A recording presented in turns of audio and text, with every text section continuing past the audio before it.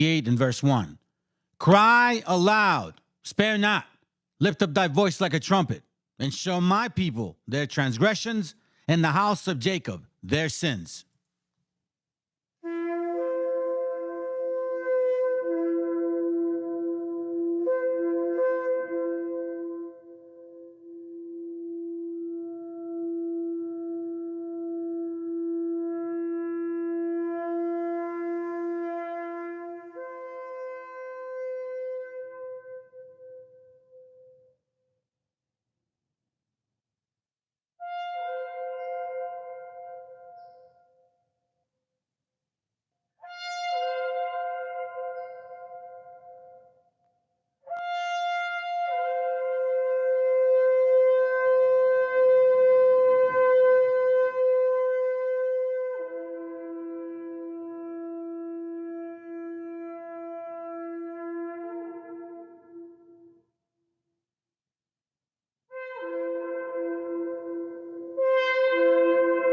Copyright disclaimer.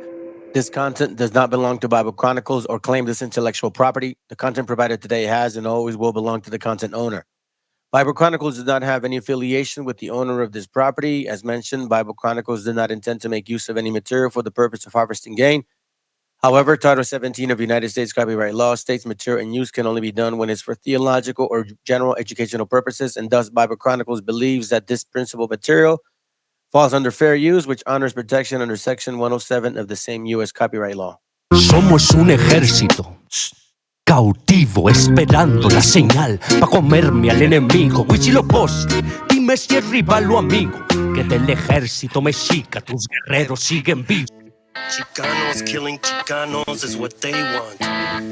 Blacks and Chicanos killing each other is what they want. That's how they run this place.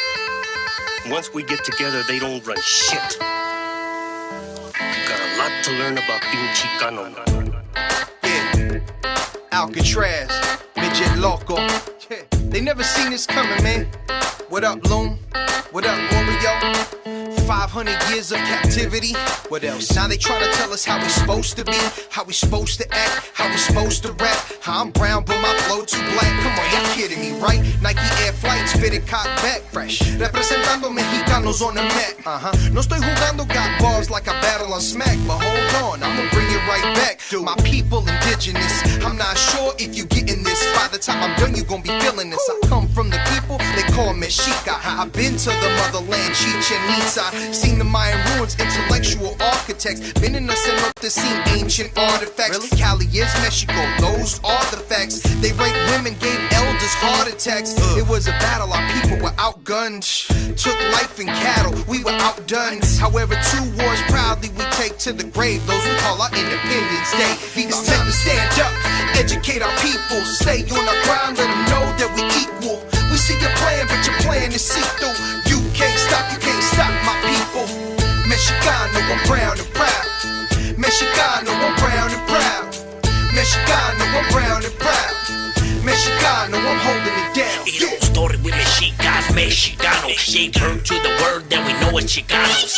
Aztec warrior, man, it's all in my blood. From the Tenochtitlan, that's the heart of the love. Now I'm Mexico City, that's a modern day name. Don't let the books confuse it to be a modern day slave. Gotta get your facts right and study the culture. Don't be like Cortez, he came like a vulture. Came to just steal and take away the land. He seen what we got and he was like, damn, who would've guessed it had to be a white man.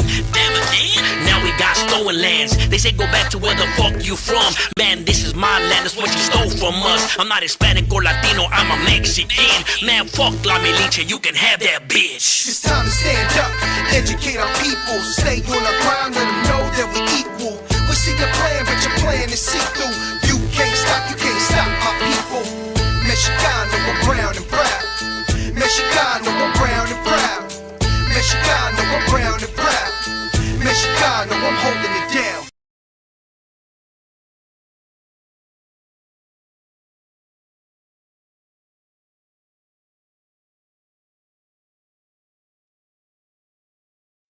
El autor viene a decirnos con mucha firmeza y gran convencimiento lo mismo que nos decía en el siglo XVIII el barón de Holbach, ¿no? Un filósofo francés de origen alemán Si nos remontamos al comienzo, entonces hallaremos que la ignorancia y el temor crearon a los dioses. La fantasía, el entusiasmo o el engaño los adornaron o desfiguraron. La debilidad les rinde culto, la credulidad los conserva, la costumbre los respeta y la tiranía los apoya para que la ceguera de los hombres sirva a sus propios intereses.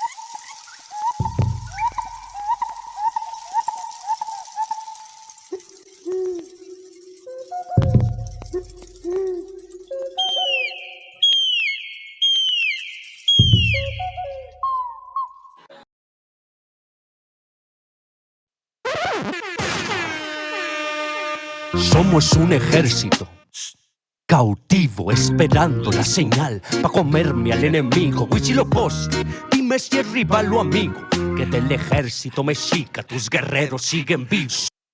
Yeah. I like that, man. I like that song. Especially that part. Good to have you here, Ray. What's up, brother? Brown Ray, 1878. Let me guess.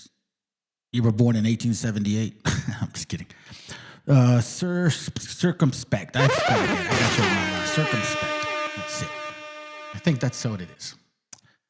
All right, I got something to show you guys. I don't really have a format today. I'm gonna show you just. I kind of want to go through some things. Maybe you guys would like to share your thoughts on it. If you want, I even probably put up a link. There's a lot to talk about. I appreciate this brother here. He did post a question, and I think it's important. And he referred it to several people here. Let me read it. It says, when we discussed razas power economically, the lessons are as follows. Raza generates this country a ton of wealth. Illegal, yes, some, but mostly Mexican-American. Raza are not compensated accordingly. Raza is capable of anything. Raza builds empires. Question yourselves and peers, is there a better way for our people? Question yourselves and peers, should we control our own economic fates and have appropriate political representation where we live? I mean, those are great points. Let me show you a picture of something that I actually appreciate. Brother VTC posted it. What's up, bro? And before I, answer or even make my point on that particular question, remember what I do here. I am trying to bring back our heritage to our people. I believe that before you can do anything else, that's the priority, because that's what you got to give your children. Part of that particular history also has to do with who we are socially as people, as gente. Who are we as gente? Not the fucking colonized mentality from other gente. No, who the fuck we are towards ourselves, towards our people, mothers, fathers, brothers, sisters, and nephews, and children, and you know what I'm saying? And wives, husbands, whatever. You get what I mean? So the reason I bring out a lot of older books, and the purpose behind it is because a lot of the material represents us as having unity, regardless of whether you feel fully indigenous, you don't believe you're Hebrew, fine, I don't care. But the point is, we have a strong unity within our people, which was ripped apart by being colonized and giving us this ideology that individualism is what's king, and that's not fucking true. Colonial education taught us to compete. That's individuality. And I don't have a problem with competing. Okay? But we are raised more in a total different from a total different spectrum, from a total different spiritual experience. Think about it. More than 500 years we've been dealing with this shit. Our ancestors taught to care for each other. So when we get into the political aspect of things, I want to advise you brothers, all right? If you're watching, if you're asking me a sincere question, then I'm gonna throw this back at y'all. Okay? I'm gonna share this video with you guys.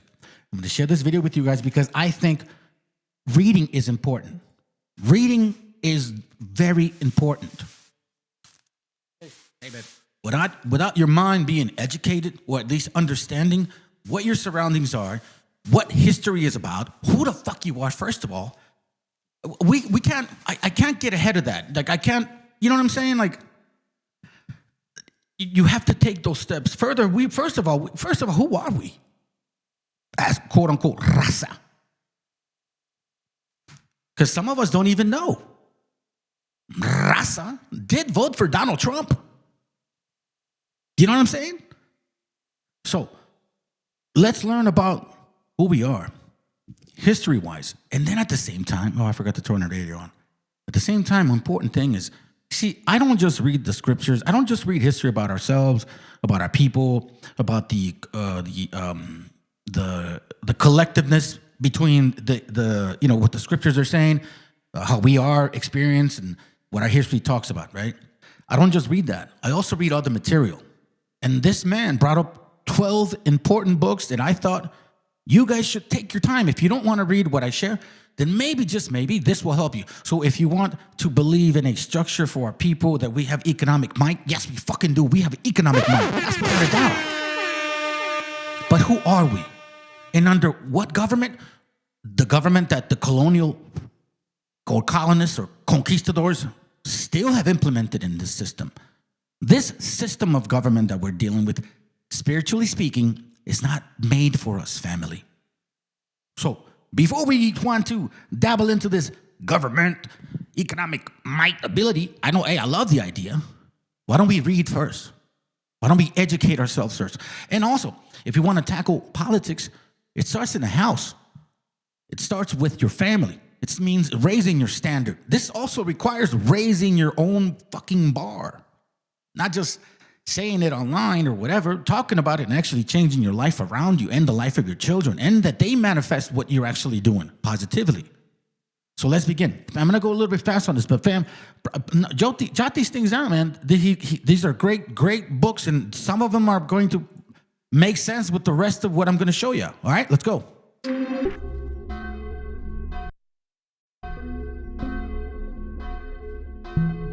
They don't want you to read these books.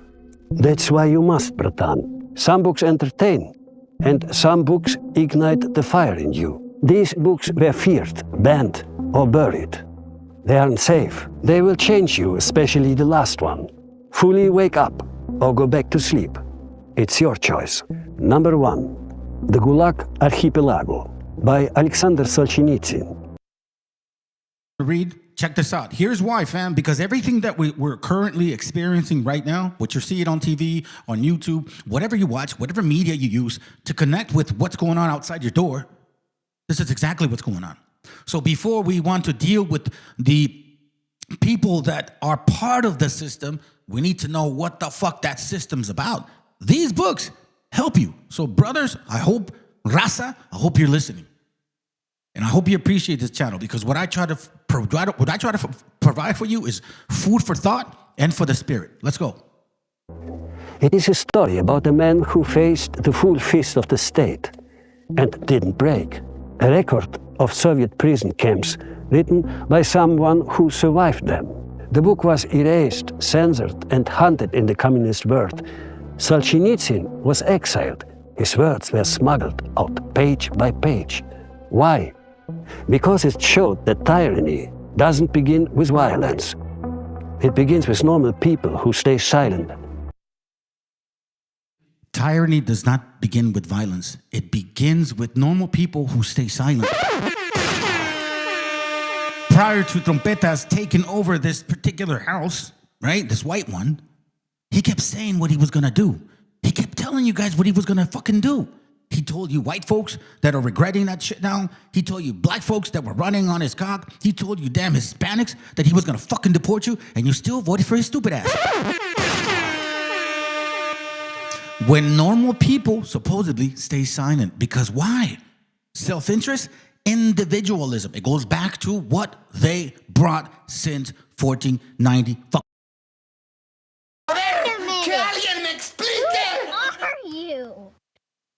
Let's go. Look away and obey orders. This book gives you courage. Read it, and you'll never kneel again. To advise y'all, sometimes maybe you guys aren't readers. Fine. Here's what I would advise you to do. Here's what I do sometimes when I don't want to read a book. I'll look at the chapters, and I'll see. I mean, first of all, I already have the book for a reason, right?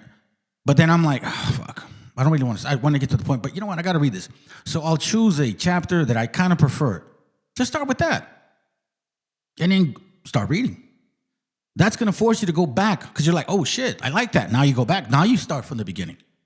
Take your time with this material and take notes. Don't take mental notes. Fam, I'm being honest with y'all, bro. If you really want to ask these questions regarding how can we contribute, how can we show our economic might, how can we make the government benefit us, how can we get representation, the first representation has to come from within you. Not just watching videos and shows and shit. You got to fucking read. You got to read, and you got to know history, because these people that you want to deal against, guess what? They know it too. Better believe it. Let's go. Number 2, 1984 by George Orwell.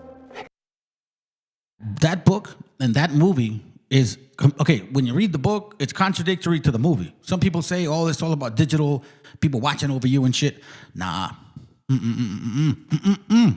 That book is talking about how they're going to manipulate words and use those against you. Watch it. It is a story about a world where truth is against the law, and your thoughts are not your own. History gets rewritten, and obedience is the highest virtue. 1984 was not published in the communist world, and even in the West, schools and institutions tried to shut it down. Too dark, too real, too close to home, Bertan. Once you read this, you stop trusting the news, and you start listening to your instincts again. It's important that you said that. Start listening to your instincts. That's why I'm mindful. I read a lot, and I read a lot about history. So whenever I see things going on, I have to start discerning, like, something's about to occur. Yeah, exactly right there. That's what the book is about. The thought police, not watching over your phone. Because, you know, it's like, dude, they've been watching us for a long time. You can't get away from that shit. Think about it. You have to give your fingerprints to the government. You understand that? So they can track you. You know what I mean? Especially if you get arrested, that's for sure. Or if you apply for a passport or whatever, you still got to give up your identity. You get what I'm saying? So that's irrelevant. What they're talking about is what the brother said. Thought police. Truth is no longer true. Like, literally, truth is no longer true. I'll give you a prime example, because I told you I don't really have a format. I'm going to show you a variety of things, because I think it's important to tackle these particular things, bro. Think about it for a moment, okay? Watch this real quick. Here it goes. I'm gonna give you one example.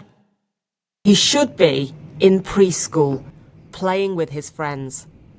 But Liam was seized by ICE officers in Minneapolis on Tuesday, and is now believed to be more than 1,000 miles away in detention in Texas with his father. He's a bright young student, and he's so kind. All I want is for him to be safe and back here. The school district superintendent said officers had used a 5-year-old as bait after making Liam knock on the family door to see who else was home. She said he was one of... Straight up Nazi shit, bro. You listen to what just occurred, okay? You guys just heard what occurred. The kid was detained. Watch what this piece of shit says. One of the things that we want to do is send a message to our local law enforcement, to our federal law enforcement, that we stand with them. And we're not going to abandon them, or we're not going to do what the last administration did, which is throw them under the bus to appease a bunch of left-wing radicals. J.D. Vance then headed to Minneapolis in Minnesota, a democratically run state. Right-wing radicals. The kid got arrested. They asked him about the kid. They said, hey, Vice President Vance, can you tell us about this whole situation? Watch this. I'm gonna let this kid elaborate on that. 5-year-old boy was taken into custody with his father by ICE agents in Minnesota in what some local officials say is the latest instance of heightened federal immigration enforcement in the state. The family of 5-year-old Liam Conejo Ramos, who was detained on Tuesday as a part of a federal... This is just such a crazy sentence. A 5-year-old was detained as a part of an immigration crackdown. He has a pending asylum case, but no... The point of the book, we're not done with that video. Remember the point. We're on the, I think, second or third book, right? Remember that, or second book, or William, okay? It's talking about thought police, meaning what is true and what is not. You see truth. You look at it like, yo, that's wrong. And they tell you, no, what you're looking at is wrong. No. What you're looking at, it's not what you're looking at. Do you understand what I'm saying? So truth is lie now. Lies are truth. Remember last time that he was president, he had some lady, they said, but those are the facts. Then she goes, yeah, but there's also alternative facts. Let's go. Order of deportation directing that they be removed from the United States. The 5-year-old was apprehended by immigration officials shortly after arriving at home from the preschool while his father was in the driveway, officials said. Quote, another adult living in the home was outside and begged the agents to let them take care of the small child, but was refused. Officials from the school said, quote, instead, the agent took the child out of the still running vehicle, led him to the door, and directed him to knock, asking to be let in to see if anyone was home, essentially using the 5-year-old as bait. I'm being de-radicalized against ICE day by day. Defund and abolish ICE. We need some sort of interior immigration enforcement, but we've had interior while he's in Minneapolis. Okay, so now you see what was read, right? Okay, check it out. If you appreciate these videos... How your administration is conducting this immigration crackdown here in Minnesota right now. Well, I'm proud of the fact that we're standing behind law enforcement, and I'm proud of the fact that we're enforcing the country's laws. But, you asked a question about this 5-year-old kid. I actually saw this terrible story while I was coming to Minneapolis. We just left Toledo, Ohio this morning for an economic messaging event. And I see this story, and I'm a father of a 5-year-old, actually, a 5-year-old little boy. And I think to myself, oh, my God, this is terrible. How did we arrest a 5-year-old? Well, I do a little bit more follow-up research. And what I find is that the 5-year-old was not arrested, that his dad was an illegal alien. And then when they went to arrest his illegal alien father, the father ran.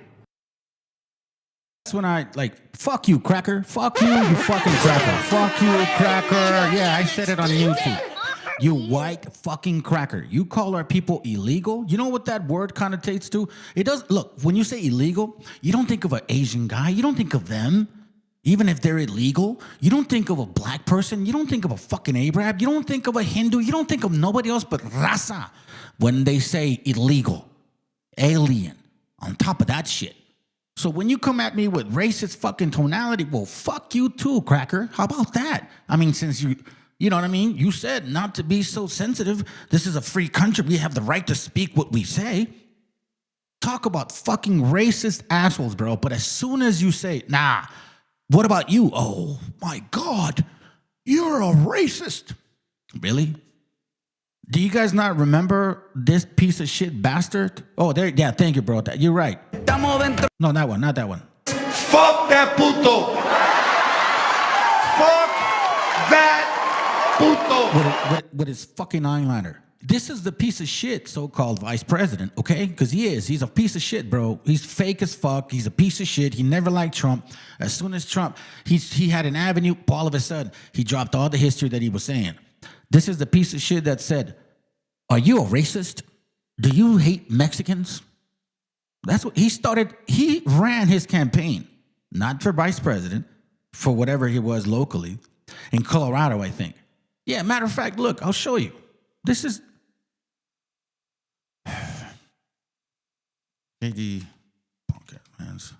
Oh, here he goes. Look. This is funny. It's like literally the one of the top ones up there, bro. Hold on, let me close this up. Check this out. Look.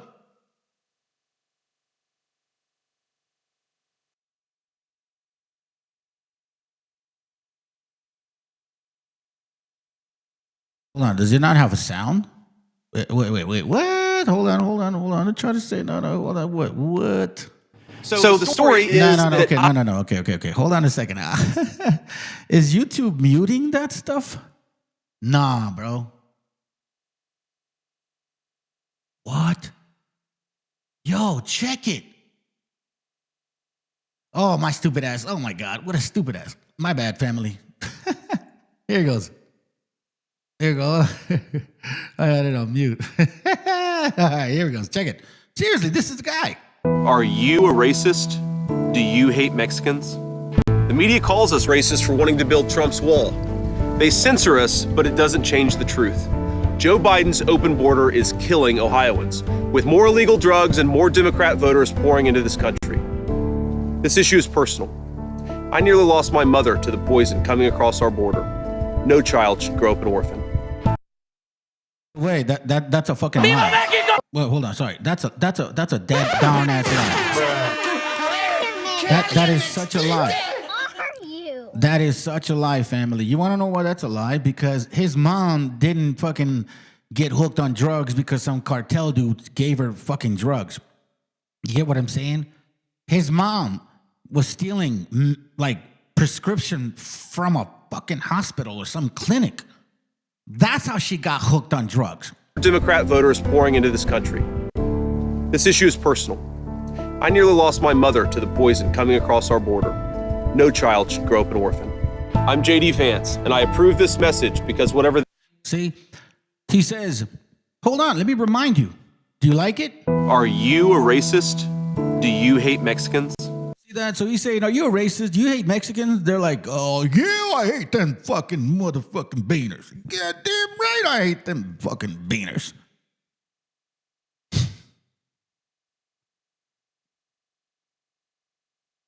So, raza, if you really want to deal with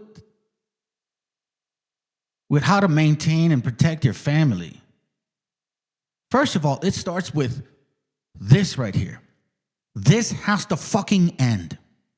That has to end, period. Do you understand how easily they got away with this shit? This was running rampant all over Colorado, man. Are you a racist? Do you hate Mexicans? Not Colorado. I don't know where he was from. Some state, whatever he is. The media calls us racist for wanting to build Trump's wall. They censor us, but it doesn't change the truth. Joe Biden's open border is killing Ohioans, with more illegal drugs and more Democrat voters pouring into this country. This issue is personal. I nearly lost my mother to the poison coming across. Again, that's a lie. You're such a liar because your mama got on drugs for being probably a hoe, and also because she chose to fucking get high. Cartel didn't give her shit. She started stealing that crap. Why the hell do you guys have to lie, man? Nobody respects you when you guys lie about your history, about supposedly your problems and troubles. But you're from fucking Appalachia, somewhere over there. There ain't no freaking borders over there. What are you talking about? Why are you mentioning borders in Appalachia? I don't see no borders up in New York. I don't see no borders up in Idaho. What the fuck are you guys worried about borders? Matter of fact, if Trump really wanted to do something about his shit, he would be in Texas. There's more people there that he could illegally deport, right? Because they're illegals, supposedly, than where he is in Minnesota. Anyways, let's continue, man. ICE detained a 5-year-old. What are they supposed to do? Are they supposed to let a 5-year-old child freeze to death? Are they not supposed to arrest an illegal alien in the United States of America? If the argument is that you can't arrest people who have violated our laws because they have children, then every single parent is going to be completely given immunity from ever being the subject of law enforcement. Okay, wait. He just said multiple contradictions. See how it's just so easy to fucking dislike people, bro. It's so easy to dislike Esau, man. You guys are disgusting. You're fucking liars. And I hope God has zero mercy on your soul. system, but he was absolutely conceding. Yeah, there was a family member there. This is why it's important to check the reports. Quote, another adult living in the home was outside and begged the agents to let them take care of the small child, but was refused. Instead, the agent took the child out of the still running vehicle, led him to the door, directed him to knock, asking to be let in to see if anyone else was home. The father and child are both in government custody, school officials said. Oh, so the 5-year-old was basically arrested. J.D. Vance is just lying. In a statement, a spokesperson for the Department of Homeland Security said ICE did not target a child. The child was abandoned, and they put it in all caps, in a deranged Trumpian way. Yeah, of course I'm going to believe the DHS that said that Renee Nicole Good was a domestic terrorist, not 15 minutes after. You just understand. You see? You see what I'm saying? He's lying. He's lying. So let's go back. This is the second book. Once you read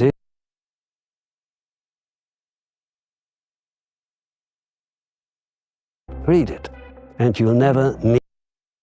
Better play for a good few books, okay? And then I'll jump in. Again. Number 2, 1984, by George Orwell. It is a story about a world where truth is against the law, and your thoughts are not your own.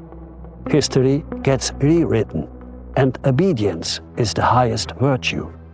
1984 was not published in the communist world, and even in the West, schools and institutions tried to shut it down.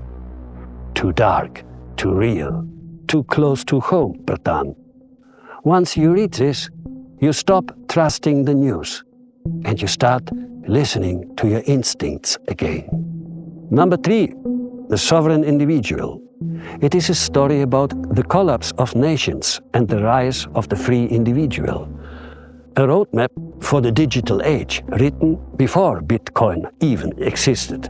No country banned it officially, but it was buried by media, ignored by schools, and dismissed by experts. Because it says clearly what the Suki elites don't want you to understand. You don't need them anymore. You never did. Read this, and you start building your exit. Number 4, The Creature from Jekyll Island, by G. Edward Griffin. It's a story about how the Suki bankers created the Federal Reserve. How important these books are? So before you want to get to a government perspective, let's learn about who's moving the fucking strings, because that's more important. In secret, and how they've been controlling your money ever since. It was never banned by law, but it was mocked, censored by algorithms, and blacklisted by economists. They called it conspiracy, very convenient. This book pulls the mask of modern economics, and you'll never see a paycheck the same way again. Number 5, Brave New World, by Aldous Huxley. It is a story about a world where no one is oppressed, because everyone is drugged, distracted, and entertained. Ireland banned it for being anti-religious. US schools tried to remove it for decades. Why? Because it showed that pleasure can enslave better than fear. This book reveals the soft prison, the one made of comfort, not of chains, the one you are living in today. Number 6. Again, to kind of go back to the thought question, we have to peel the skin. We have to peel this concept back and have a full understanding of what we are dealing with. So then as leadership, we can express this to Raza the proper way. Not with assumptions, not by hearing, but by actually like, okay, it's kind of like you have to study your enemy. You know what I mean? I mean, that's it. The only way to change it is by knowing how to. Fahrenheit 451, by Ray Bradbury. It is a story about a fireman who burns books until he decides to read one. A world where knowledge is illegal and screens keep everyone quiet. It was censored and removed from American classrooms. Too much conflict with community values. Too honest about censorships. Ironically, it's a book that got burned. This one will light a fire in your mind. Number 7. Reality Transurfing by Vadim Seeland. It's a story about how reality isn't fixed. It flows with your thoughts, energy, and attention. A metaphysical manual for stepping out of the matrix and shaping your own life. Mainstream science ignores it. Too mystical. Too. It's kind of like it's what we're doing. You know, we're starting to see the screen for what the screen is. Like, oh, it's it's like the Matrix. You know, at the end when Neo starts seeing everything kind of in green, and it's like, oh, it's starting to make sense now. I see the patterns. I see the pattern now. I understand these people. I know why they argue the way they do, or why they choose to think what they think. Right? Look, civilization consistently repeats itself. It's kind of difficult to even say that it really doesn't. It really does. Like almost every 80, 100 years, you see the same experience. I'm going to give you some examples of how in 1933, the same way that Nazis were, or Germans were going like nationalists, you know, they started implementing their nationalist approach, kind of like Project 2025. Exactly what they did, the Nazis, nationalists, white nationalists, Christians, is exactly what they have done so far. I'm going to show you some videos so you can see for yourself. Let's continue. Independent, too dangerous to system of control. Because wait, a lot of you guys got offended when I said, fuck you, cracker, huh? You guys are so fucking pussies. it teaches you to stop reacting and start choosing. This book doesn't offer comfort. It offers power. But only if you are ready to take responsibility for your word. Number 8, Medical Nemesis by Ivan Illich. It is a story about how healing became an industry and how that industry began making people sicker. Ivan Illich was blacklisted in medical academia. Too radical, too prophetic. This book dared to ask, what if modern medicine is the disease? This one won't just change how you see hospitals. It will change how you define health. It goes back to the concept of what type of government, you were trying to create. Our brother from California Western Forces, what type of government you're trying to create. Because when you see or you see the government that's been created for you, you can't change that. You get what I'm saying? It quite frankly requires a complete revolution, destroying what is completely there, structured already. There's no way to change those mechanisms. It's like telling me, I got a Ford truck, and I'm gonna use the same tools and equipment to make it into a Porsche engine truck, like a Porsche engine. Like I got a Ford engine, I want to turn it into a Porsche engine with exactly the same material, tools, and everything that we have. It's completely impossible. There's no way. You have to know the system, who created it, and why it's being governed the way it's governed. All of these books that I'm sharing with you, except the last one, because we talked about the last one a lot. Not the name of it, but pretty much we're on it. But all of these books give you a perspective on the current structure of the government that you're subject to. For example, in case you guys never heard of, go to your typical California commercial code. All right, so listen to what I'm saying. There's such a thing as California commercial code, right? Civil code, proprietary codes, contractual codes, real estate codes, like all of these. As a matter of fact, there's codes on how to deal with contracts. For example, there's a word called consideration.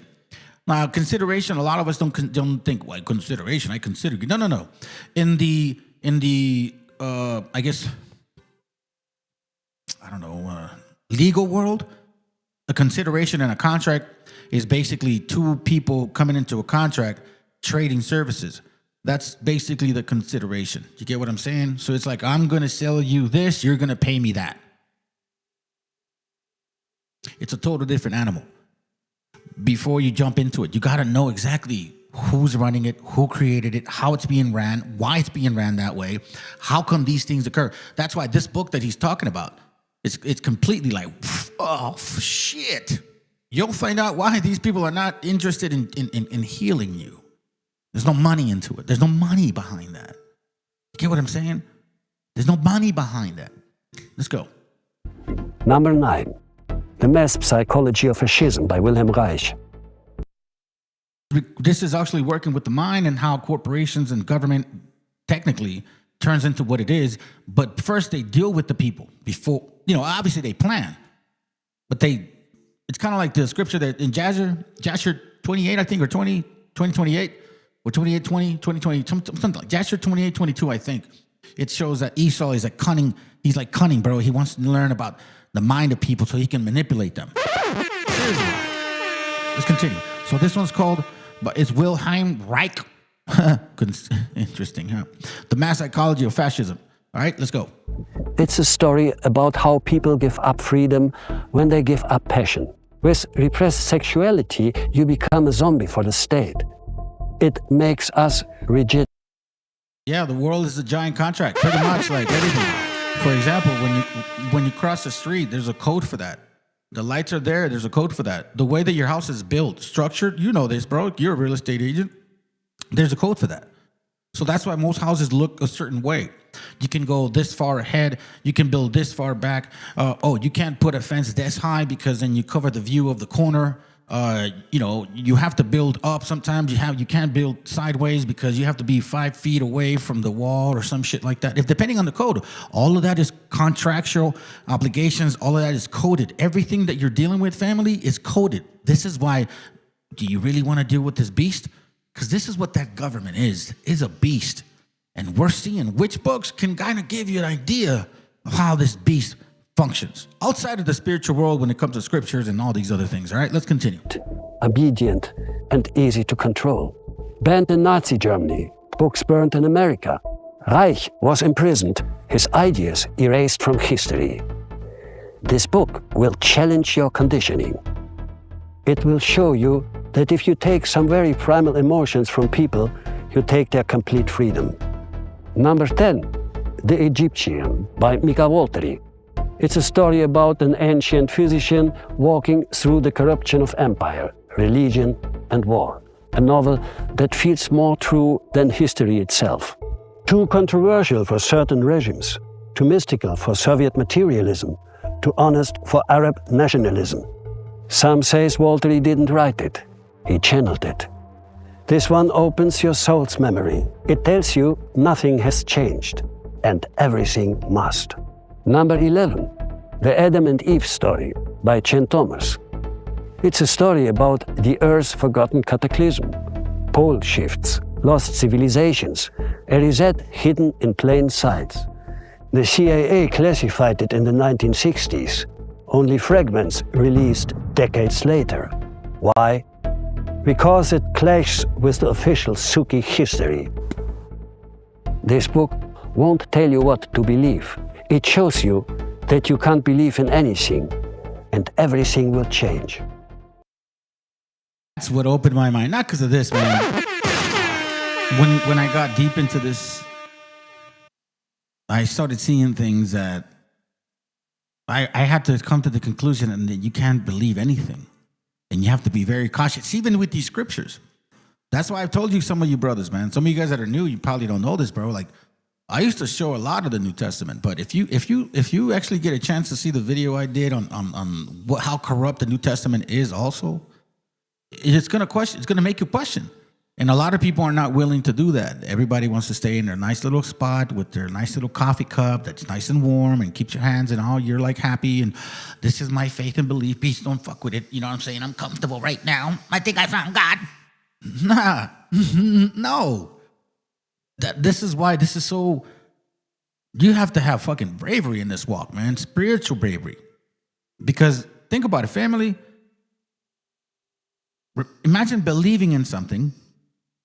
Totally. And then it just kind of they just swipe it off of your feet. Most people can't handle that. All right. And then the last one is basically the Bible, but he mentions it for good reason. So I'm going to let him continue. And finally, of course, number 12, the Tyndale Bible.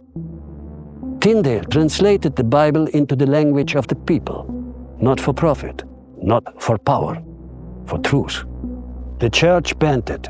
Tyndale was hunted, betrayed, and burned alive because he gave the knowledge to the people, and knowledge is power and freedom. His translation used everyday English. He didn't just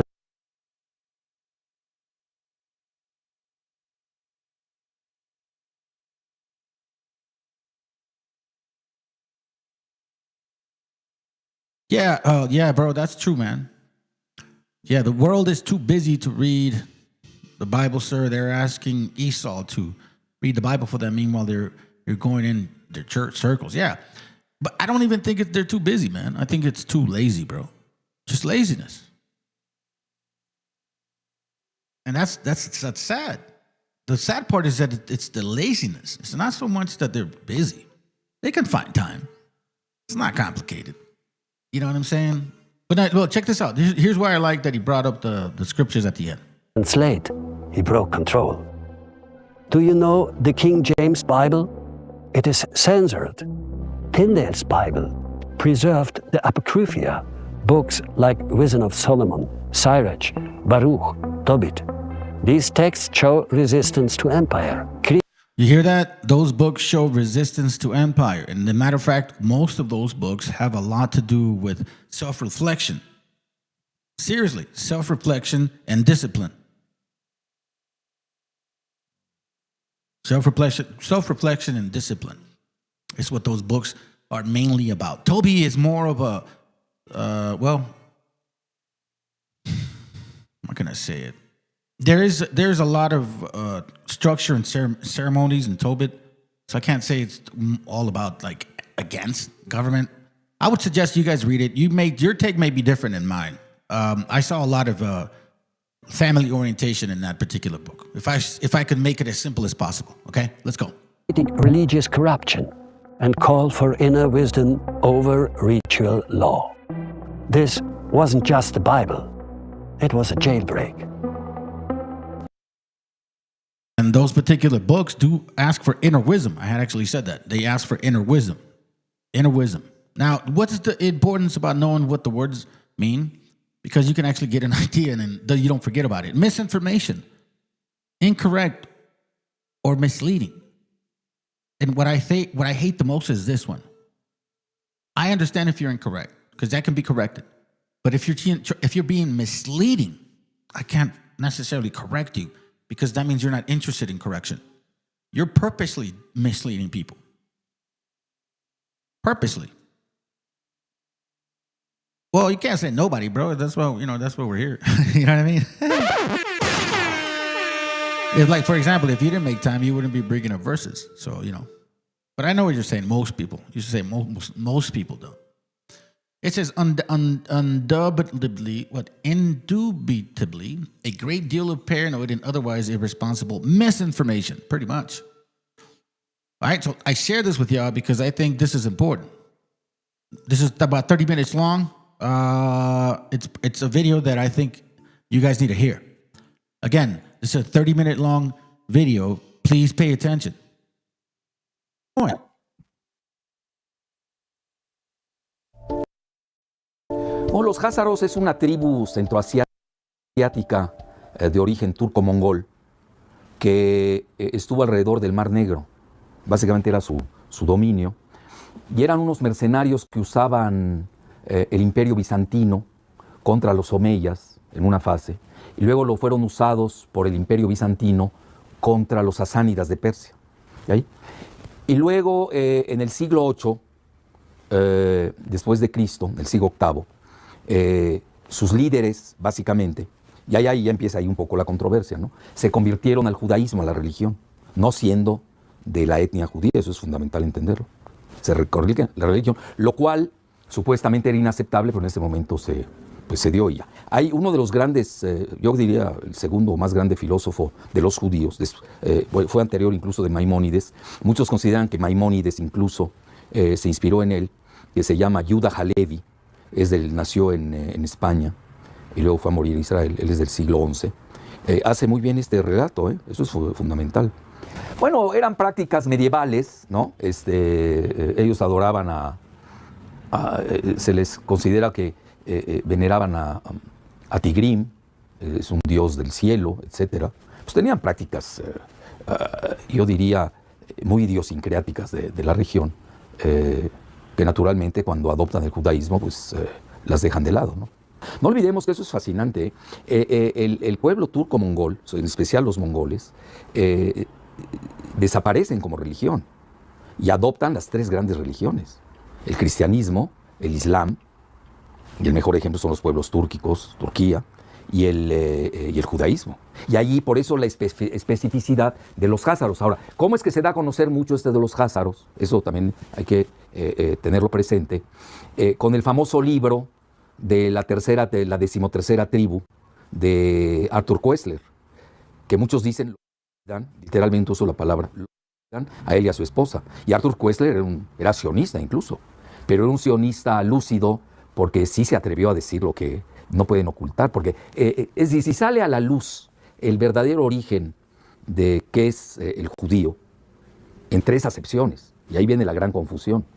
Yo incluso a los pocos amigos judíos que me quedan, les comento que tienen que hacer una distinción, tienen que buscar términos, porque tenemos el judío religioso, que es respetable. Yo no veo en qué moleste en que alguien crea en X, Y o Z credos, como lo son de respetables el musulmán, el sunita, el chiista, el ortodoxo, el budista, el hindú. Yo tengo un gran respeto por el pluralismo ecuménico de las religiones. Luego tenemos el judío racial, que ahí empezamos los problemas, porque ellos lo pueden definir. Ya de entrada se manejan hoy varios grupos, ¿no? La gran mayoría, que es el 75% del judaísmo, que son 16 millones en el planeta, son ashkenazis.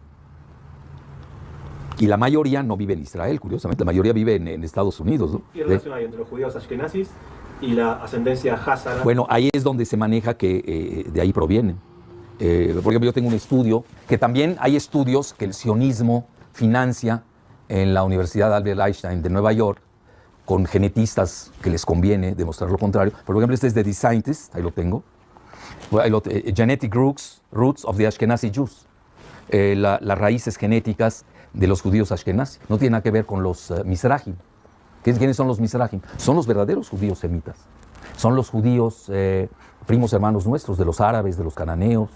Eso es importante señalarlo. Y de los sefarditas. Los sefarditas son los que estuvieron en España y que fueron expulsados por los reyes católicos. Entonces, de ahí de entrada, ellos tienen, ahí te dejo el documento, porque eso ya es a nivel científico y genético. Sí, y además hay una cosa que se llama en genética el fenotipo, es como se parece, ¿no? Si uno ve un Mizrahi, que quiere decir en hebreo oriental, que son los verdaderos semitas, lo ve, pues se parece, es igual que el árabe, no tiene nada de diferente. Lo único que lo diferencia es su religión, y son muy respetables. Pero ahí viene lo fascinante, es que si uno ve al házaro, tiene varias características diferentes, es su fenotipo. Muchos son güeros, rubios, no tiene nada que ver, es una raza totalmente diferente, que también es respetable. Nadie está diciendo que no sea respetable. Lo único aquí es el problema a qué lleva, a la famosa ley del retorno. Esa es la clave. Es decir, ¿cómo puedes tú retornar a un lugar que le llamas Israel o Palestina si nunca estuviste ahí? Ni tus antecesores. Esa es la clave del problema cuando nosotros estamos hablando de Hazard. Yo, what up, bro? Good to have you here, man. Good to have you. We're doing live. Right now I'm playing a video. Look, listen, family, this is going to connect with later on. Like, don't think this is not a connection. This is all going to connect. Trust and believe. I don't just show shit for nothing. Let's go. Y obviamente hay que diferenciar que son los europeos que se proliferan alrededor del Mar Negro, luego emigran al Rin, toda la región alemana, y ahí es donde ellos se abrevan del nacionalismo romántico y de los mitos alemanes. Nunca hay que perder de vista eso, el contexto, ¿no?, ambiental. Y ahí es donde nace la definición de ellos del antisemitismo, nada más que es un antisemitismo curioso, sin semitas. Es decir, ¿cómo puede haber un antisemita si no hay un semita? El problema del antisemitismo que practican los házaros es de que ellos no son semitas. Entonces ya estamos aquí en problema. Entonces, ¿cómo pueden acusar? Por ejemplo, en mi caso, yo soy 4 veces semita. ¿Cómo a mí un házaro me puede acusar de antisemita cuando él no es semita? Y yo soy 4 veces semita. Yo soy semita por raza. Soy de origen fenicio, cananeo, árabe. Igual, 2000 y pico de años. Libanés, en la modernidad libanesa. Luego, culturalmente, gastronómicamente, lingüísticamente, y ya me tengo que aumentar una más, y la religión, soy católico maronita. Entonces, ¿cómo? Y los maronitas provenimos precisamente, tenemos una liturgia semítica que se llama el arameo. que era el lenguaje que hablaba Cristo. Entonces, mira, ellos están en una confusión. Por eso hay tanto grupo, pero ya te dije el fenotipo, pero hay una característica más. Al nacer, todos tenemos en el coxis la huella mongólica. En los házaros no desvanece. Es decir, yo no le voy a pedir a todos los házaros, ¿no?, que se desnuden para mostrarles la huella mongol y traer a los semitas verdaderos, que son los mizrahim, muy respetables, o los sefarditas, que muchas veces los confunden, para demostrar que no tienen huella mongólica. Que eso es muy importante. Yo soy psiconeuroendocrinólogo, sé de lo que hablo, conozco esas materias. Pero ahí va, pero también hay una gran discriminación con los otros llamados judíos. Por eso esa palabra de judío, no sé, a mis amigos judíos siempre les digo, ustedes tienen que repensarla, cómo la definen.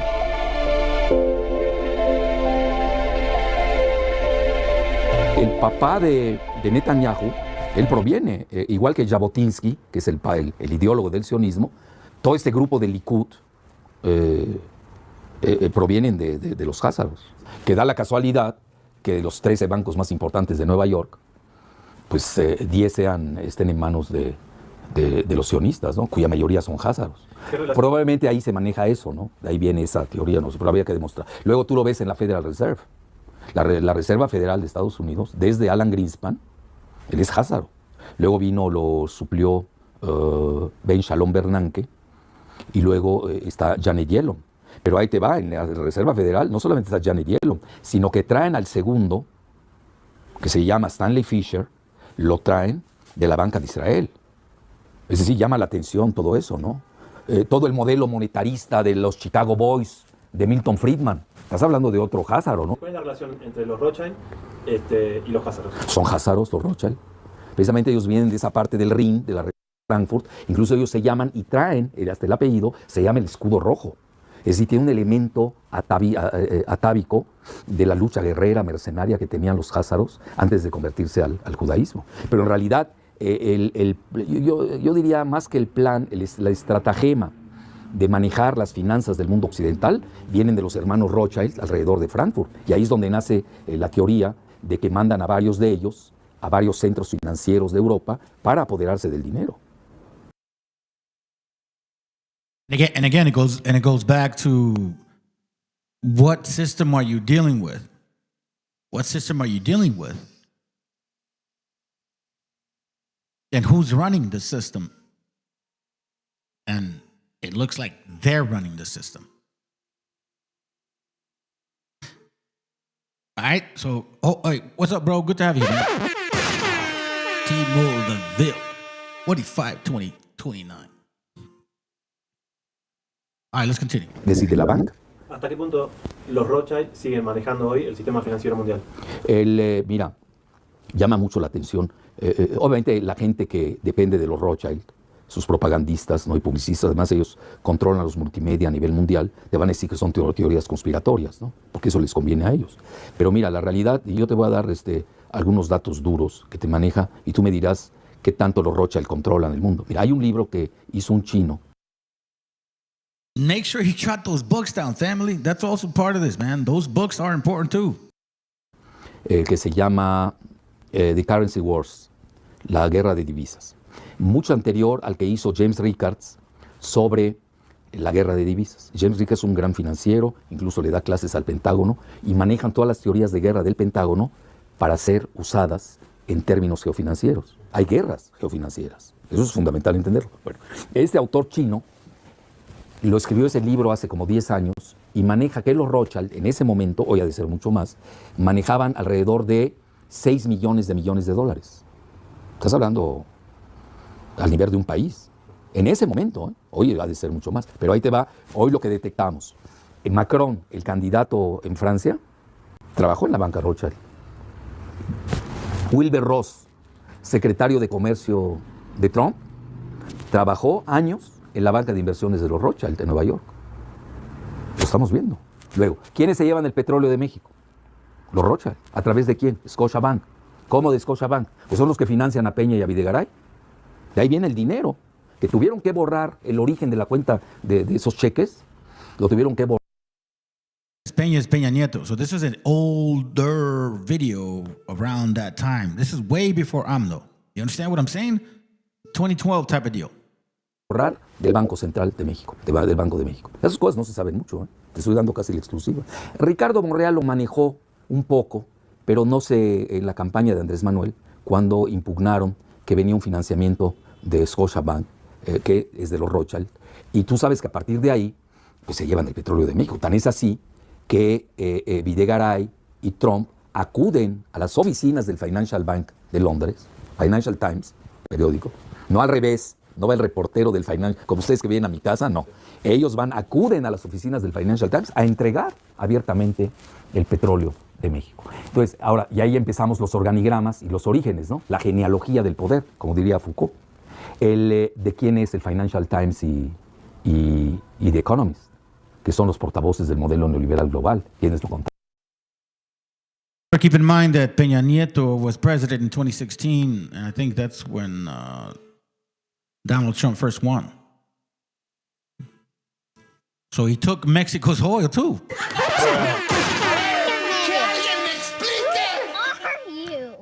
That's where AMLO won, pushed back, and he didn't like it.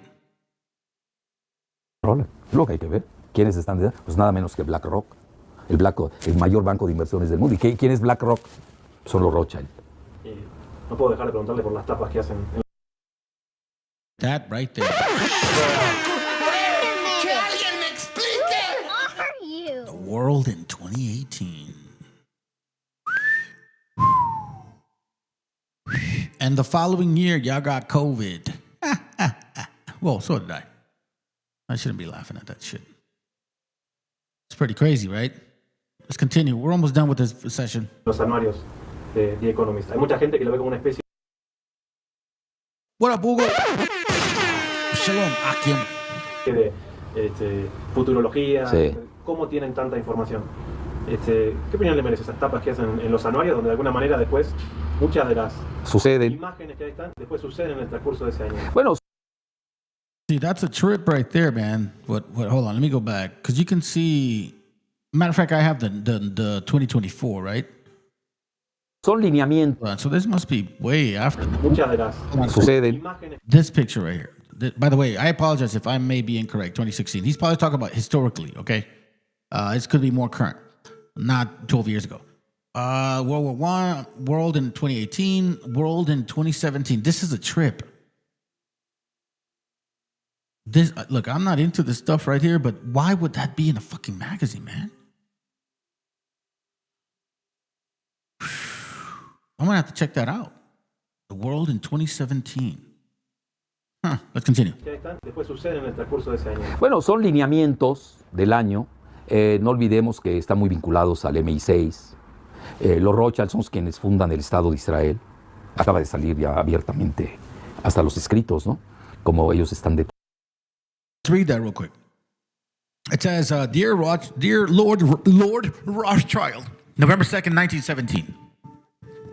I have much pleasure in conveying to you, on behalf of His Majesty's government, the following declaration of sympathy with Jewish Zionist inspirations, which have been submitted to and approved by the Cabinet. His Majesty government view with favor the establishment in Palestine. This is in 1917. You see what's going on? World War II wasn't until what? Late 1940. Late 1930, early 1940. This is in 1917. This is what he's talking about. It was being planned. Everything that you're going to see later on was a plan. All the murder, chaos, destruction, rape, starvation in Gaza was a plan. It was never to help the people. It was never about the Hamas, supposedly. It was about money. It was all it was about, just getting rid of those people so then they can create a so-called new world.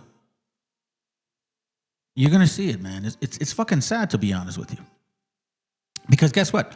These Israelis hate Palestinians as much as they hate you Mexicans. That is a very true fact. He said it himself. I didn't say it. He, right here, Khalifa said it.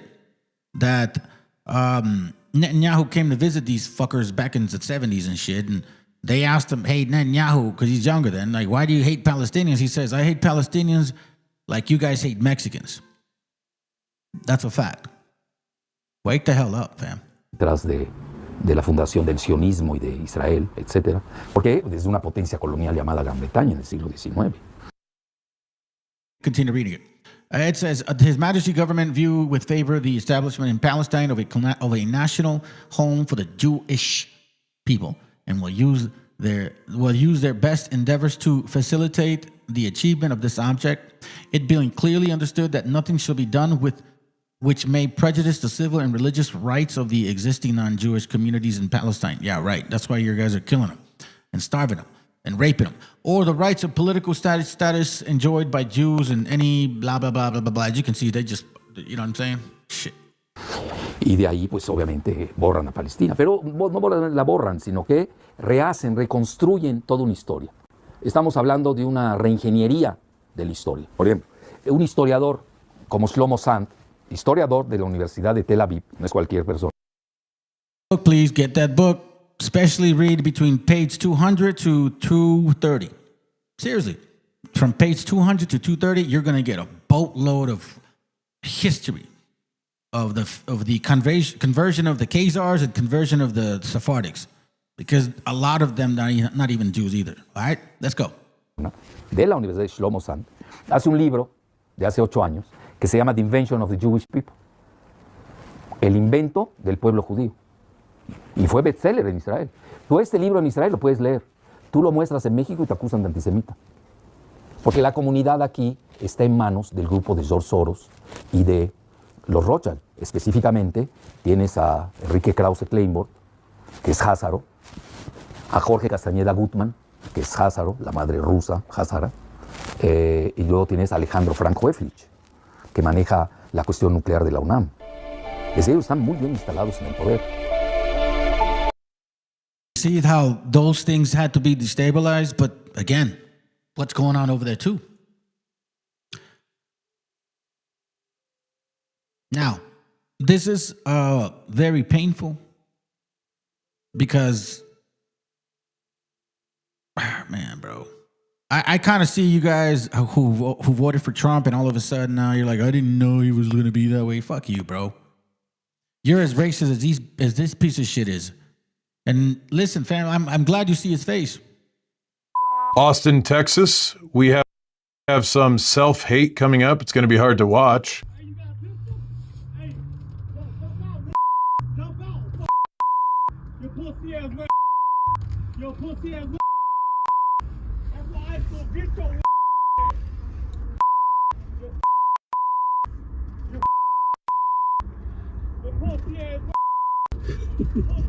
Sir, are you aware how people may apply that to you while being racist? How you are empowering words used to put your people and even you down and degrade you. Bold choice there. I've learned this from the Latino community, but I believe this man is referred to as an Edgar. And these would be Edgar activities or low sock activities. I've identified him. Hello, Jose Valdez. A lot of drunk driving. In fact, I wouldn't be surprised if he was in the video as well.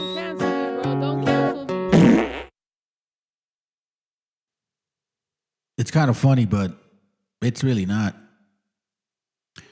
This kid got detained, and look what he said right here.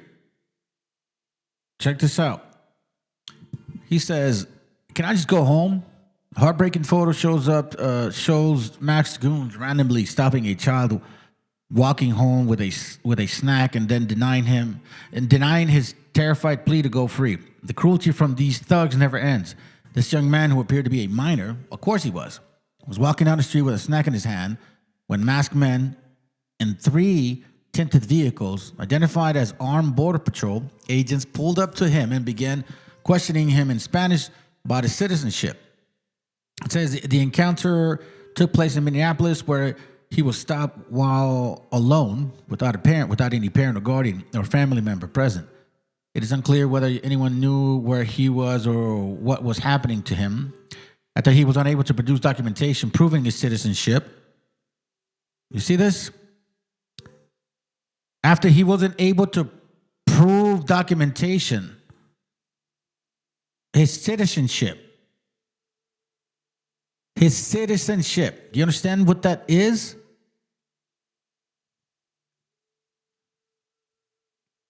His citizenship. Agents informed him that he was under arrest and forcibly detained him. As he was being taken, the young man asked, "Can I just go home?" Agent responded, "No, you're not going home, you fucking beaner," before taking him into one of their vehicles. I'm sure that's what he told him, because that's what they're saying that they be saying to people. And see, it's all good, fam. Like, people get offended. I don't care, bro. It just shows your spirit. Because this shit is real. This is really happening.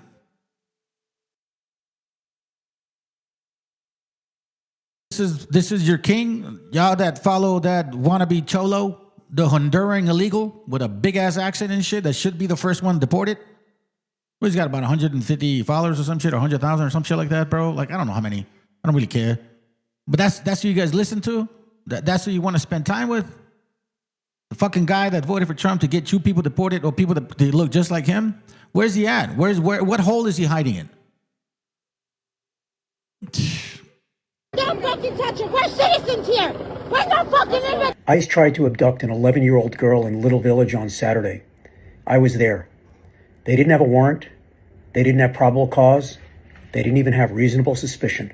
Her mom, her grandma, and protesters saved her. Watch. Be scared.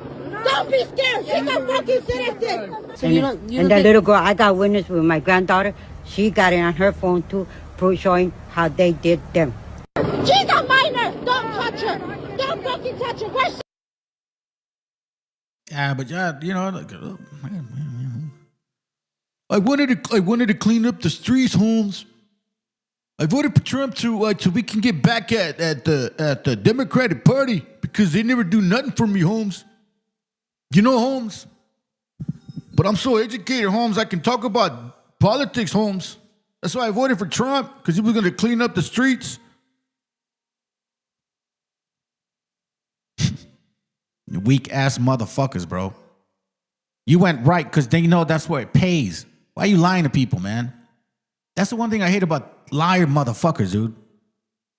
Just have your huevos and say, I voted for Trump because I hate Mexicans. I voted for Trump probably because Marvel has called you outside and said, you're not a Chicano, puto. That's probably why you voted for Trump, huh? You figured, well, fuck these Mexicans. I hope they fucking deport all these beaners. I'm sure that's what you were thinking. Because you're part of this chaos. Nos están siguiendo. I don't know who they are, but until they pointed the gun at us, it was like, what are we supposed to do? Just stay there.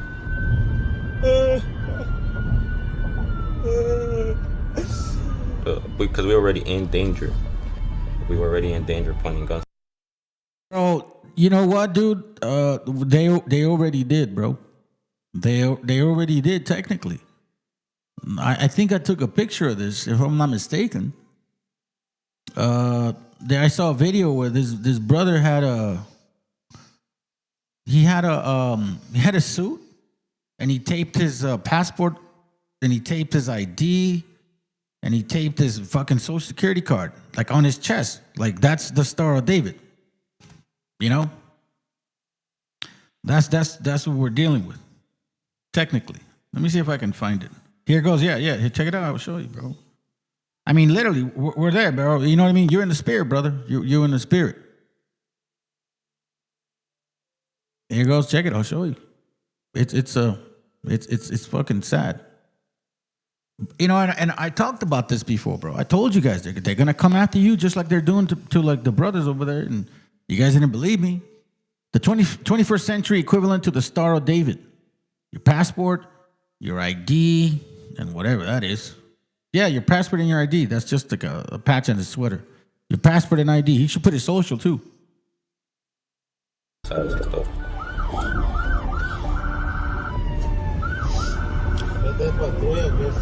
No, sí, usted sí dale dando.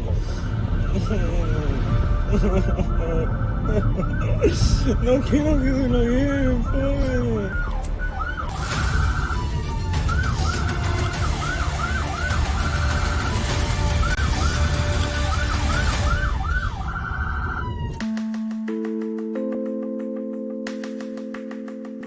morning, October 23rd, 10th grader Arnoldo Bazan Carrillo and his father Arnulfo, an undocumented immigrant from Mexico, were on their way to school when they were pulled over on a busy Houston road. You know what hurt me the most about all this stuff that happened, bro? What hurt me the most was that he said, they took my best friend away.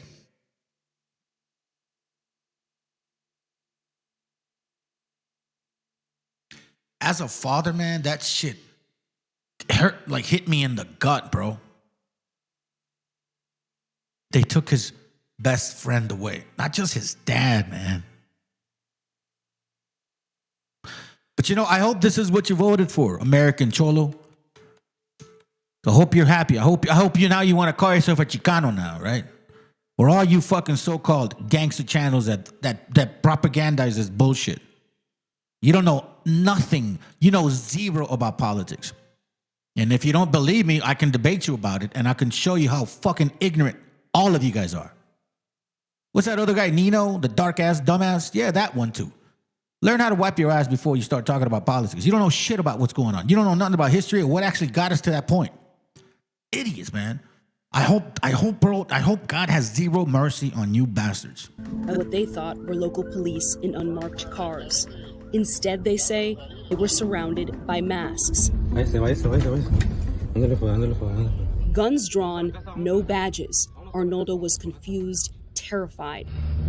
He says the men began pulling on their doors, trying to shatter a window. Their slow morning turned into this high-speed chase as Arnulfo made the fateful decision to flee. What was going through your head? They're trying to kill us or something. They're trying to kidnap us or something. Because we didn't know what was happening. And the first thought, Oh, so all of these idiots and shit, American Cholo and Chicano Tube, whatever the fuck it is, Hoodstuck, Nino, and then the Vendido. Hoodstuck is that dude that likes to drink and he's bald, he's got tattoos in his head, right? Yeah, man, you know what? It's funny. I saw a video where he was trying to fight like one of his homies. But earlier then, he had another dude that he could have fucking threw down with. The guy called his ass out. He didn't do shit. You know why? Because he was black. That's why. They're quick to call their own people out, but they run from Morenos, I guess. That's what it is. That's sad, bro. I don't even have to be a gangster to understand the fucking code, homie. You don't do that shit. You don't turn your back against your people no matter fucking what. And by the way, Hoodstock, I did see a video one time of you, and you said that gangsters or cholos weren't meant to like go into politics or defend the people. Hey, fuckface. That's exactly what this whole thing came from. First, it was community protecting each other because the police were completely harassing our gente. So we had to. I even know this about Pozole Town, homie. You don't even know this about your own fucking home. And you were a gangster, bro. You don't know nothing about your own history. Oh my God, it's sad, man. It's so fucking sad. It's so sad. You must be a white boy. That's really what it is. Dad was like, "Who are these people?" Arnoldo grabbed his phone and hit record. He shared this video exclusively with MS Now. Vamos a la casa, vamos a la casa. Vámonos por la casa, vámonos por la casa. La migración, hijos de Within seconds, a fear the 16-year-old U.S. citizen had long suppressed comes to the surface. His undocumented father might be taken by federal agents. Vámonos, vámonos, vámonos. Vámonos por la casa. Espérate, pues,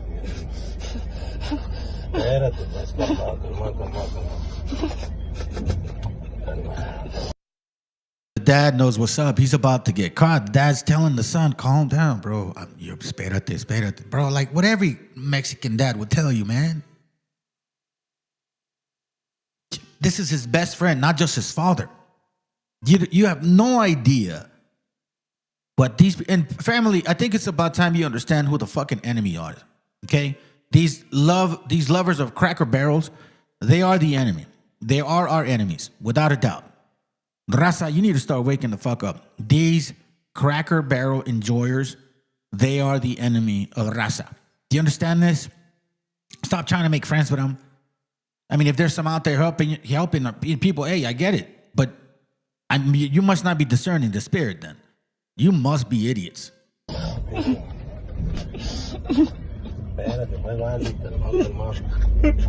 No creo que lo lleven. Vámonos, vámonos. Vámonos, nos están siguiendo, pues. Nos están siguiendo, pues. Nos están siguiendo.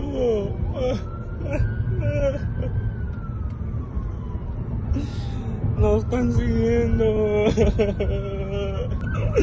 No quiero que se lo lleven, pues. We didn't know what was happening.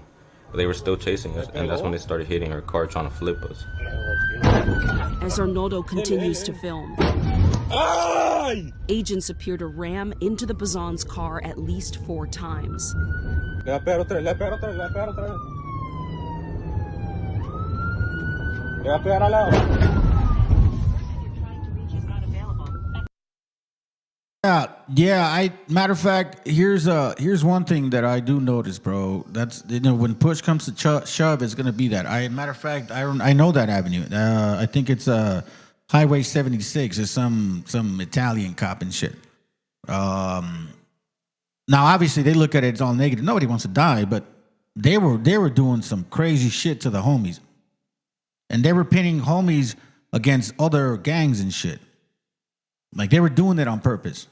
You get what I mean? And then eventually, bro, Raza just got mad because, you had the Crips. It's like, think Oceanside, in Pozole Town, they had a CMG, Crip Mob Gangsters, right? But they weren't doing shit. They even had some Bloods in there too, but they weren't doing that nothing, bro. They were just fed up and they said, fuck this shit. The dude got pulled over, and story is that he didn't care at that point. He just, you know how it is. He needed to make a point and bam, that's what occurred. But when push comes to shove, bro, when push comes to shove, people do some crazy shit. No, esto ya es muy feo. Esto ya es muy feo. Esto ya es muy feo. Es la mira. What the Bazans encountered was an emboldened immigration enforcement machine, utterly transformed by President Donald Trump's unprecedented goal to deport 1 million people a year. Thousands of federal agents are descending on American cities and towns, and there's an escalating pattern, from a fatal shooting in Minneapolis. Get out of the car. Get out of the car.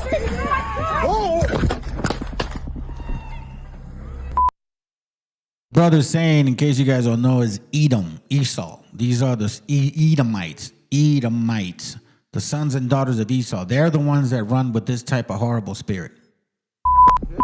To confrontations from Texas to Alabama. He's a citizen, bro. Oh, if he's a citizen, he's a citizen. California to New York. No, pero pues te van a hacer así, hombre. No me sean así. Ay, por favor, no sean así, no sean así, hombre. Louisiana to Illinois. Forcefully. What's going on now? My brown brothers and sisters, do you understand what's going on now? The brother asked me a question, and I appreciate you, bro. I appreciate you, bro. I appreciate you including me in this section here, even though that dude don't deal with me. Who else? Well, I don't really know money. I don't really know this guy. I don't know the rest of them. But I've sent this guy messages. He don't want to deal with me. He, whatever. Sounds good. But it's all good, man. At least you include me. Thank you, because they all got more followers than I do. Anyhow, so this particular part, when we discuss raza power economically, the lessons are as follows. I mean, I don't know what you mean by that. I don't really get instructed on how to do things, but I'm assuming you're asking some questions. Here are the ones that I care more about. Question yourself and your peers, is there a better way for our people? Yeah, damn right it is. Damn right it is. The first thing you need to do is learn your heritage. We're beyond just being raza. Like this, why is this happening to raza? You got to ask yourself that too. Ask yourself and the peers these questions. Why is this happening to raza? Why is this happening to raza, right? We're watching right now. Because they ain't attacking many other people. Question yourself and peers. Should we control our own economic fates and have appropriate political representation where we live? Again, under what political system? We went through a video showing us a variety of books that you can exercise your mind with and say, hey, listen, who exactly is running the show? So I don't want to be part of that show. Political representation for us will never be available. They're going to give you crumbs. That's exactly what I said. Revolution has to be necessary in order for you to make a change. You cannot live within the system. This system's not built for us, spiritually speaking and historically speaking. We've said it before. I've shared this picture before with you guys. There's nothing new under the sun here. We should all know exactly who we are. This should not be difficult. This colonial mentality of what? Competing against each other? That's not our ancestral ways.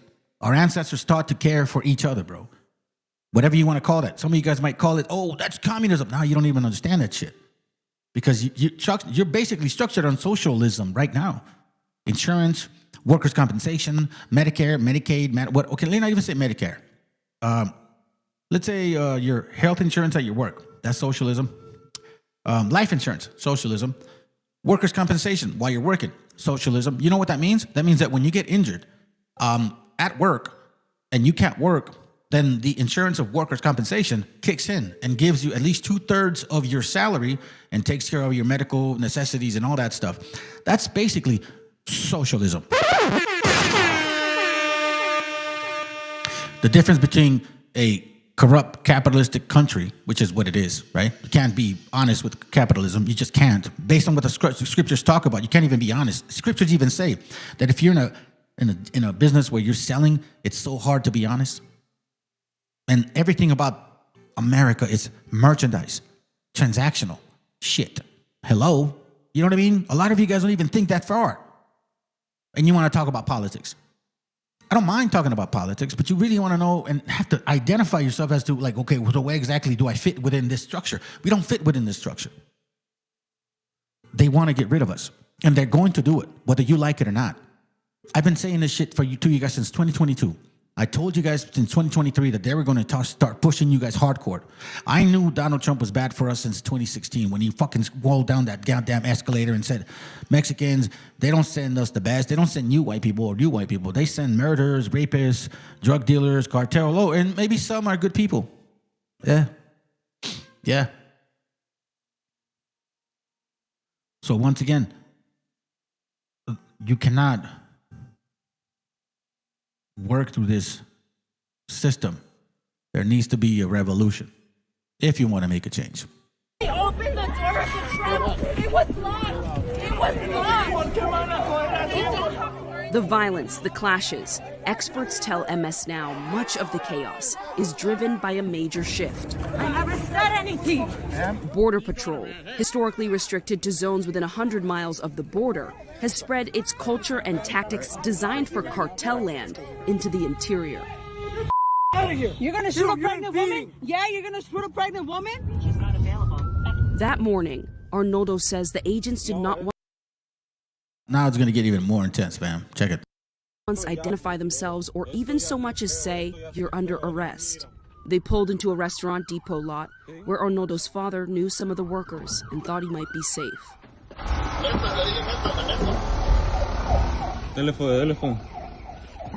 Arnoldo followed behind. Hey, nah, hell no. Get away from my dad, bro. We ran into the restaurant. My dad got out the car first. I stayed in the car. And then when my dad ran inside, I saw like 3 men like fully like started kicking him down, punching him down. Get away from my dad, bro. Get away from my dad, bro. Get away from my dad, bro. And I was like not gonna like just let that happen because you know like they're punching, they're like treating him bad. I'm pretty sure everybody would react the same way if they saw their dad getting beat down. I do want to say that right now it's just us, but eventually, if they achieve all this, right? Let's say nothing happens and it does manifest itself with what it's going to say it's going to happen. There's going to be some actual suffering. You know that? There will be some suffering. But at the same time, that means that the people that are doing this horrible, action towards our gente, they're going to be the next slaves. Feudalism. That's what their system is. The system of Esau, like the brother was saying, the system of Esau or Edom is feudalism. They like to have a king, and they want to be like treated like bitches. Seriously, I saw a video earlier, and I'm going to show it to you guys. It's fucking great. It gives us a perspective of the mentality of these men, because these men want that. That's what it is. Edomites are like this, bro. Trust and believe, fam. So, I believe that if you really want to focus on structuring our gente, we need to really understand why this is happening to us so often. Not, is this right or not? Why is this happening to us and nobody else? I think that question needs to be asked now by Raza. And look, there's only 2 people watching. I frankly don't give a fuck. There could be one person. I've had this channel for what, 4 years now? And one person followed me for like about 6 months. I kept doing video, and then another person came on and kept doing video. And I think for a year I had only like maybe 10 subscribers. It don't matter to me. Because what I'm going to keep saying is what I'm going to keep saying. Truth. And it may hurt your fucking feelings, but I'm not here for pampering your ass. Go for it, bro. Hey, bro, I got something to say that might be with the help our people. I want to say it with my words. Oh, okay, hold on. Yeah, for sure, bro. Fuck yeah, come on. I'll take a break. Go for it. Come on, bro. Come on, board, brother. Oh, hold on. Let me say what's up. Let me say what's up to the family over here. Jeremías, buenos días. What's up, bro? Good to have you here, sir. I hope your family's doing well. I hope you and your wife are doing well. I hope your kids are doing well. Well, they're not kids, you know, they're grown-ass men and shit, but you know what I'm saying. All right, bro. Good to have you on. Go for it. Oh, whoa, hold up. Yeah, what up, man? Good to have you on, bro. What's going on, bro? Hey, I got a question. Yo. What I'm looking at, what I'm experiencing, because I'm at the house all day. I'm a real estate agent, so I have plenty of time. Yeah. So when I'm looking at all these videos and I'm looking at the history of the Israelites and the 12 tribes, this is literally matching to the T the Exodus during the time of Moses, to the T. But this is the 2026 version. We having the same people that are going after us during the time of the Exodus, and they're here putting our people in vans right now, 2026. Yeah, no, I agree, bro. I agree. I saw what you were posting. I totally agree with you.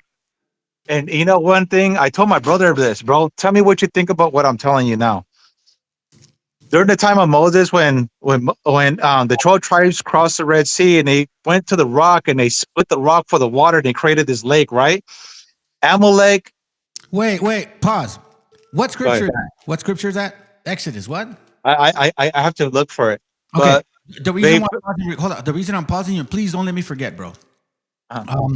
It's because there is a book that came to my mind as soon as you said that they ended up in Tenochtitlan because that's where they saw the rock opened up and some flour and waters came out.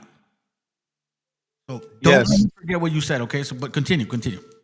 Yeah. So when Amalek discovered where the 12 tribes were at because of all the water, because there's no water in that area, right? So there were the 12 tribes were battling immediately Amalek in that area where they had split the rock for the water. And during that time, like I told my brother, Moses from the tribe of Levi was raising his hands up in the air to pray to the Most High to fight the battle of Amalek. And they said that they were winning the war with Amalek. And then Moses, his arms got tired, so his arms came down when he was praying. They were losing the fight against Amalek. So they had to prop his arms back up so that way he could get. Go ahead. Let me pause you real quick. It's in case for the people that follow. It's on Exodus 17, verse 1. You can read verse 6. I think this is where it starts. Okay, but keep going. I don't want you to forget your thought. Go ahead. Yes. So what he raised they had to prop his arms back up. They had to put stones or whatever it was to prop the arms up so he can continue to pray for the 12 tribes for the battle of Amalek, because they were battling the 12 tribes. So what I thought of, what if we did the same thing as Moses did, as our people being battled against Amalek and the Edomites currently as they were back in the days, as it is today? If we just raise our hands and ask the Most High for the guidance and forgiveness, he should be able to let these people win the war with the Most High. Because recently I was selling I was selling cell phones here in San Diego it was called Gen Mobile, GEN Mobile. It's a low. Can I pause It's a you? very. Go ahead. All right, so let me read this real quick, family, so we can kind of get an idea of what he's talking about. All right, he's talking about Exodus 17, verse 1, and it's water from the rock. Oh, shit. What happened? Hello, you there? Yeah, I'm here. Yeah, it comes somehow disconnected. But I'm so glad you found this for me, man, because I had showed this the other day. And hold on. Let me not forget. Hold on. Let me not forget. I want to save it. All right. I honestly feel in my heart that this is the a secret weapon here against Amalek. So check this. So it says, I'll read verse 1 and I'll jump to verse 6. And all the congregation, Exodus 17:1, and all the congregation of the children of Israel journeyed from the wilderness of sin after their journey, according to the commandments of the Lord, and pitched in Rephidim, and there was no water for the people to drink. Verse 6, it says, Behold, I will stand before thee upon the rock in Horeb, and thou shalt smite the rock, and there shall come water out of it, that the people may drink. And Moses did so in the sight of the elders of Israel. Now let's jump in. Verse 8, it says, Israel defeats Amalek. Then came Amalek and fought with Israel and Rephidim, and Moses said to Joshua, Choose out of the men and go out and fight with Amalek. Tomorrow I will stand on top of the hill with the rod of God in my hands. Right? Yes, sir. You're talking about, right? And Joshua did as Moses said to him and fought with Amalek. And Moses, Aaron, and Hur went up to the top of the hill. And it came to pass when Moses held up his hand that Israel prevailed. And when he let down his hand, Amalek prevailed. Fire, right? Yes, sir. I feel like that's the key right there, bro. I see what you mean. Now, the question would be is if our gente really thinks, okay, we're just going to rip. No, there's prayer behind it. You know what I mean? Like, yes, sir. Understand that. And I have an example of that. Let me tell you, I was working for Gen Mobile, like I said, about a year ago. I go wherever God tells me to go. If he says go turn left, I just do it. I don't question nothing. I've been doing that since I was a kid. So anyways, I'm driving down the 905. I'm in Chula Vista. I'm in the old tie. I'm in where was that? I'm in the San Isidro area trying to get rid of the cell phones for the low income. I figured that didn't work. I said, okay, well, I'm going somewhere else. So I let God figure out where I needed to go. I said, where I need to go, God. He just said, go to Old Tie. I said, fuck it. We're going to Old Tie. Bet. We're going to run it. So I went down to fucking Old Tie, and right there in the cul-de-sac, there was a shopping center. I posted up my tent, and Amalek came popping out of nowhere. And you could tell he's Amalek. It's pretty obvious. His spirit is very demonic. He's chewing on his fucking food, smacking his food. He's like, who told you to come here? Who brought you here? I said, the Most High brought me here. So he was harassing me, and everybody was around me. Like, I couldn't shake him off. I couldn't get rid of Esau. I couldn't get rid of this goddamn fucking devil. He kept harassing me. I was trying to tell the gente around the streets. I was like, yo tengo teléfonos aquí, no paga nada. No, I was helping out the gente and everything else. He kept harassing the shit out of me. Anyways, I went to the middle of the goddamn fucking road because everybody was staring at me. They didn't know how to get rid of this fucking goddamn devil. So I went to the middle of the fucking road, in the middle of the cul-de-sac. I threw my hands way up in the fucking air. I reached it up to the fucking sky in the middle of the cul-de-sac, and I told God, I said, please, Most High, I said, please get rid of this demonic demon, Amalek, get him out of here. Get him out of here. As soon as I was done praying, with looking at the sky with my hands up in the air, as soon as I threw my hands, as soon as I looked down, as I did with Moses when he was batting Amalek, I saw Amalek hopping the bushes, a two foot of bushes. Instead of going around it, he was hopping over the bushes to get away. And that right there, that solidified what I'm telling you now. You know, it's funny, man. I go in my backyard. Now, I'm not gonna lie. I don't pray, but then I raise my hands to the sky. Yes, sir. I just raise them. Like I love that. I raise my hands to the sky, and like I do like a quick short prayer, not to like do anything. You know what I mean? Just like thank you, Father, blah blah blah blah. But I'm gonna try what you're saying, bro, because like my wife sees me And by the way, I own an agency, insurance agency, right? So like I don't want to say I have time all the time, but I know what you mean. And hey, bro, there's a lot of crazy stuff that's been happening in my life, like recently. Like I'm talking about recent. Hold on. Let me just finish my thought. Go ahead. I'm sorry. My wife sees me. That's all good. So my wife sees me like concerned, worried, like, and I protect my family, right? You know what I'm saying? So it's like I know that this isn't happening to us, but I know that shit it could, and I care about my people, and this is fucking painful and shit. And she says, "Well, what are you gonna do? What can you do?" And that's a fucking crazy question, bro. Like now I kind of know what I think I need to do, because I'll tell you. Matter of fact, another time, bro. I'll share. I'll give you my email before we finish this, and then we'll talk further about like something happening. And she knows about that. And now that you brought that up, I'm like, oh, okay. Now I know what I need to do. Because I know the Most High is dealing with me, bro. I know He hears me. I know He talks to me all the time. Because most of all the stuff that I know, it wasn't because of me. So thank you, man. I like that stuff, because you know what?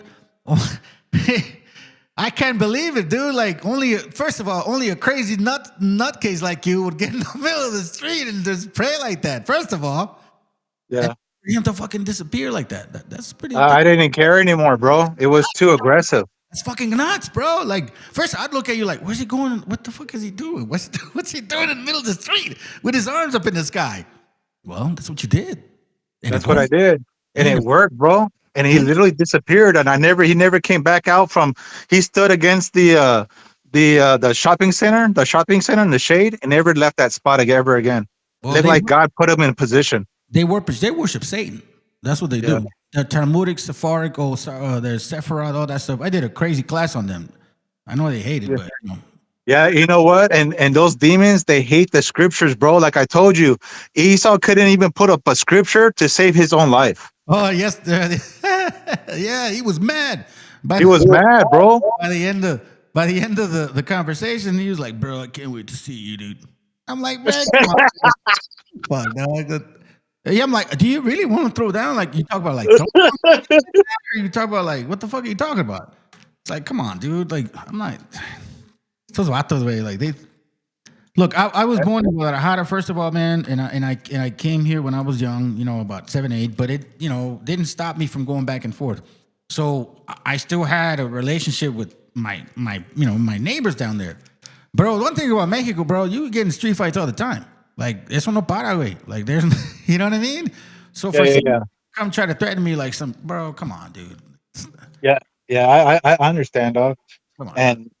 And like Pozole, bro, that place is pretty fucking fuck, it was I miss that place, bro, but I grew up in the worst part. That place was pretty bad, bro, but I'm really glad to be back over here in San Diego now. I'm not up in the North County anymore. You lived there? You grew up there, or where did you live? Like Chula Vista. Yeah, in the South Bay. Yeah. How old are you, if you don't mind me asking? I don't mention I don't celebrate it. Well, I mean, how many years you've been alive, basically? Oh, like 40. Okay. So I grew up in the 90s, and between 1990 and 1994, that was my high school years. At that time in Oceanside, in that hood, it was the worst, most high homicidal, gangster action shit that you can imagine, dude. At that time, everywhere was bad, bro. Right. But at that time, though, like Pozole held it down. They knew San National City, Chula Vista, but at that time, that hood was a nutcase, bro. I don't want to say I lost, but I knew of at least 7 people or 7 young kids, like, because I was young, 17, 18, that lost their life. One specifically that I knew from high school. We chopped it up, we talked, you know what I mean? 1 week before, and 1 week after, 1 week before they stabbed him in the back, we were riding the coaster down to San Diego from Oceanside. He was talking about trying to get married with his young lady and shit. It was pretty nuts, man. It's pretty nuts. And just to even like come out of something like that, like to come out of the hood like that.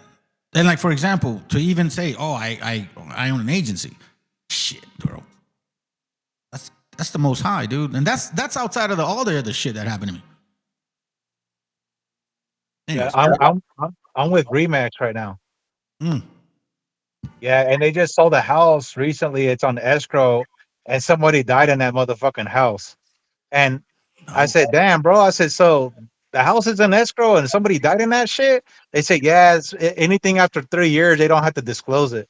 I said, "God damn!" So they just put that motherfucker in the market for 3 years, and then put that shit for sale. Oh, I didn't know that. I always wondered about that, bro. What happens when somebody dies in a house? How do you promote that shit? Well, like I said, they're gonna put it for rent, or they're gonna leave it off the market for 3 years, and then after 3 years, guess what? The real estate agent doesn't even have to tell you that somebody died in the house. Jesus, you could be living with a spirit. Yeah, bro. This whole place is a fucking scam. Yeah, man, it's nuts, dude. Even when you like, I don't even want to buy a goddamn house right now. Like my coworkers, like, you're gonna be able to buy a house. I said, I don't want a goddamn house. Like, what the fuck, bro? Like, all San Diego, all the goddamn streets are all fucked up. All the pipes are all fucked up.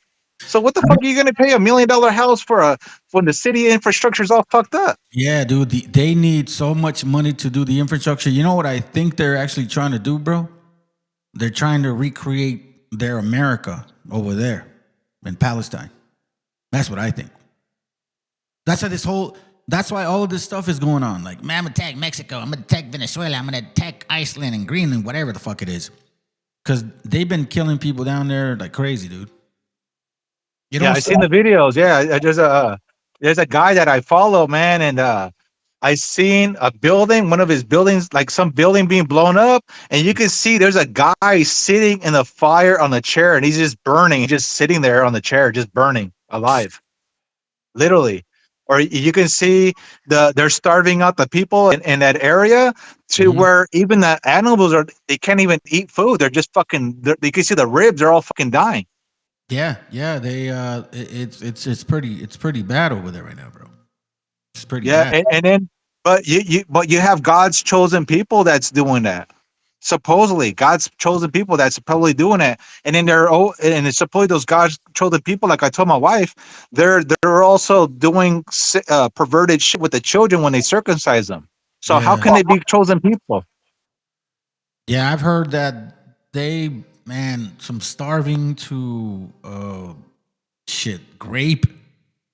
The worst of the worst. Even when the children are looking for the food and water, they kill them.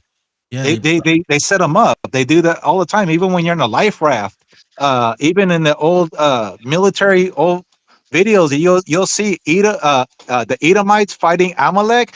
But they're the same motherfuckers, the same people.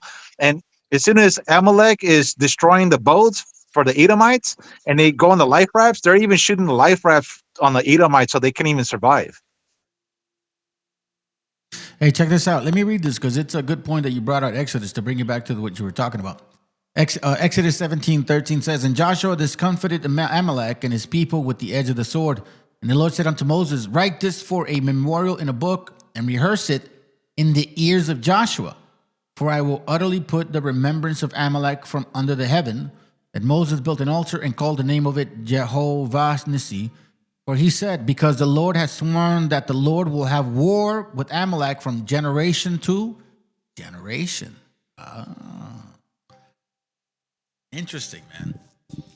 It's the same people, like I said. Like, you know what? Like I told everybody right now, stop saying the words that Esau is saying right now, who we are and who these other nations are. Stop saying that. Erase that. Scratch that off and use only the words during what the Bible says. Who are the Caucasians? They're the Edomites. Who are the Asians? The Moabites. Who are the as long as you can identify who these people are as the Bible, you can match today's events with the Bible and the Exodus. Yeah, that's exactly true. That's why I've been able to maneuver myself with what's going on.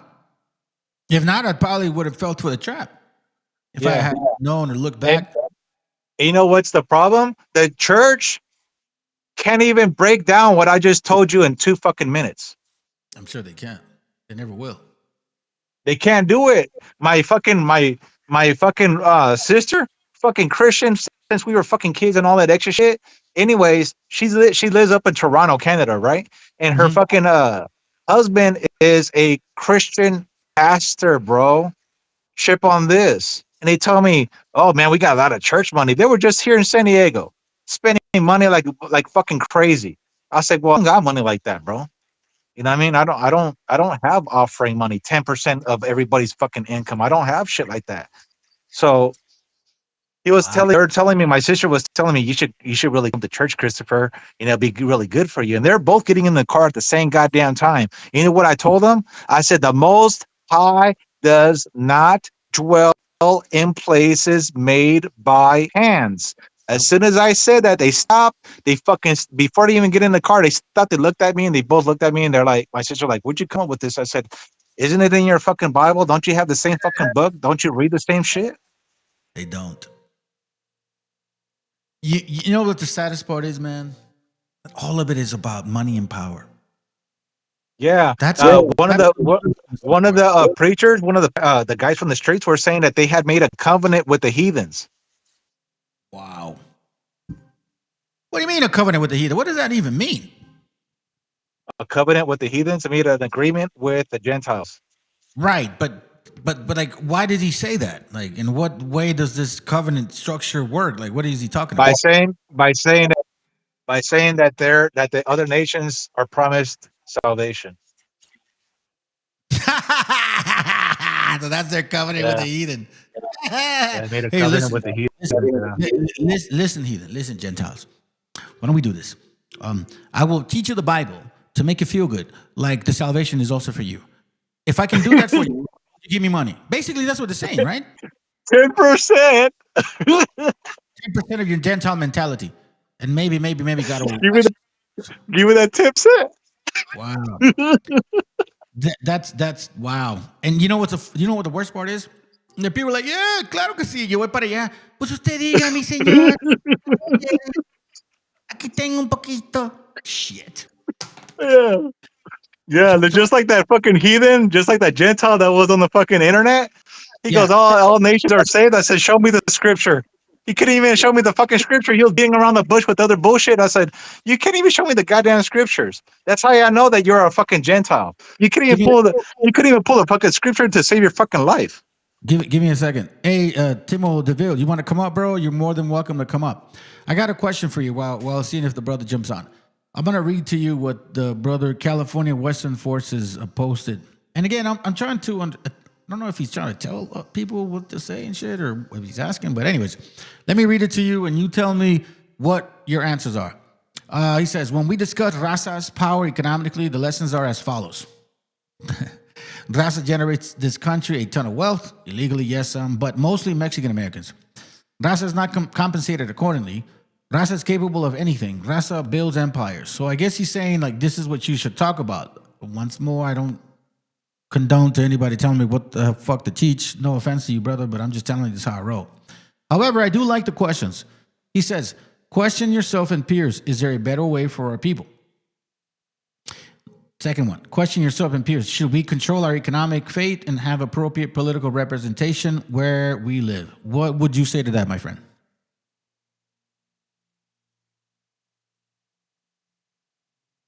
What do you mean? Yeah, like what would be your answer if he posted this question to you? Or these questions? Economic? I'll read it to you. Oh, economic language? Here goes. That's easy. Hold on, let me read the question. Go down to every single construction company and look for the Mexican raza out there and tell them after 4 years they can get a contractor license and become their own contractor. That's step one for lessons of economics. And then let me see here. What else we got? Raza generates. There you go. You see it. Go ahead. Yeah, that's what he's country, a ton of wealth. Well, to create a ton of wealth is to keep the money with La Raza and don't spend it with Esau. What else? Raza are not compensated accordingly. Okay, then pay your Raza very well. When you see your vendor, your Mexican vendor, with the corn, and he says it's $6, whatever, for the corn, don't even give him a 10. Don't even ask him for the change back. Hey, What else? hold on, another point. No. Hold on. This is actually true. Raza. Okay, you motherfuckers that work in construction, don't pay Raza one fucking $150 a day and make them do a crazy shit when you know the average is $250 or more. Because Raza does that shit to Raza too. Maybe that would be another point to bring up, by the way. So pay people what they deserve. Just because they're Raza, don't pay them less, bro. I don't even pay them what they deserve. I pay them more what they deserve. Right. The next one, it says, Period. Raza is capable of anything. Raza builds empires. Yes, we do. I do a lot of, I have a side job business I don't even want to mention right now, but I do things that people cannot even figure out. That's just, there you go. There's the answer there. And then like my dad does roofing, and he's almost 70 years old. He got a fucking tall ass fucking ladder. It takes 2 fucking people to fucking carry. My dad is almost 70 fucking years old, carries it by himself, is still doing fucking roofing. And he makes he does circles around the youngsters when I was in Phoenix, and these motherfuckers couldn't even keep up with my dad. And I said, God damn, fool. I said, this fucking 60-some-year-old man doing donuts around you, that's fucking embarrassing. That's how you know that we could do anything. Right. He's like Jeremias Buenos Dias, bro. This man right here, he's up in the East Coast, in the colder parts. This older brother works hella hard, bro, nonstop. And he's like in those late 60s and shit. You know what I mean? So it's like, I know what you mean. All right. So the next one says, question yourself and peers. Is there a better way for our people? What would you answer to that? Is there a better way for the people? Yeah. Keep reading. One more thing. When you come home from work and you got 5 or 6 fucking hours, turn off the goddamn TV and figure out how to progress yourself. Take a medical class, take a fucking a loan class, become a contractor, and stop spending your money at the bars and spend your money in the family. Instead of buying fucking beers, go buy some fucking fruits and some vegetables for your family members. Well, I'd say, since you said 5 hours, why don't we do 3 hours of, let's say, family quality, and then 2 hours of indulging in what can I do better? Like what my wife did when she comes home, because she's Filipino, right? We work hard too. Well, so she'll jump on the computer. She was doing night classes, and she became a medical assistant, and she was working at Target. So bingo. And then what I did, as I was doing construction, I was doing fucking roofing, solar, all that extra fucking hard bullshit. And then I came home and I studied. And now I'm a real estate agent. Next question says, question yourself and peers. Should we control our economic fates? Keep your economic fates. What does that mean exactly? I don't know. What is it? Should we control our economic fate and have appropriate political representation where we live? I think he's talking about governmental situations and shit. Economics, it says economic fate. That means the fate of our economics. No, I so think the fate. Wait, hold on. I think what he's saying, hold on. I think what he's saying is, should we control our economic fate? He's not done with the thought, and he's basically saying through political representation. And have appropriate political representation. So I guess what he's saying is, can our economic fate through political representation be appropriate where we live? I think maybe that's the way. How can that if they don't even give us a value? There you go. We never had a fucking value. This place, the only people got fucking value over here is Amalek and Esau. Yeah, it's their government. It's their structure. That's their shit. Nothing belongs to us. Like my fucking dad, he can't even go get a fucking goddamn roofing contractor license. Been doing fucking roofing for almost 50 goddamn fucking years. Because you know why? They're doing a fucking paperwork test. Like I told my dad, if it was a fucking goddamn physical test, they said, hey, this roof is fucked up. Let's see who could fix this goddamn roof better. Guess what? Like I told my dad, you would have been done a quarter of the time, would have did a moonwalk down the goddamn fucking ladder, and you got the license. But America, they're using paperwork to hold us down. And this is how they're fucking holding down our raza every fucking day. And they say, go get your paperwork right. Get the fuck out of here. The paperwork is the same paperwork that's holding us down. They can't even get us up. Like my dad says, we know that this is Mexico. We don't need paperwork. It's in our hearts. It's in our heart. We don't need paperwork. The only people that need paperwork is when you're walking out of Walmart and you're showing proof that you're not stealing. Yeah, that's true. The receipts? The receipt, yes. I should know. I'm a fucking goddamn real estate agent. Nobody, and it's the same shit with the goddamn taxes. If you don't pay the taxes 3 times in a fucking row, the taxes or the fucking insurance, guess what happens to your house? It goes back to the fucking, it gets auctioned in downtown. And then all of a sudden your house gets auctioned off to a third-party buyer. And don't trip. If you don't want to leave the house, don't fucking worry about it. They're going to put a notice in your fucking door. And if you don't want to leave, don't worry about it. The sheriff's going to knock on your door. If you don't want to leave after that, don't worry about it. SWAT team's just around the fucking corner to fucking flashbang you the fuck up out of the house. And they're going to put that shit back in the market. They will do that, fam. Yes. Welcome to America. And they say that, go get your fucking house. Get the fuck out of here, man. Well, you know what it is, man. They want the merry-go-round going on. They want you to have the wishful thinking and shit. They want that beast. Have you seen that video recently where it shows all Amalek? They're getting paid to survive. They're not even going to fucking work. They say that the money for them to survive is coming out of the taxes, even the property taxes. Hold on a second. It's right here. Shit, you read my mind, bro. It's right here. Do you want to sit back and listen to it for a bit? Let's do it. Let's run it. Let me run it for a few minutes. Mute yourself, because if not, there'll be like a background. No, actually, not for you, but I think for me. So I'm gonna mute myself. All right. Watch this out, family. This is not a joke. I'm gonna speed it up because this is true. You know how they say, like, you Mexicans are the ones that are eating all the Medicaid and Medi-Cal, and you know what I mean? You guys are absorbing the resources of our country. You fucking lazy beaners. Isn't that what they say? Yo, really damn. Hold on, ready? Check it out. Family, I just want to remind you, right-wingers who are funded by these people are the ones that are saying that we're the ones that eat all the benefits, that we're the ones that supposedly take advantage of every resources that are available. EBT, Medicaid, all that shit. Because our people don't want to work because we're fucking lazy, whatever, right? That's what they say. We're going to listen to some shit right now. And it's going to blow your mind. All right, here we go. Hold on, let me mute myself. You work for Hamas? I don't want my kids to play in the house of a secular guy. This is Curious Joel. You're not going. You're a A village of 44,000 Hasidic Jews in upstate New York that primarily speak Yiddish have an average of 7 kids per family. How many kids? This in New York and have an average of 7 kids. Okay? Now, let me let it play for two and a half minutes, brother. I'm going to run to the bathroom. I'm going to be right back, all right? You hear me? Yes, sir. All right, let's go. Do most people have out here? 17, 18.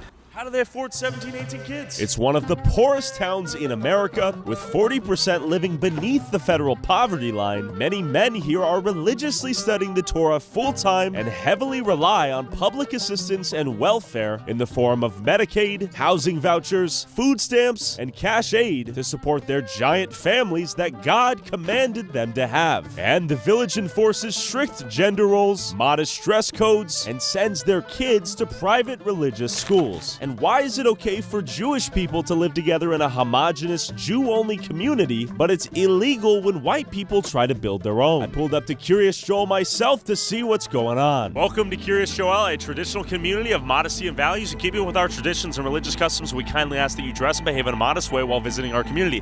This includes wearing long skirts or pants, covered necklines, sleeves past the elbow, use appropriate language, maintain gender separation in all public areas.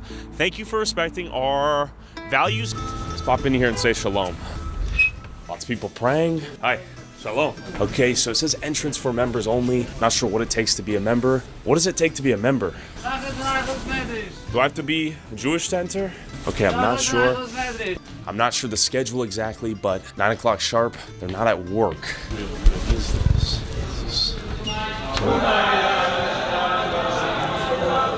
Okay, so I guess everyone's praying right now. So you gotta wonder what these people do for employment. You'll notice the Mexicans out here are doing the hard labor, and the Jewish people, I'm not sure what they do. Maybe we can ask this guy. Excuse me, what do most people do for work out here? You don't know? All right, cold shoulder. Question for you, sir. How long do people pray per day? Okay, what do people do for work? I'm back. Okay, so you want anything to say before we keep going? Because I've seen this portion. I started. I think I stopped like around 7-10 minutes later. Besides, there's just the synagogue of Satan. Straight The up. synagogue of Satan. Everybody knows that. They're not even the real people, bro. Everybody knows that. That's why they're trying to create. They're trying to control the narrative right now. Did you see the video that I played when I first started at the beginning or no? The Spanish A little one? bit, yeah. Jalifas, do you speak Spanish? ¿Hablas español o no? To be honest with you, because my Spanish It's all good. Don't is not good to understand, bro. Because my parents didn't want to spend. Don't worry about it, bro. You don't have to explain it. So Jalifas was saying about Hazaros or Khazars. He's basically giving the history about who they are.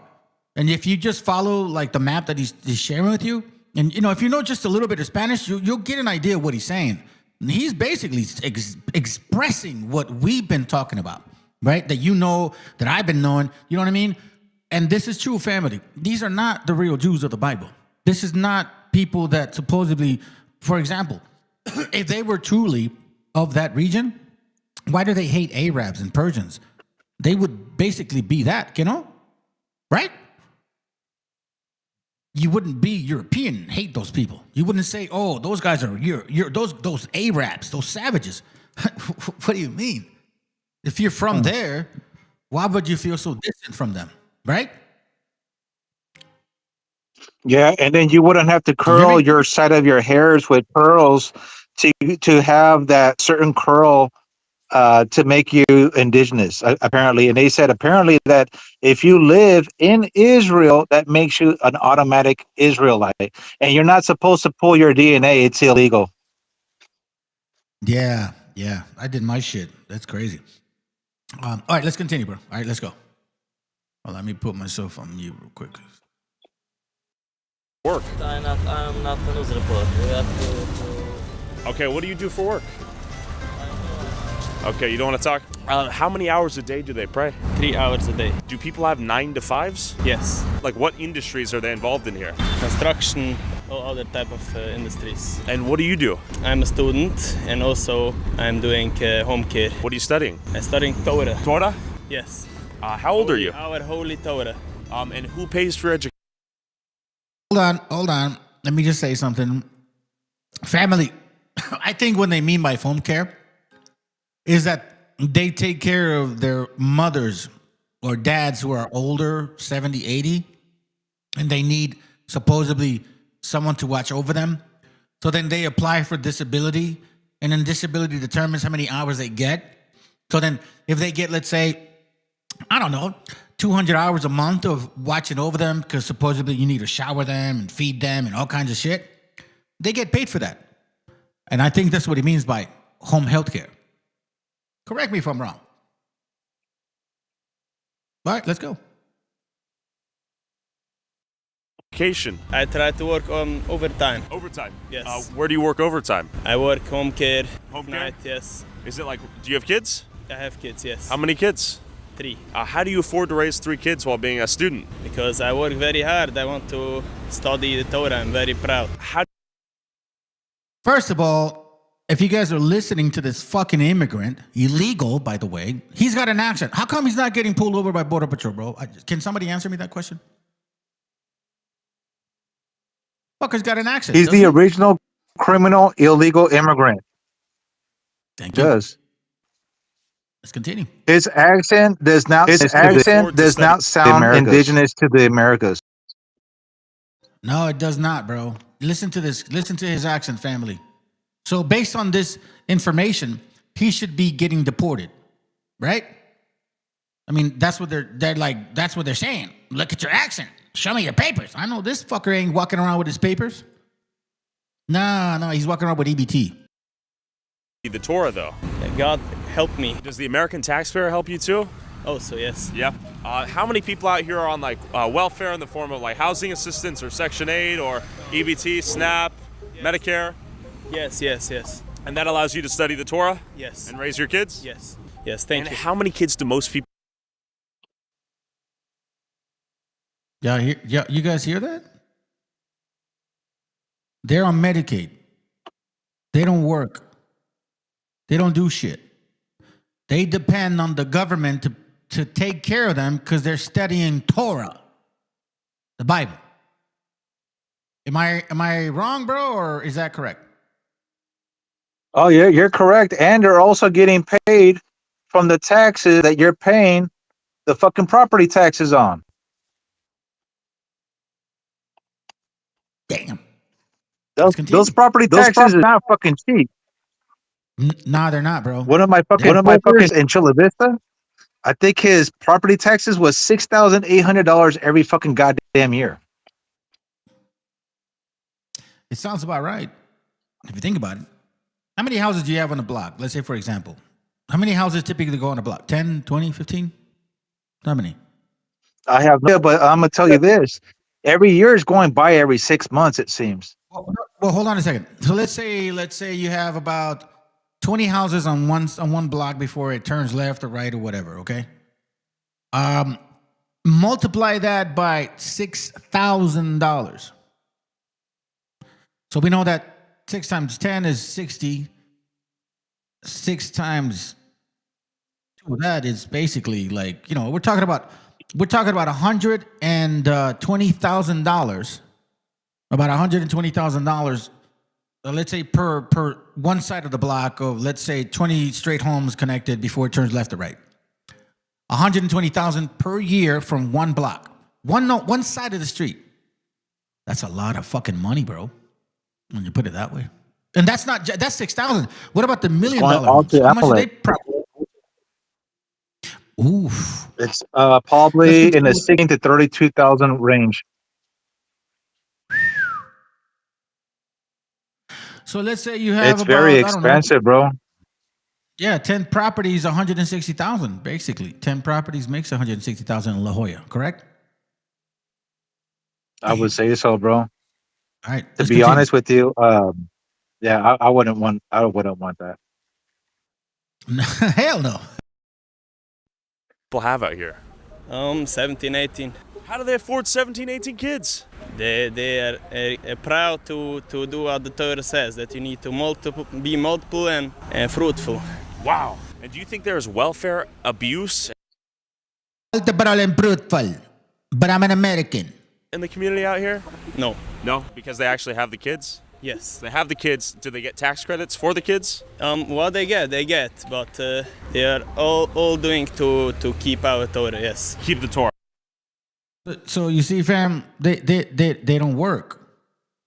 They just study the Bible. That's their excuse. And they will not serve the military. Oh, really? Oh, I didn't know that. No, they'll serve the military over there, though. They'll fight for Israelis. They'll do that. I've seen them over there. But they won't do it here. Yeah, they won't do it here. Interesting. I never served the military, so I wouldn't know. Yes. What are your thoughts on people out there who can barely afford to have one kid? If they want, they can have one. But if God's given them more, it's very proud. Okay, shout out God. Yes. Okay. One thing, we are very against the state of Israel. It's a very big problem for us. So you guys don't approve of a state of Israel before the Messiah comes, right? Yes. Zionism is not Judaism. It's a very other thing. Question for you, sir. What do you do for work out here? Are you on the phone? Or are you listening to the radio? Okay. Damn, it's tough to get some answers out of folks. What do you do for work? Nothing. How do you make money? My wife. Your wife? What does she do for work? What do you do for work? Nothing. Hey, you can't take care of your wife? Okay, yeah. What does she do for work? Nothing. Looks like all he does, it looks like he spends a lot of time curling his side of his hair with the curling iron. It's called Medicaid, bro. It's called Medicaid to the Kaiserites. This shit is sad, man. You know what's so sad about this whole situation? Honestly, man, is the fact that they made our people really believe that they're the ones on Medicaid and fucking necessity and all this shit. Because you know what? I think I don't know if you missed it. I don't know if you said it before. Because I watched I think I watched 10 minutes, maybe a little bit. I don't remember exactly how much I watched. But I do recall that he said, the guy on the left, he said, well, what I'm noticing is that most of the jobs are being done by, I think he said Hispanics or Mexicans. Seriously. Did you hear that or no? Well, who else is going to wipe their ass? They can't even wipe their own ass. No, I know. But you haven't heard that? I can't honestly say that. No, I wasn't really paying attention at that time. It's all good. If he did, fam, well, he did say it. But if he didn't, then maybe he's going to say it pretty soon because he's looking around after like, well, fuck, I'm trying to look around like who's working what? And he says, all I'm seeing is these people working and not these people. So he may be saying it pretty soon. Let me continue. I'll shut up for like a couple minutes, all right? Let's go because I keep pausing it. My bad, fam. What is this? Interview. Good to meet you. For YouTube. So your wife works and you study the Torah? Have a good day. How many kids do you have? Have a good day. How many children do you have? Okay, thank you. Well, that was fascinating. Excuse me, do you study Torah? Study that? Torah? No. What do you do for work? Do you have a job? Does your wife work? Are you a student of the Torah? Yes. Do you work a job for money? I? Yeah. No. Does your wife? All right, so Jeremias said he did say that. He says, sí dijo eso. So initially he said, yeah, I'm trying to look around, and I'm like, all I see is, Hispanics or Mexicans working these lands or these areas and shit. That kind of construction work, but these guys aren't doing none of that. They're just walking around looking fruity and shit. You continue. Yes. She does. Does your wife go to work to make money and you study Torah? Where are you? Tyler, good to meet you. I'm just doing a YouTube video about this place. I find it fascinating. I don't have time. I have to move. But where are you going if you don't work? I study. So you study. And does your wife work? What industry does she work in? Teaching, education, children? And how do you afford the kids if you don't work? My wife. Your wife? Okay, thank you. Sounds like a great setup. Damn, I might have to get in on that. Excuse me, what do women work at here? What jobs do women work in here? Is it mostly childcare? Okay, cold shoulder. While you guys are deporting people in Minnesota, supposedly saying that these guys have no contribution to society, while you're pulling people over in a van and he's working with his son, while you're pulling people over that are working landscaping because they look fucking brown and Mexican and shit, you know what I'm saying? You know what you're doing? You're not pulling over these motherfucking people. They got accents like a motherfucker right here. They're not pulling over the pink devils. That's what's horrible, bro. Damn it, man. They're looking for the people that are how do they describe God? Bronze that's kind of burnt. Yeah. So they're looking for burnt bronze people. And when I mean burnt, I don't mean black like charcoal. I'm talking about dark bronze is brown. I feel like they really have a problem with the way God looks. He's dark browns. Well, shit, everybody looks brown. Gotta go. Yo, you know what the sad part is and shit? Here's the confusion about you right-wingers, all you cracker barrels. How come you're not complaining about this? Is this American? Is this assimilation? Are they assimilating? They're not assimilating to America, are they? Where's your argument? Where's your fight? Where's your pushback? Why aren't you fighting for these? Why aren't there no border patrol over here on these fucking streets? Yeah. And see, I you know what, man? Sometimes I don't want to get so upset, bro. But I think at times, I think it's necessary because our people don't realize the impact of what the fuck they're seeing. It's like these are the people that fund the right-wingers to tell everybody else that you brown people and black are the ones benefiting from all the benefits because you guys are lazy. Even though there's a whole city of these motherfuckers right here completely saying, I don't work. How you make money? My wife. How many kids you got? 7. How do you make it work? My wife. Right? Am I wrong? Isn't that what they're saying? Without his wife, that motherfucker gonna gonna be walking around homeless. I think that's two of those men. Nobody's saying that. Like, two of them said it. One just ignored it, but I think he's the third one. You know what I'm saying? So apparently their wives are, somehow, some way getting some shit. All right. So maybe they're like, what do you call them? People that go online and shit. What do the chicks that go online and sell their, what do you call that shit? OnlyFans. There you go. That shit. As you can see, I don't Hey, know. OnlyFans is ran by Amalek also. Right, of course. My wife. Okay, let's find out. Hey man, I'm glad you actually said it, and you didn't know that I had it. Do you get what I mean? So that's the and Amalek also runs Pornhub. How about that? Yeah, they do. Just like Hebrews 12:16 says, ain't no fornicator and profound person as Esau for a morsel of meat sold his birthright. Hold on a second. I think this brother Jeremías looks like he watched this video. He says that si dijo eso y dice y lo van a decir más adelante un paisa va a hablar. So he asked a Mexican or Hispanic dude or paisa dude or Mexican, what's going on here? Oh shit! I haven't seen this video fully, bro, at all. Hey. What up, Chris? Good to have. Hey, man, you're more than welcome to jump on, bro. You're more than welcome to jump on, Chris. Right now, we're taking opinions. You know what I mean? So you're more than welcome. Dissected Amalek. Yeah, dissecting the nasty ass fucking hypocrisy. How about that? How about we just say for a moment, let's look at the hypocrisy. For you guys that may not know the Bible, look at the hypocrisy, family. Because they keep saying that Mexicans are what? They come here and have babies. They don't work. They take advantage of the benefits. They live off Medicaid, right? The men don't work, shit like that, right? Okay. Literally the same shit that they're talking about us, they're really describing themselves. Exactly. So let's go. Do you work a job as well as raise the kids? Do the women raise the kids in? Okay, tough to talk to the women out here. How do people afford to have families? So like as you raise baby, do you also go to work at some point? What do you do for work? Do you study the Torah for a living? Do you study the Torah? Do you work a job? No? Does your wife work a job? Are you a student? Do you work? Are you a student? Man, I can't do this anymore. Question for you. Do you study Torah? Do you study the Torah?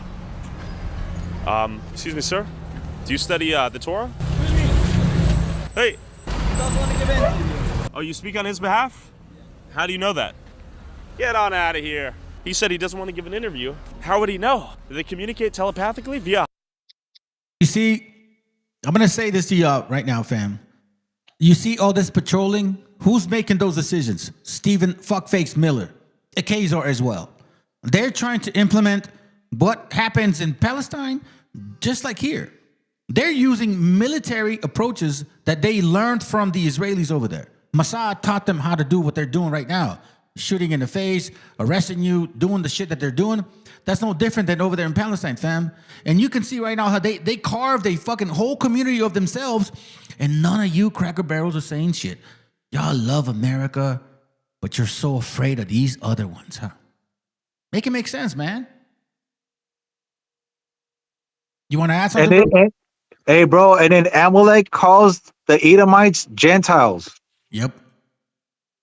How about that? So how in the fuck are you going to be called a Gentile, and you got Amalek over here calling you a Gentile, taking over your spot, and then they're the biggest fucking welfare recipients in the entire fucking world. They're not even recipients, bro. I say that's like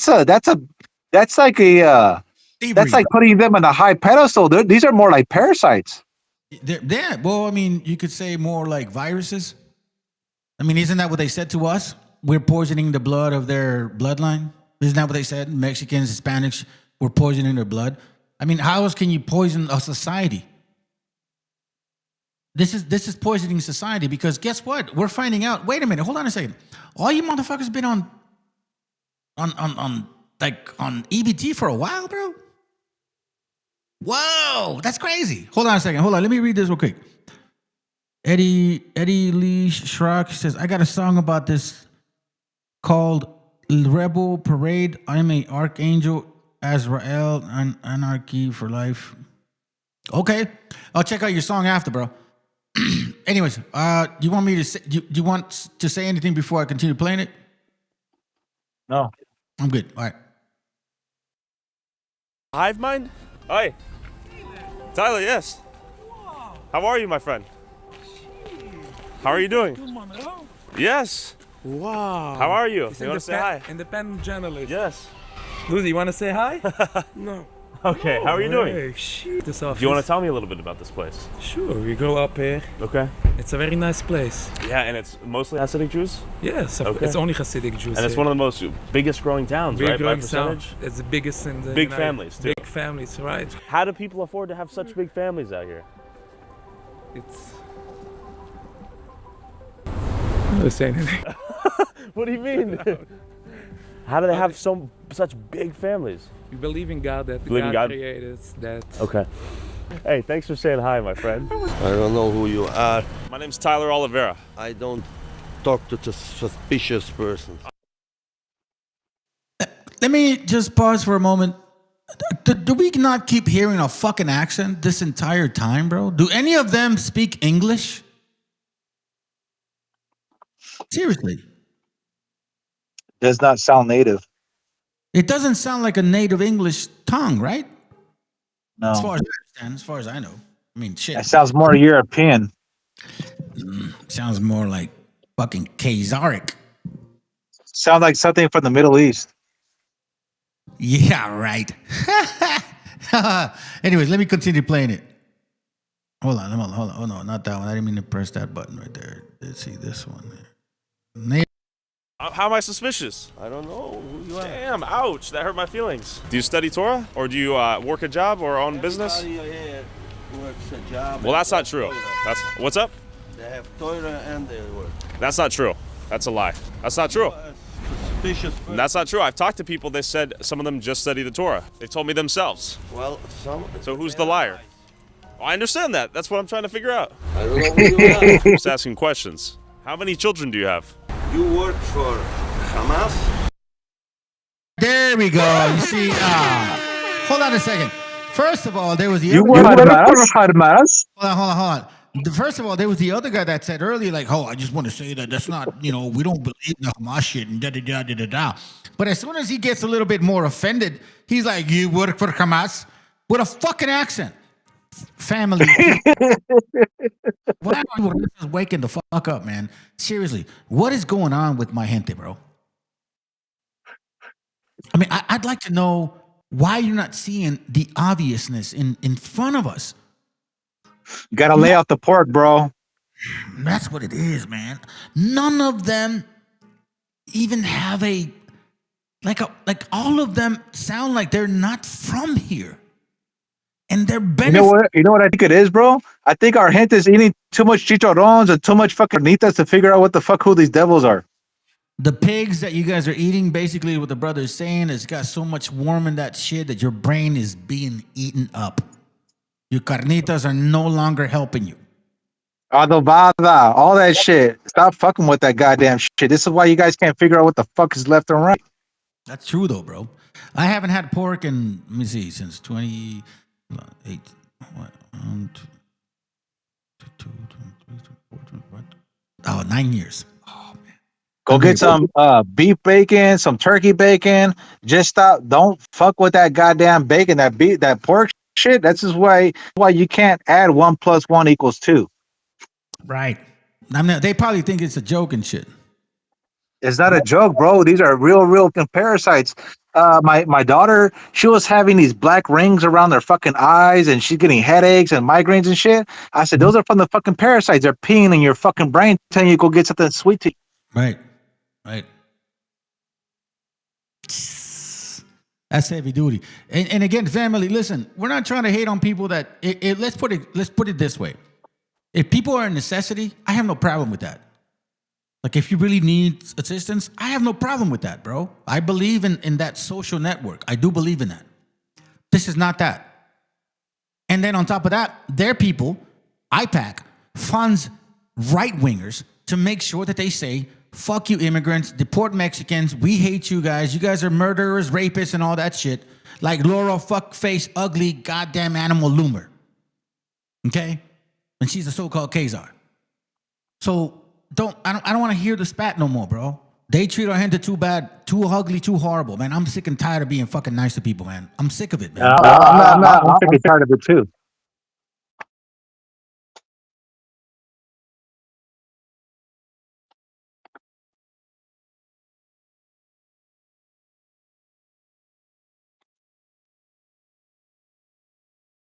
I think you're on mute, bro.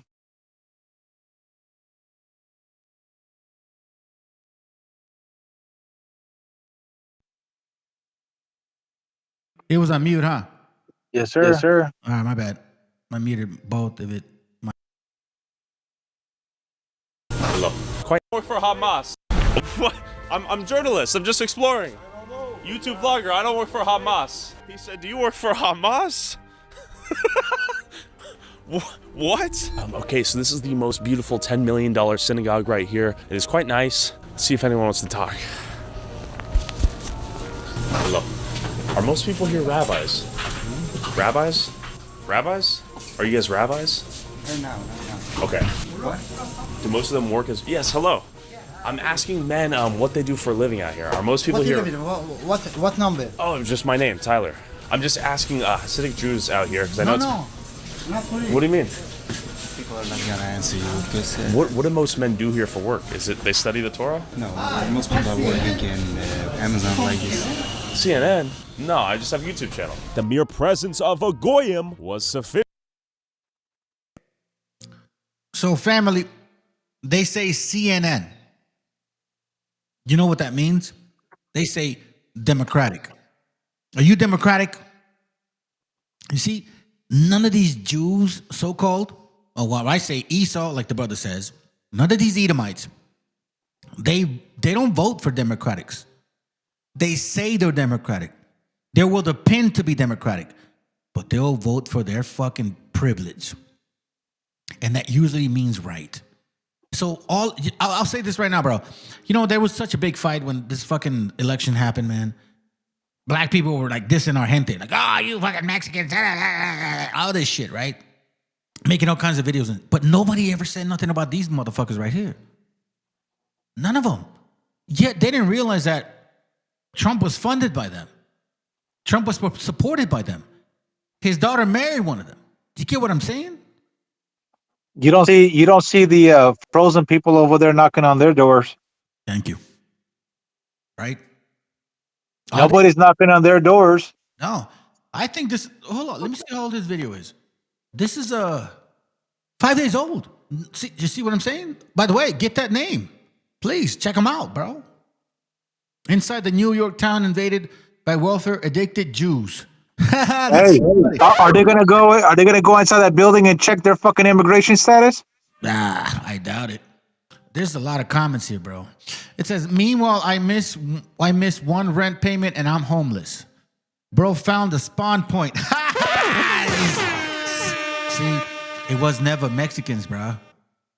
It was never Hispanics, and probably it was never black. I don't know how. I'm not black. I don't know what their society is like. I don't know how much involved. I know my raza does what they do. You see what I'm saying? It was never us. But this right here, homie interviewed the same guy over and over. Hold on a second. You will never see or hear the U.S. government criticize. Ooh, look at that right there, bro. Read that for yourself, bro. You see that right there?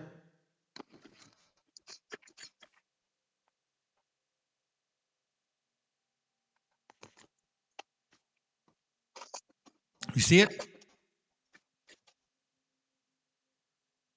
Yo, can you hear me?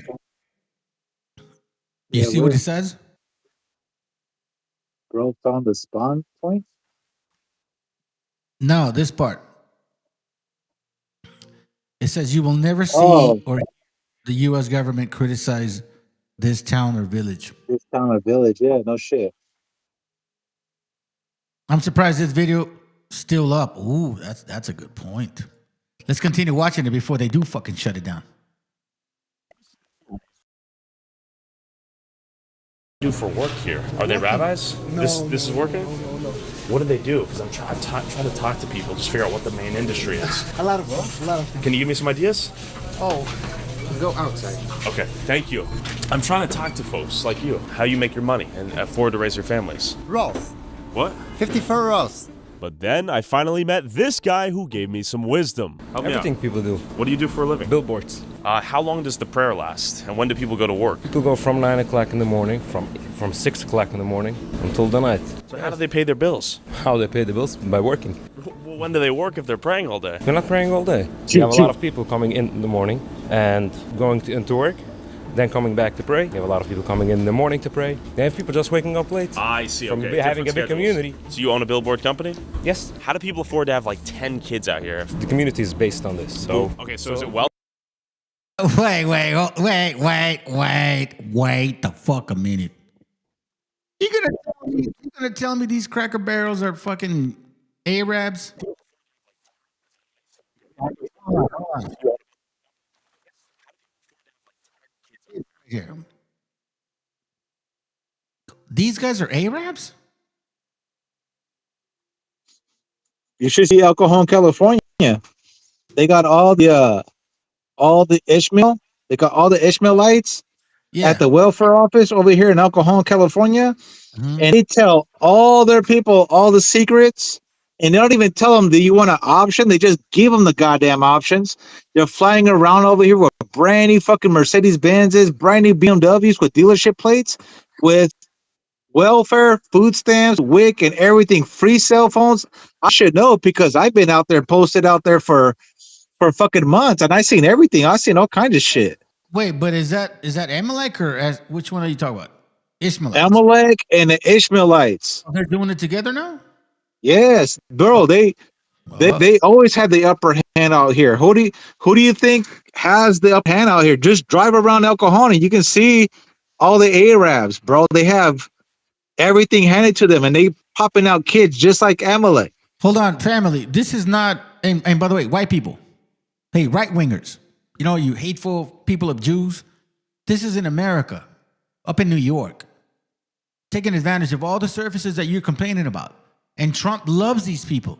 That's why Trump ain't saying shit about them. Is he saying shit about them? Trump ain't saying shit about these people.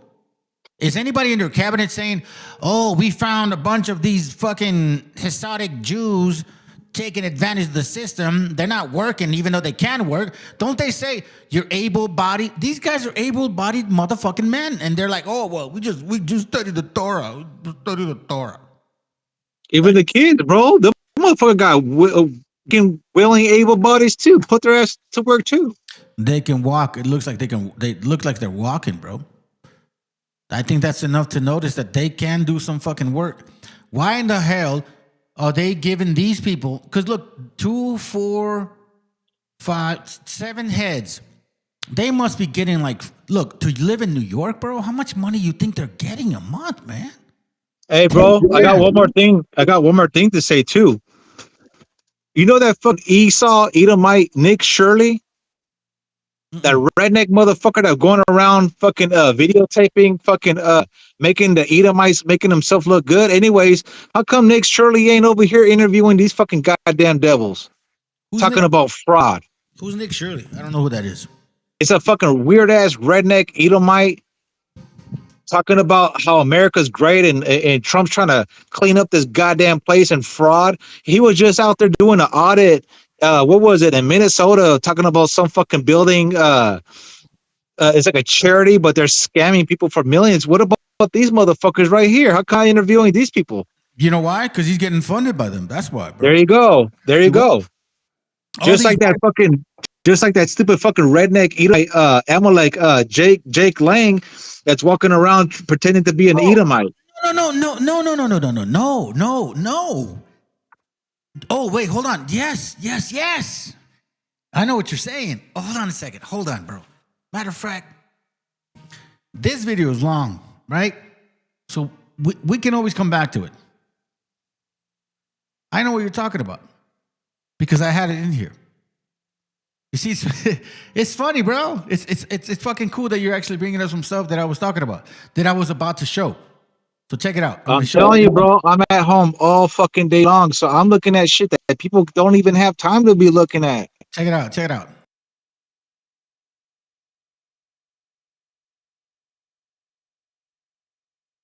About being down here in Florida is that I'm forced to learn much more about Florida than I ever really expected to.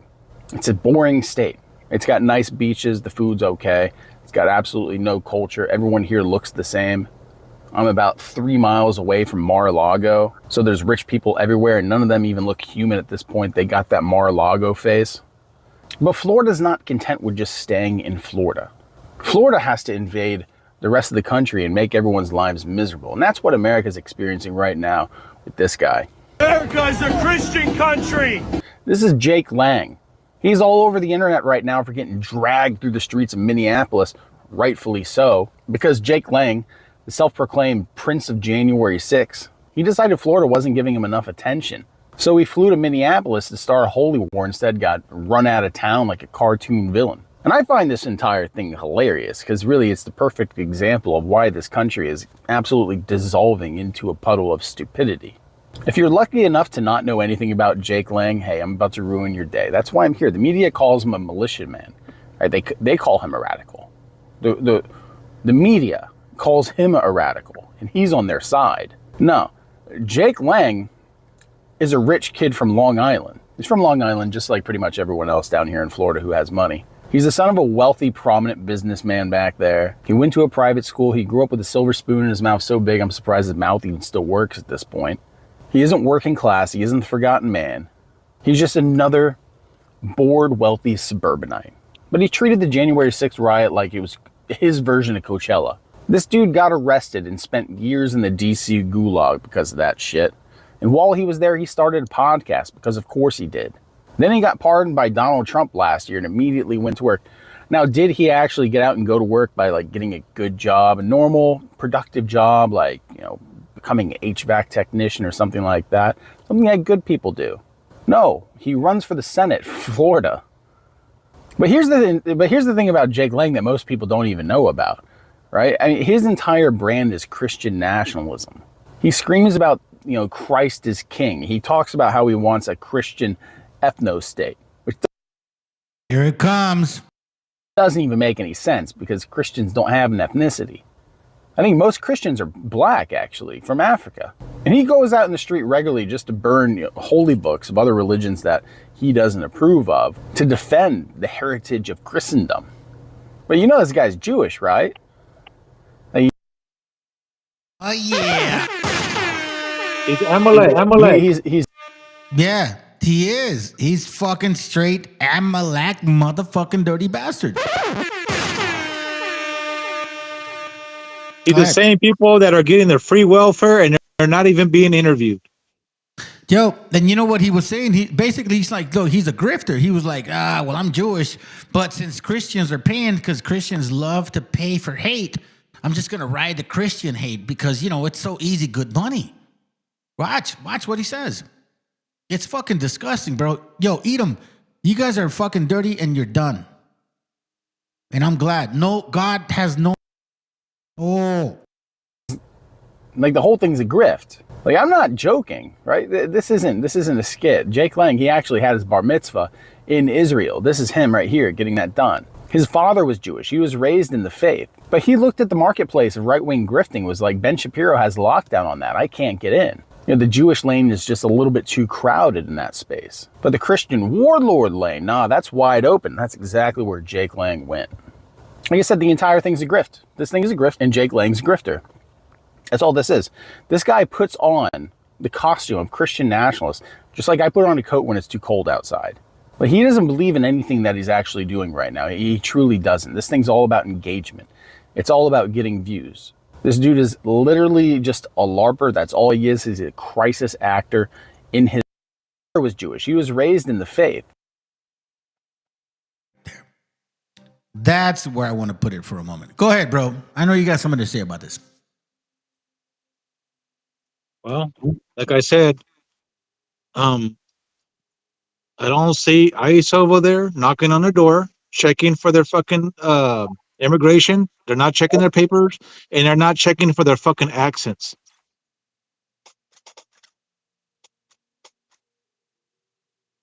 Where's that? There it goes right here. Check it out. But let them be brown. The community is based on this. So Okay, so is it wealthy members of the community give charity? yes, mostly. That's the way. Are most people on Medicaid, SNAP, EBT? Let's be honest. I don't know. I can't speak for other people. What about you? I'm not gonna tell about myself. Okay. A lot of these folks have business there. Not all of them. Some of them. But there's a lot of you guys, right? Some of them are being supported by community members. Okay. What's the big industry for women out here? Is it childcare? Because I noticed Mexicans seem to work like retail. How come? Here we go. Edomite? Hold on, let me pause that. Hold on, let me rewind it because I like this point. Hold on. All right, here we go. All right, go ahead. How come the Edomite is not calling ICE on these people? What's up? Right wingers that y'all hated this shit. I thought they were looking for the illegal immigration people, and they got to get the paperwork right. I thought they could get their. I thought they got to come into this country legally and do everything but the paperwork. I mean, what's up with this? Hey, Americans want to be cholo. How come you don't talk about this shit? Since you have such a big platform, are you afraid, or because they're maybe deplatforming your ass, or are you getting paid by them too? You never know who's involved, bro. American colonizer, the colonizer, cholo colonizer. I think I honestly think, bro. Maybe, man. I don't know. It could be wrong. You know what I mean? Some people get triggered for dumb shit. You know how it is. But I think he probably voted for Trump because Marvel has pissed him off and told him you're not a Chicano. You know that fool. You know who that fool acts like, man. To be honest with you, he acts like my mom that got married to the fucking redneck Caucasian Edomite. What was he talking about? Like El Chaparro? Cholo, American cholo colonizer. El Honduran, right? He's Honduran and shit. He acts like Esau. Well, yeah, I guess the white boy with the tan. Maybe that's better. Yeah, he speaks like my mom because my mom used to be Mexican, but when she got married to Esau, now she starts to sound and act like Esau. And that ain't no different than fucking American colonizer. That's why I haven't talked to my mom in over a year. Damn. Yeah, I could have. Man, that'd be hard, bro. She married Edom and shit. An Edomite, yeah. Oh fuck! And he comes out the fucking stupid ass fucking house with the stupid ass pot belly. Oh, yeah. Donald Trump said this. Donald Trump said that. I don't give a fuck about no goddamn Donald Trump. Oh, bro, yeah, I understand. Nobody gives a fuck about that shit. I hate to be around that shit. You know what, man? Before anything of this happened, before I got into politics or Bible, whatever, prior to 2016, 2015, right? I got along with my brother-in-law. He was a white dude. You know what I mean? My sister married. Like I didn't have this mentality back then. I just didn't even really, you know what I mean? I didn't care, bro, to be honest with you. And all of us, you know how the Most High works, bro? He just said, I'm gonna wake you up right now. That's what happened to me.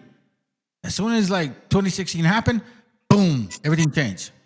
Like keep in mind, I was born in 1976. So, you know, that's a big ass fucking space for me to figure it out. You get what I mean? So I'm not proud of that either. I should have figured it out a long time ago. But when God said, here we go, man, I'm gonna light that shit up, bam, he turned it on. I used to be friends with my brother-in-law. We were hanging out, dude, drink. He didn't really drink much, but he used to smoke, and I used to smoke. So it was not a problem. But then all of a sudden, like in 2016, before I was kind of going through changes, in 2016, Donald Trump ran, and he was supporting him. And, you know, we would chop it up and text and whatever, and he started saying stuff, because I wasn't political at that time. So he was like, yeah, you should check out Trump and this and that. And I'm like, nah, I don't like the guy, man. I heard what he said about Mexicans. Well, you know, he's only talking about illegal immigrants or some shit, or illegal, you know, murders and shit. And I was like, well, I mean, come on, bro. You know what I mean? Like, not everybody's fucking evil and shit. You know what I'm trying to be like, como se dice, bro? Like, I'm not really into that whole political shit. You know what I mean? He's talking to me in a political aspect. I'm not involved with that. But then all of a sudden, I don't remember how the text conversation went. Oh, shit. Disappeared. Hold on. Let me bring it back. You back? You back? Yeah. I don't know why it kicks me out sometimes. Yeah, it's weird. So I don't remember exactly where the conversation went, but I do recall where he said something that really offended me because he said, I had made a comment, made a joke, and then he replied with like, well, I guess I'm just going to go get my Aryan brothers and some shit like that. And I don't know why he thought that shit was funny to me. I can't really tell you I know exactly what I read, but I know that what I read was fucking Nazi racist shit. At that moment I knew and I remembered. And you know what's so funny? I reflected on every fucking moment that I hung out with him because he was older than me. He's my sister's husband, and he was older than me. So then I started reflecting on every moment where I was hanging out with him at one point, and racism was always around him. He was a manager at some apartments, and there was mostly black folks, and he had so many problems with them, bro. I remember going through some shit where then he went through like some other racist, and then it hit me like, wait a minute. This motherfucker's a racist. And then I said to him some shit like, you know what? His name is George. George Reich or George Rich. Fuck you, bro. I hope you hear my shit. And you and your sons. I'm not happy with him, bro. I'm telling you, man. So I know how you feel about people that you don't talk to. So I said to him, bro, you know what? Fuck you. Don't talk to me again. Please don't ever call me again, George. That shit ain't fucking funny. Now, my family was mad at me, bro. They were fucking mad. I come from a big family. I'm the last one out of 10, so you can imagine, okay? I'm 50 years old, and my oldest brother's still alive. You get what I mean? My mom has like almost 100 great-grandkids. You get what I'm saying? So I come from a big family. And when I said to him, fuck you, don't talk to me no more, they all were like, what the hell happened? Now, that means I did not talk to my sister because it's like, how do you defend this piece of shit? Because guess what? I recall, bro. I recall the times where my sister got beat up by this piece of shit. I recall that time. I recall these situations, man. You know what I'm saying? He was worse than she could have probably had. Do you get what I mean? And then you know what the funny part? Later on in the years here, and I'm gonna shut up pretty soon. Later on in the years and shit, like as we're getting further into this whole situation, I think it's the devil. Yeah, right before I'm closing my relationship with this dude, and it's right around 2016, 2015, right? We're at my mom's house, and he starts saying like, well, you know, I just don't agree with like, and I think that's what really set it off. I just don't agree with these like anchor babies and shit, and yada yada yada, and he kept saying this shit and shit. And I remember like, wait a minute, anchor baby. I kind of paused for a moment. And I said, George, what are you talking about? Now we're sitting in my living room, him and I, we're sitting in my mom's living room, him and I, talking about this. And my sister's in the kitchen with my mom, but they can hear it because it's some small house, like 1,200 square feet. You can imagine. It's a small house. So then he's like, yeah, you know, these anchor babies. And I said, George, what are you talking about? Do you realize that Maria was pregnant with Sirenia before they came to this country? She was pregnant in Mexico, and she got the baby here in America, and that's who you married. And you're complaining about anchor babies, bro? Hold on a second. He's like, well, my sister got up, bro. As soon as she heard that shit, she got up and said, George, we have to go, with a little fucking accent. Get the fuck out of here then. So I understand what you mean, bro. You're talking to a man that cut that relationship in 2016. I knew this guy was a devil since 2016. I cut relationships since 2016 when he stepped up to the plate and started saying this shit about our gente. Now people are trying to figure that out in 2026, 10 years later. I saw that shit. Go for it.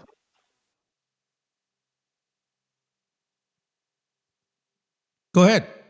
Hey, bro. I was gonna mention this. I just read the comment when the guy said, "Did you hear about the 5-year-old that why ICE?" Anyways, when I see the video that you're playing right now, when Amalek and Ashkenazis and Amaleks, how come we don't see a Jewish or a fake Jew Amalek child being detained by ICE?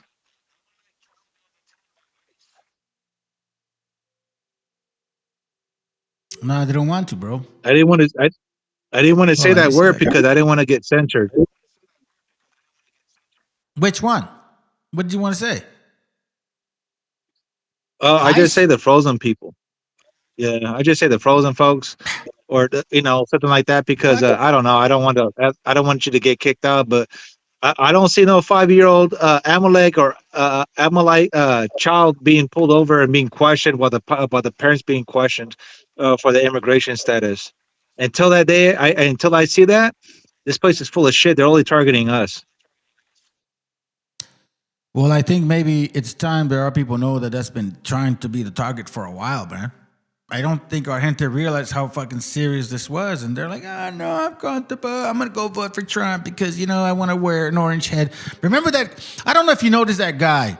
He was a Mexican dude, and he was wearing they interviewed him at his work, and he had like a tennis hat with like Trump hair over it. Remember that? He's like, "Well, I just wanted to arrest people that are like dangerous illegal immigrants." You know what I mean? These guys don't want to. They're not looking for gang members, bro. They're not coming out past 8 o'clock looking for the hoods. Cause look at here, bro. I'm a real estate agent out here in San Diego, California, Mexico. Okay, I'm gonna say it like this. I used to be fucking a property manager for the hood, like over there off of fucking what was it, off of Imperial, off the 805 in the hood where Green Cat Liquor is at, all that shit. I used to fucking manage all that goddamn fucking area right there. Listen, you know what the fucking hold on, they had a drive-through liquor store in that city. Yeah. Trip on this, bro.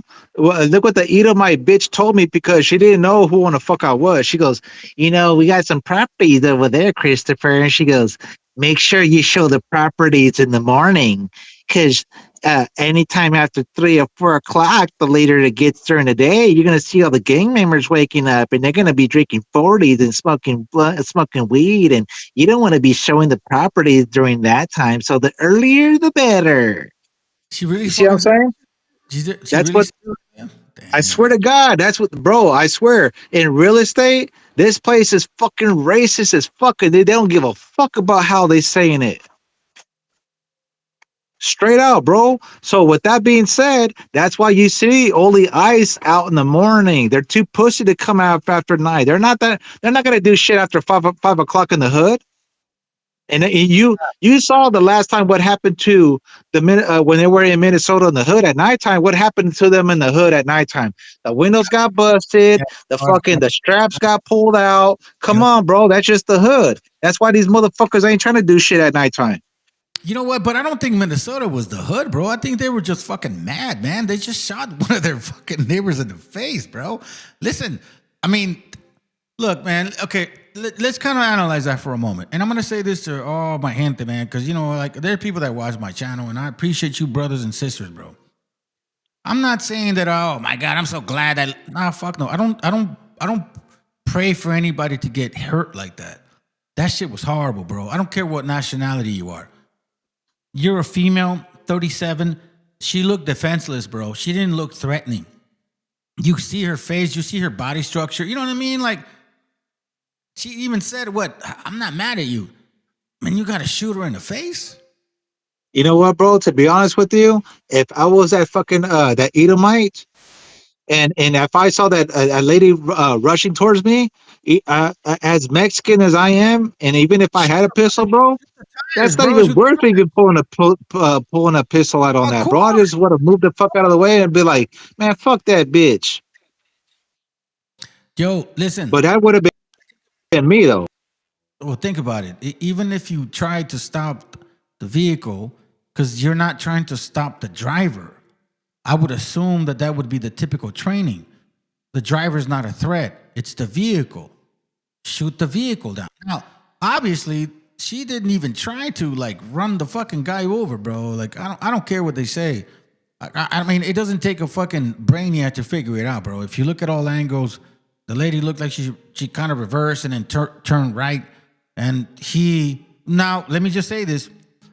Apparently, he was married to a chick that left him for another chick. So, maybe that triggered him too. She saw that the butch looking type would he would assume, right? What he would assume. I heard that he was on That pissed him Grinder, off, bro. There's yeah, Hey, on the hold on, internet listen. they're saying that he's on Grinder too. He's a fucking little homosexual faggot. Maybe not even that. But let me just say this, bro, because my wife studied psychology and shit, and she told me, bro, like, and there's statistics, and I think I have it in my link. I don't know, but it's for example, if you look up serial killers, the majority of them are men, right? And predominantly 60% are white. White people typically are serial killers. Now, it just doesn't even end there, because you can't really determine that it would just be serial killer white people. They will kill you, but there will also be pedophiliac through that, or at the same time, what's the necromancy? Not the necromancy. Which one's the one that they sleep with dead people? That one, or like the other one where they will eat them. And guess who predominantly is that? Edom. Edomites are 60% prone to be that out of like 97% of serial killers, predominantly being men. Bro, that's right. like saying like the rest of that sounds like the rest of the percentage are like a mixture of all other nationalities, like black, Hispanic, Asian, all that kind of weird shit. You know what I'm saying? So it says that predominantly them. So who really is the enemy of the state? How can we trust on people that 60% of y'all can bug out and then decide to fucking eat me when I'm dead? Bro, this is nuts. Hey man, is that my system doing that shit to you, or what's going on? I have no idea. Huh? I don't think the phone likes what I'm saying. That's why I was trying. I see. Well, let's continue playing this, man, because I'm kind of. I use different words. Let me continue playing this, man, because I'm interested in what's next. Hold on, because like the brother said earlier, yeah, they interviewed a raza out there. Okay. Out here? Is it childcare? Because I notice Mexicans seem to work like retail, construction. Many men will tell me my wife works, but I do not. That's not true. That's what they told me though. They themselves. The first 2 years after they get married. Okay. Only the first 2 years. Okay. And then they go work. Most men. Okay. All right. How many kids do you have? I'm gonna guess you have 13. They all vote unanimously in favor for it. Look at this. There's a car accident every 5 seconds. Some of the driving out here is horrendous. It's truly terrible. What do the Jewish people here do for work, from what you've seen? Do they just pray, or? No. So yes, they pray every single day, and then they work every single day after this. After they pray, they go to work. Yeah, they drive in school bus and transit bus. Excuse me, gentlemen. What do you guys do for work here? Hey, let me pause it real quick. Let me pause that shit real quick, because like, look at that. Hold on. Let me go here real quick. Look at that. Who do you think is up there? You think it's these guys with accents Mexicans and funny, furry, curly hair? Yeah. And this is what I tell people. Do you think these guys really? MESHIACHA, y'all need to start waking the hell up, man.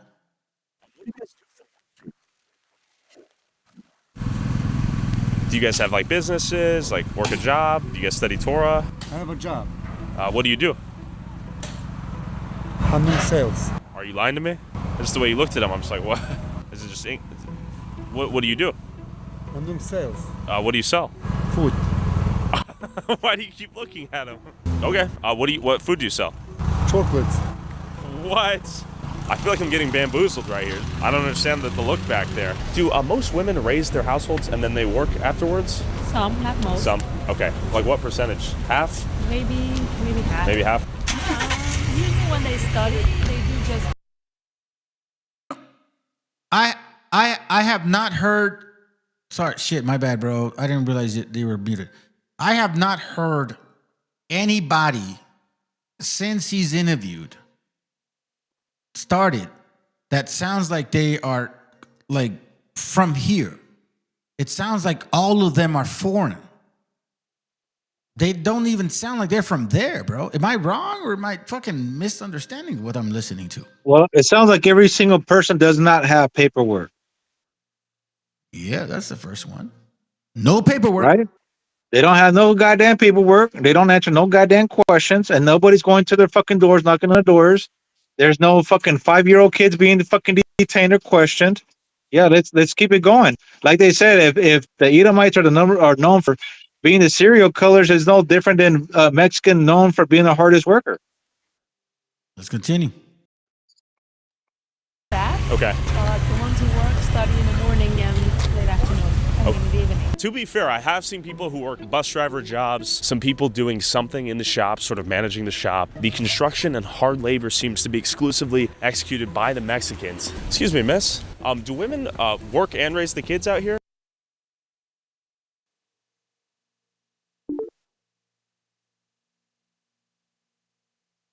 I have to pause it and I have to rewind it. Is this even a surprise?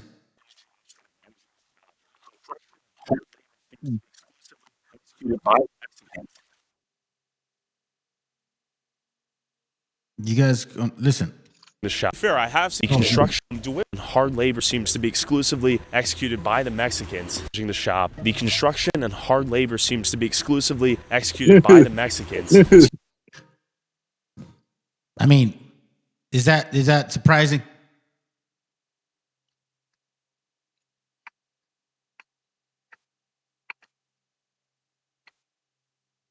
When is our gente going to start waking Who the else hell up? does Man? When do you? Hey, bro, who else does those jobs, bro? Right, but when is it going to take our gente to like really wake the fuck up and realize like what are we seeing here? These people are living off of. They're not working, bro. They're not working, and we're building houses for them to live for free. Do you understand what that means, Hey, bro. Hey, bro, they're not at work. They're just walking around all goddamn day, not doing a goddamn thing, reading the book, while our people are at work all fucking day. We can't even see our fucking kids. We can barely pay our fucking bills, and then we're told get the fuck on out of here.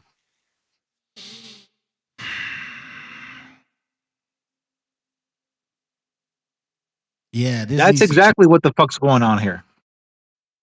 Excuse me, miss. As soon as we build it, they want us out.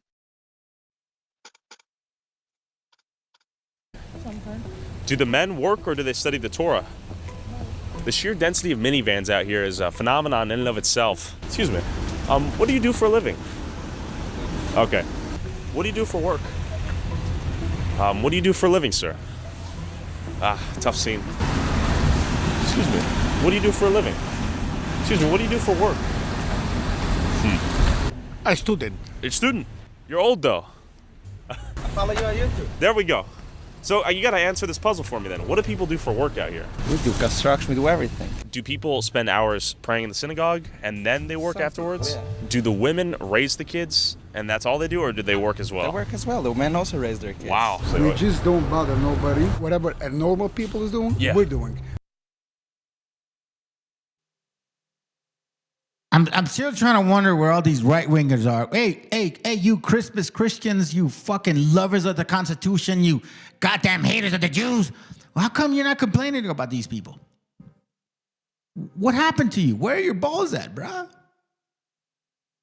I thought they're gonna make America first, bro. No, you know what it is, bro? You know what it is? It was all propaganda, brother. That's it. That was all it was. All those people that were showing hate towards all this, Hispanics, all you people taking advantage. No, it's not it, bro. They were paid by these IPAC, right-wing, Israeli, Zionist motherfucking bastards. And that's a fact. I don't care if you shut down my channel. It doesn't matter to me anymore at this point. Because somebody's gonna have to fucking take over after this moment. This is horrific, bro.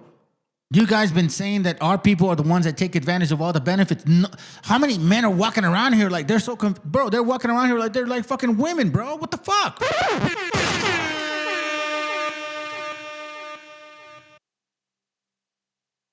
I see more of them walking around than women. Hey, around. these devils are not even at our site. They're not even at a job site. These are men, bro. These are men. Seriously, this is the women that marry these dudes. Really, this is what those women marry, dude. Imagine it. Oh, bro. Hey, bro. Like I told my brother, this world's ran by a bunch of fucking pussies and faggots. Shit. If these women only knew. This is horrible, bro. This is what they marry. This is who makes babies with them. You guys think you're so superior? What superiority, my friends? Give me a moment to understand. You're living off of other people. You're not even trying to fucking do some physical work. You're not even trying to like build some shit like Jesus. You know what I mean? Like, at least he built tables and chairs. The fuck, man? Oh, that's right. They don't believe in him. That's right. I forgot. That's right. They're not carpenters. Neither are they planters and shit like Abraham, Isaac, or Jacob. Apparently. Right? Unless I'm wrong. Hey, would you call that a freeloader? Yeah, that's more of a worm. It's called a worm. You know, caterpillar. Likes to eat everything without fucking doing anything else. And then when it's done, it wants to turn into something pretty. Hey, like my humble used to say back in the days, man. We used to party up in Spring Valley. He's like, man, he's like, fuck you, fool. He's like, you're nothing but a fucking, what is he? What he used to say? You're a fucking freeloader. I'm over here fucking supporting your habit. Damn. Well, you know, that ain't so bad. Let's go. Hey, but that right there, what the homie just said, that's who these motherfuckers are right here. Yeah, of course, man. They're fucking supplying themselves from the juices of other people. In the kosher way, instead of selling to general supermarkets, I see. For example, I'm in the kosher food. I sell for kosher supermarkets. What I'm hearing is they'll gladly take money out of the American tax base to support their lifestyle, and if they do start a business, it'll most likely accommodate and service Jews. We don't bother nobody. We don't kill. This is true. No violence out here. No violence. No drugs. No drugs. No stealing. No raping. No nothing. You see, we ain't black. We ain't Mexicans. You know, we're not like those savages that roam around LA. We have curly hairs on our sides. And we just live off society because we read the Torah. So what is it? What's going on? I'm kind of wondering. It almost seems like the government said, listen, we'll keep funding you if you show the hours of the Torah study. It almost seems like that's what their clockwork is. They keep saying, I work the Torah, right? So it almost seems like that they have to report the hours that they study the Torah to keep being funded. Would that be a possibility? You think that's possible, bro? You know what, man? Hey, what you just said right now, literally, it sounds like what it is. Yeah. They have to clock in and give in the. Oh shit! I guess the algorithm really does not want us to talk about this topic. My friends, whoever's out here, man, y'all should join too, bro. Hey, let me say this, man, real quick. If you guys are here listening, there's like seven of you guys listening. You guys are more than welcome to join the chat. It's not just about me and the brother right here, bro.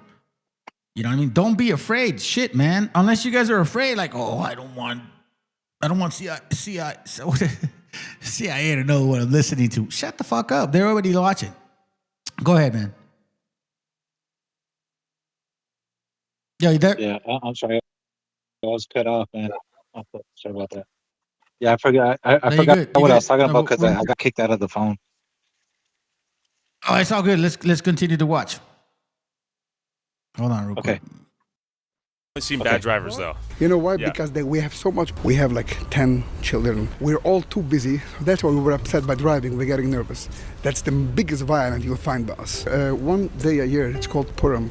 That party. We dance, people getting drunk. And the biggest good thing about that we're giving donations for other people. Oh, that's right. Do you know how much money goes out in this village? I'm going to guess millions. Millions? Yeah. And that's without being so polite, keeping open the doors. That's a thing on Gentile behavior. Yeah, right. No, not Gentile. It's a, Some goy but behavior. You're not going, Shaka. See, I'm going. No, you're not going. You're a Yid. He's literally admitting his Talmudic fucking nasty ass dirty bastard shit. Fuck you goddamn Khazar, bro. You're not Goyim. You see what I'm saying? So he's admitting that they do believe that there's Goyim concepts. Oh my dear God, bro. Pinches Mexicanos. When the fuck is it gonna wake your asses up? These are not the real people of the Bible. Mexico, wake the fuck up. Raza, stop putting your knees to the Virgin Mary that's not even real. You guys worship some shit that was never... She never showed up to Juan Diego. That shit was bullshit. Oh my dear Jesus. You know what? Maybe that's what it's gonna take, bro. It's gonna take some fucking destruction for our people to just be like, oh fuck, I didn't realize. Yeah, fuck face. It's right in your face. I mean, this is abuse, bro. They're making fun of us, bro. Hey, like I said, man, Esau did a good job. Yeah, they did. Yeah, they did. I have not heard one person speak proper English since we've been watching this video, man. Not one. But yet I heard one video where a border patrol with an accent asked another dude, where are your papers at? He says, why are you asking me for my papers? Because you have an accent. Oh, my God. And you know what's worse? Actually, it doesn't matter. Let's continue with this shit. This is, oh my God, dog. Like, damn, man. Going back here to your kids. Okay. Are you a Yid? I'm Goyim. Can you show me your license? I know that you guys don't support Zionism, or you guys don't support the Jewish state until the Messiah is here, right? Exactly. They are not the Jewish people. They are not us, and we are not them. They are not Jewish at all. The state of Israel is a secular state, same as Japanese, but they call themselves Jewish people. They don't obey no laws. They're taking out kids from the yeshiva, sending them to draft to army to fight Hamas. Family, let me pause you right there.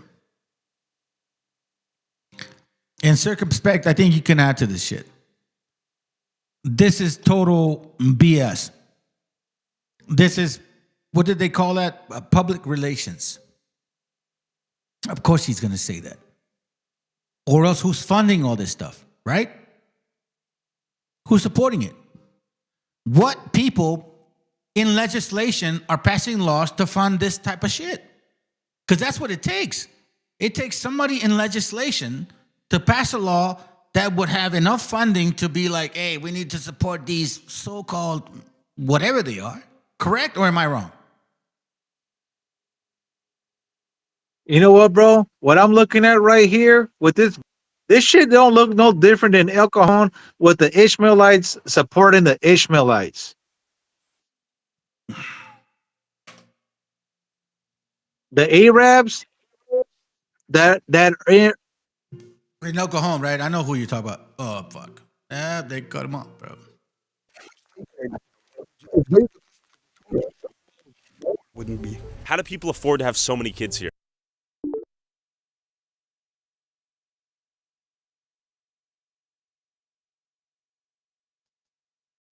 Hello? Hello? Go ahead, bro. Go ahead. We can hear you. Hey, sorry about that. I got kicked out again. But anyways, this what like you said, somebody's paying for this shit right here. Obviously, there's somebody in charge. So what this looks like is no in position, in power, in those offices at the DES office in El Cajon, California.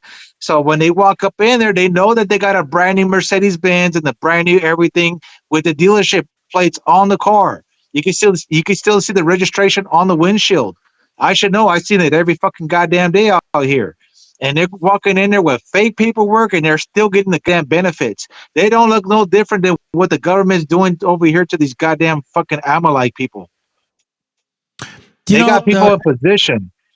Check it out. There's a book called The Jews and the Muslims in British Columbia.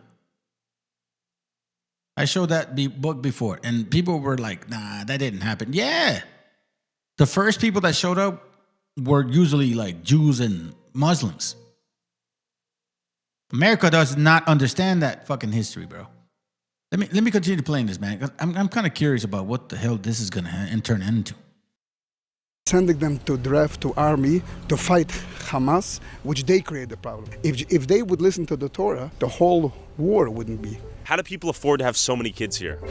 They don't afford, we help each other. We opened 2 groceries called Maitiv. We're giving them 50% discount. Just giving you one example. Yeah, I could get a discount too? Yes, because the store is officially made for everybody. The one thing I am curious about though is the welfare use. Both the federal or whatever the state, they're both spending equals money for other people. The only difference is over here, the money is being spent for us and our mouth to eat, and in Bronx it's being spent for the NYPD to fight. Are you on welfare? No. Do you know anyone on welfare here? I won't comment on that question. Come on. How should I answer the You own a shop. You own a supermarket basically. So you would know. Give me a rough estimate if you can. No. Why not? I'm not. Why? I'm not gonna comment. Why? Why is that the stickler? Because I can't answer you a simple. You can give me a rough estimate though, just ballpark. What do you think? And I'm gonna guess 33%. Yes. Okay. Yes. And that's probably about on average throughout the U.S. That's not terrible. Exactly. I'm just trying to figure out how people afford to raise 10 plus kids on sometimes single income households. We don't spend so much money for each kid. Humble living. Okay? Like how many kids per family? 10, 12, 14, 15. Oof, that's huge. And how do people afford to have such big families out here?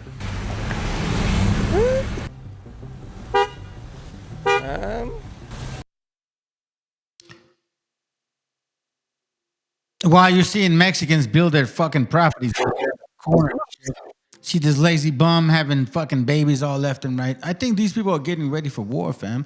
That's why I'm saying, man, y'all need to start getting ready. I'm not saying anything, but I'm saying. No, you there? Yeah, I'm here. You want me to keep playing? Yeah, keep going. Yeah, but these guys don't. These guys are literally they're keeping their money with them themselves. The same thing that we should be. If, for example, my business, I go around and I do random things for other people, right? I don't want to say what it is, but when it comes to my people, I give them discounts. But when it comes to other nations, I charge them a lot of money. Do you know what I'm impressed about this whole view right here, bro? Take it as you will. Yeah, it's all good. You know what I'm impressed about this view right here? Look at it. Look how beautiful these buildings are, bro. Who's making those things? It ain't them. There will be a time where all of this is no more available for this shit.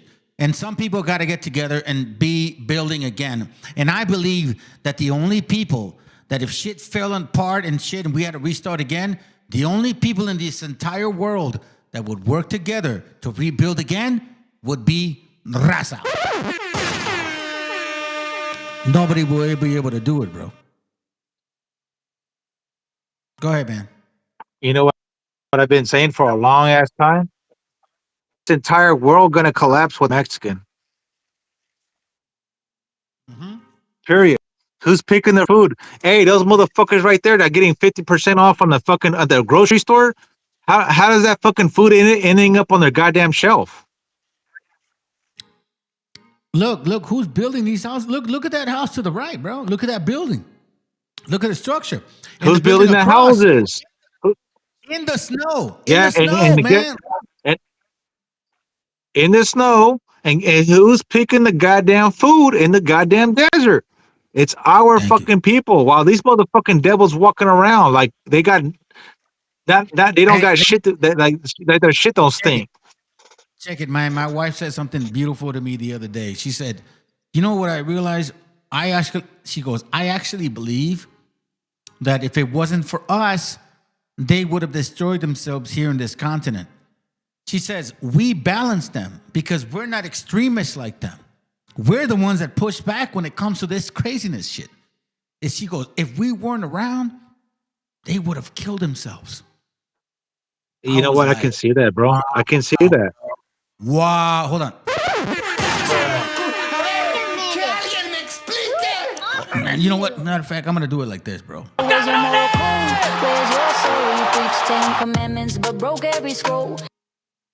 Honest, man. when she said that, I said, you know what? You're right.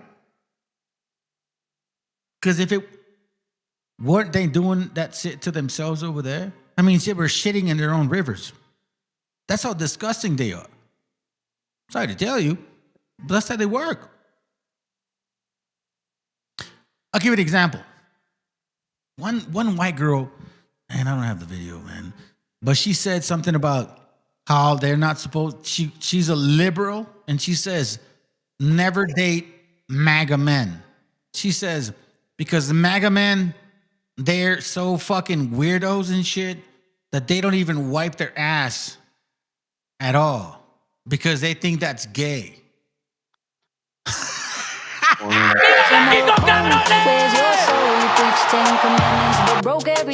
Seriously, bro. That's fucking disgusting. Yeah, she said that MAGA men, you got white boys and shit, that you guys don't like to wipe your asses because you think that if you actually wipe your butthole, that's gay. What is it gonna trigger some weird shit into you? Is that what it is, bro? I think there's some weird shit with them, bro. I think that's what it is, man. Hey, I heard something very similar about a redneck bitch on the internet. She goes, I gotta show up to Thanksgiving, and I asked my parents, "Is there anything that you want for me to do?" She goes, "Yeah. Can you wipe your ass?" She goes, "I don't want to wipe my ass with toilet paper because it has bleach and it's gonna cause cancer in my butthole." What? Seriously? I swear to God, that's what a redneck bitch said. Wow, dog, that's crazy. No, but the crazy part was just that I did not know that they were so fucking concerned about wiping their butthole, bro. Like shit comes out of your butthole, family. Clean that shit. And if that triggers you to feel weirdo, then that's your problem. That's not everybody's problem. You know what I'm saying? Hey, bro, in El Cajon, California, the fucking public bathrooms, you'll see a fucking water on the floor because the Arabs washed their ass on the sinks. Shut the fuck up, bro. Bro, come on, brother. I'm not lying to you. I'm in El Cajon every day. What's wrong with these people, man? Hey, I washed a bathroom one time in San Diego off a convoy off the 52 at a dealership. I cleaned that bathroom so fucking badass, bro. The way I would do my bathroom is spotless, bro. And then the Arab went to go use a restroom and fucking threw water all over the goddamn floor. And the Puerto Rican salesman, he's like, "Hey man, Christopher," it goes, "that fucking bathroom, you made that shit look so fucking beautiful, and now it's all destroyed." The Arab threw water all over the fucking floor. So I was in there talking shit to his ass. I said, "Hey faggot, this ain't fucking Iraq, all right? You need to fucking wipe your ass and fucking do it the right way." I don't understand. Wait, I don't get it. What did he do? Washed his ass, homie, instead of wiping his ass with the toilet paper. But he washed his ass on the sink the sink, bro. Where people wash their hands. Where you wash your hands. Oh my God, dog. Just because he didn't want to touch his asshole? I don't even know, bro. That's what Arabs don't like to wipe their ass. They like to wash it. Bro, okay, I get it. Maybe they're used to that shit. But bro, listen, you are a fucking home. Dude, listen, you're gay. I mean, I don't even know how to say it, bro. Like, if you're so insecure about just wiping your fucking butthole, bro, and you think that you're gonna be gay, then you are fucking gay.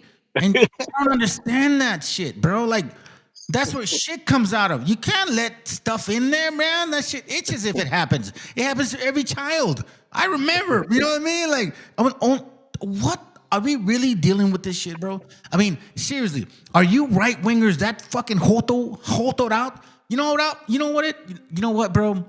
I'm gonna let this video play, and I'm gonna look for a video right now because I didn't even want to share with y'all because I was just watching it on the side. But these women are saying what the fuck I'm talking about. Okay, let me prove that shit. Because guess what? For so long they told our gente we ain't shit. For so long they said, "You guys are stupid, dumb, you're not smart, you guys are savages, you shit on yourselves, whatever, you're rapists, murderers, and all that shit." And guess what? Eventually, after time, we started figuring out that, nah, that's not true. Nah, as a matter of fact, you're projecting. As a matter of fact, everything that you said about me is exactly what you're doing.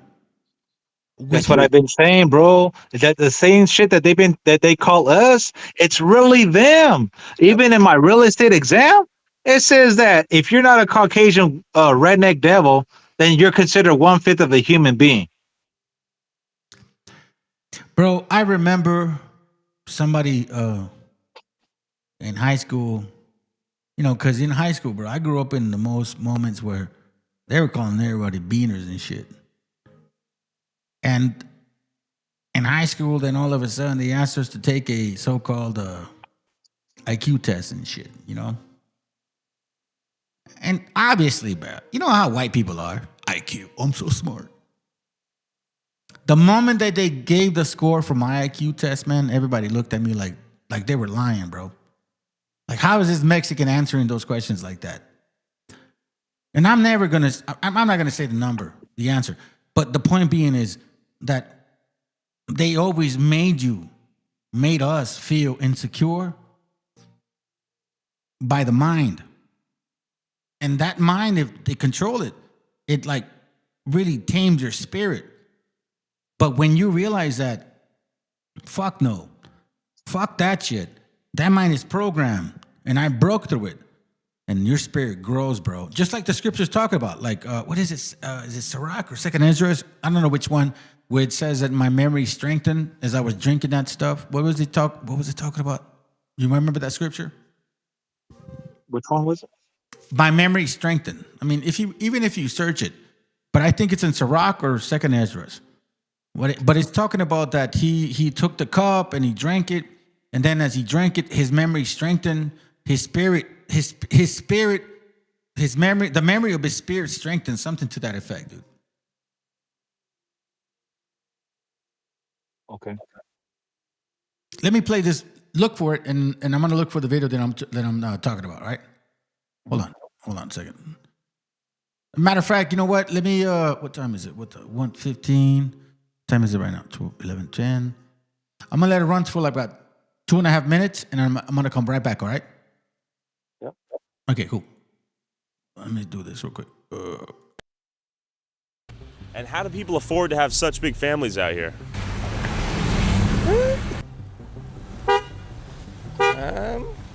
Working. I don't Working? know. Like, what do people do for work out here? What to do? Brokerage. Brokerage? Construction. Okay. Teaching in school. Okay, teaching, school, construction. What percentage of people do you think are on like welfare, Medicaid? A lot? A lot of people. Big people. Okay. Okay. What do they do? What I do? Yeah. What do you do for work? I'm a student. Student? Okay. How old are you? It's very late to me. I see. Thank you. Would you like to be interviewed? I know can professional English, so. You speak English? Any English? No? Okay. Tough to find someone that speaks English out here. It's tough to find anyone besides the Mexicans out here at work. These guys are looking at their phones half the time too. I'm a little bit confused. And why is everyone on the smart or on the flip phone? Are they actually speaking to someone? Like, are you actually on the phone with someone? Yes. Oh, you are? Okay. Some people I hear are on the radios. Could be. Okay. Pregunta. Esta ciudad, Jews? Yes. Solo? Yeah, it's only the Jews. And las personas hispanic trabaja por construcción? Yes. Jews trabaja en construcción aquí o no? Only the Hispanics. Hispanics? Okay. Thank you, my friend. Okay, so this is sort of a well-known fact, but it's good to hear from him that the Hispanics are working the construction out here and the Jews are living here. You work in the medical industry. Yes. And you help someone who's elderly or? Well, it's for pediatrics. Pediatrics. It's a private office for Dr. Wurzberger. Okay, I've noticed that seemingly only Hispanics are out here working. Yes. And I have not seen many of the Jewish people here working. Yeah. Do you know what's going on there? That I don't know, but we do have a few coworkers also that are Okay. Jewish. But I have noticed that also. I'm trying to figure out how you guys afford to have so many kids, though. I mean, I see all these Mexican workers, too. personally, Yeah. I'm struggling. You're struggling? Yeah. It's not easy. Most of Okay. the people I know are. Are most people who have this amount of kids on forms of welfare, like SNAP, Medicaid, housing assistance, that sort of thing? A lot of people. I'm not. Yeah. I can't. Hear that? You hear that, Cracker Barrels? A lot of people are on welfare in that little town that you fund, that you don't talk about, that you don't hate, that you don't have Border Patrol asking people, hey, what's up with your accent? No, you choose to attack Raza, who actually works, who does the fucking struggle. Who is the real Hebrew? It's like the brother said, bro. This is Exodus time, baby.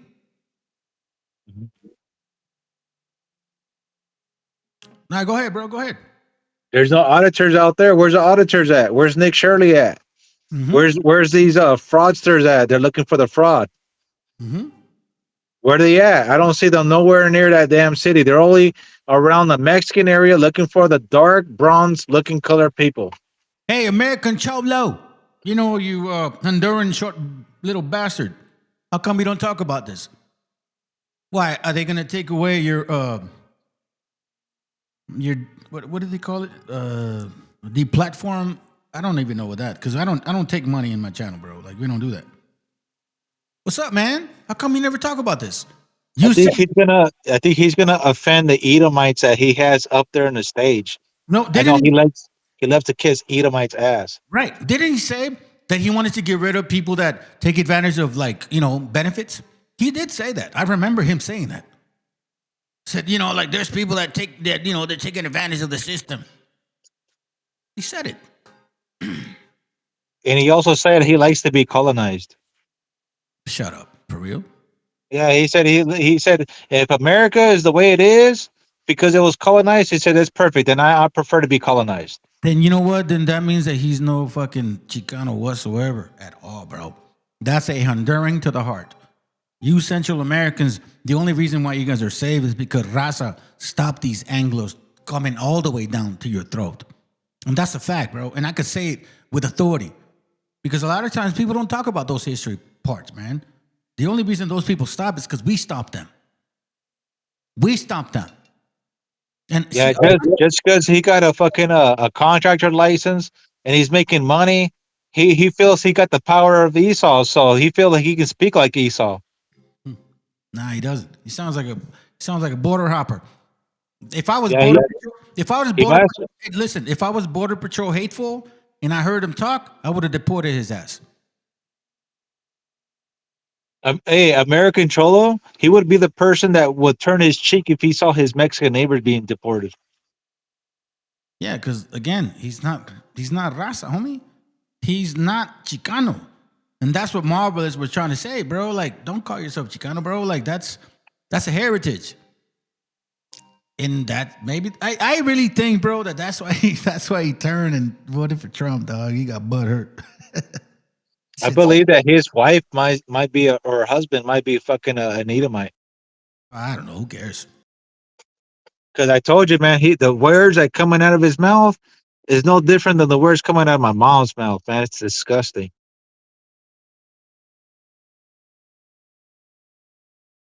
Well, what makes you think he was never white? What makes you think that his dad was never, like, actual European? Yeah, I wouldn't doubt it, bro, to be honest with you. You know, I wouldn't doubt it if he's trying to hide his pedigree, just no different than Amalek. Yeah, didn't he hide his pedigree since the get-go? Wasn't he trying to hide who he was? Raza doesn't care, bro. If you're honest with us, we don't care. Bro, if you're like from another nationality, so-called, bro, and you grow up with us, and you tell us from the get-go, it's not a problem, man. You grew up with us. That's it. That's what it is. You know, like, your family. But apparently he was hiding that shit from people. And then all of us, I'm fucking enduring and shit. Like, what the fuck? The whole time you're trying to sound like you're Chicano and shit. Man, listen, I saw that that documentary. What is it? American what?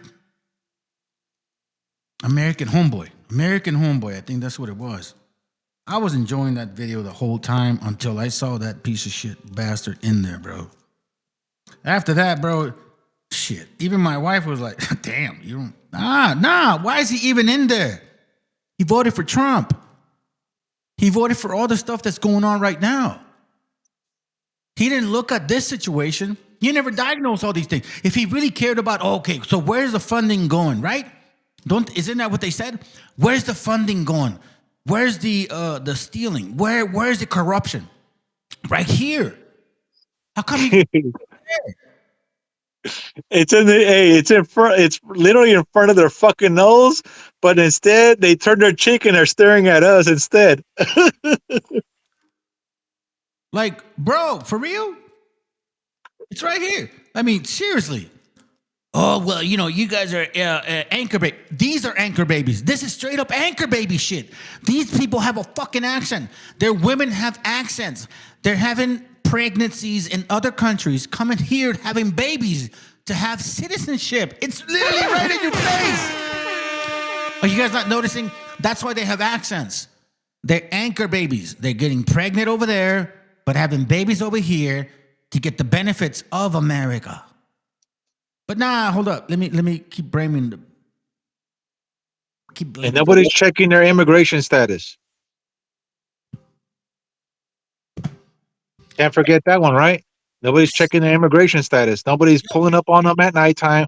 They're not getting flashbanged. They're not being dragged out the goddamn car. They're not being asked for their fucking goddamn paperwork. They're not pulling out their kids and asking them fucking questions.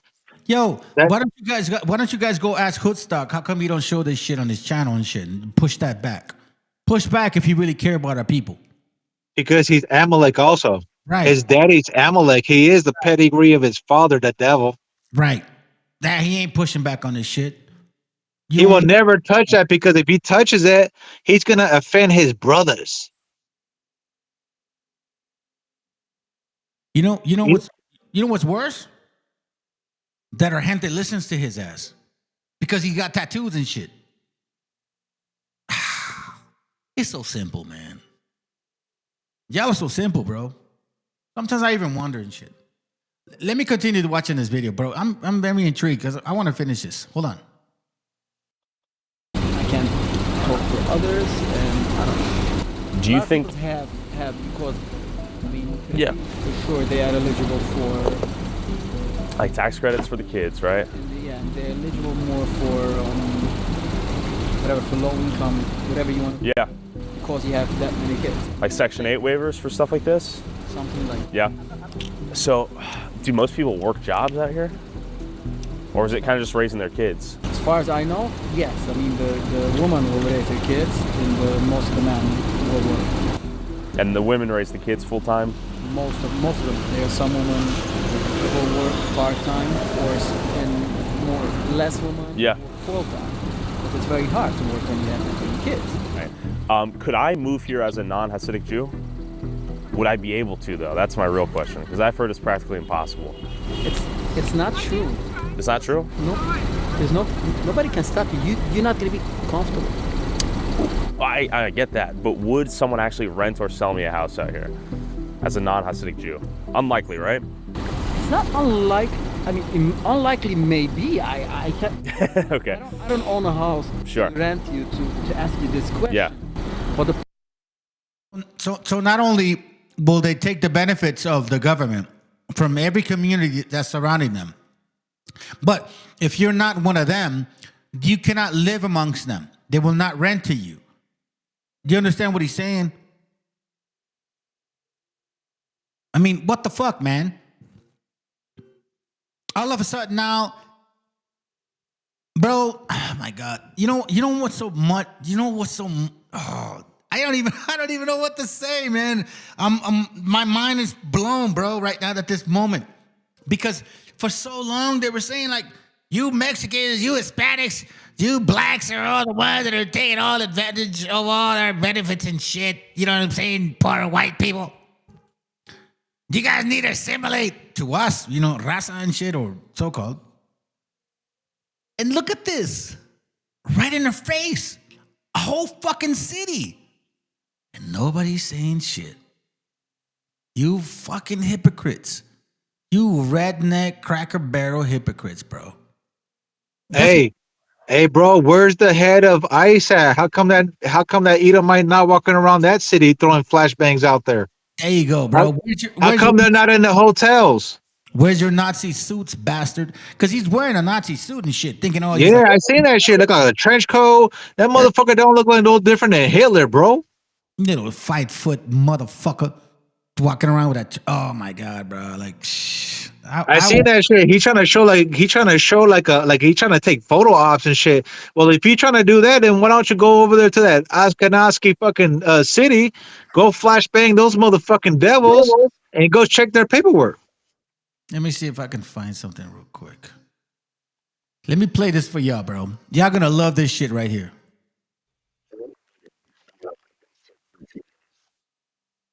And but we've seen this guy Greg Bovino a lot, the little 5 foot tall guy who dresses basically like a Nazi for photo shoots and whatnot.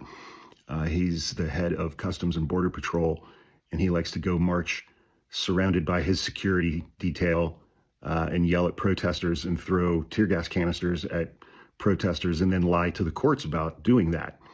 I haven't had time to like dig in and learn the history of Greg Bovino or learn anything about him personally. Fortunately, another TikToker took the time and did that. Please watch this video. Greg Bovino. Greg Bovino. Which Greg am I talking about when I say Greg Bovino? You know who the fuck I'm talking about.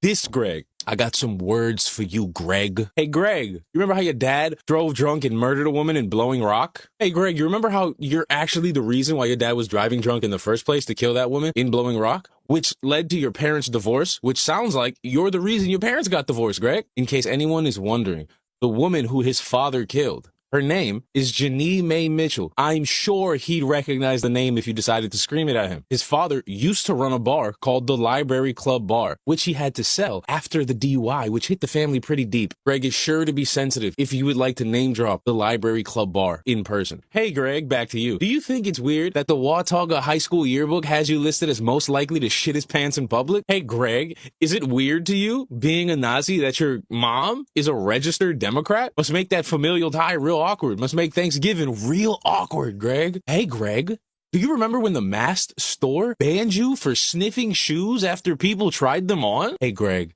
do you remember eating the Watauga Pioneers wrestling team's soggy biscuit? Is it still gay to eat semen off a Bojangles biscuit, or was that just an 80s thing? Hey, Greg, everyone at Watauga High School still thinks you're a loser. Hey, Greg, Boone, North Carolina fucking hates you. Hey, Greg, you remember when you fell into the porta potty at the Valley County Fair and nobody found you for hours because people just kept coming into the porta potty and shitting on you?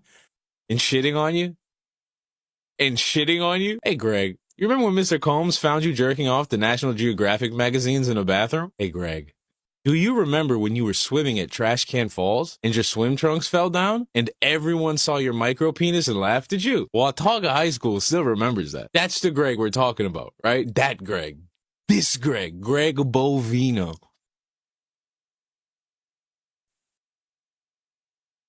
I had to share that shit, bro. I had to share it, man. Sorry. No, you there? Yep. Let me go back to this over here.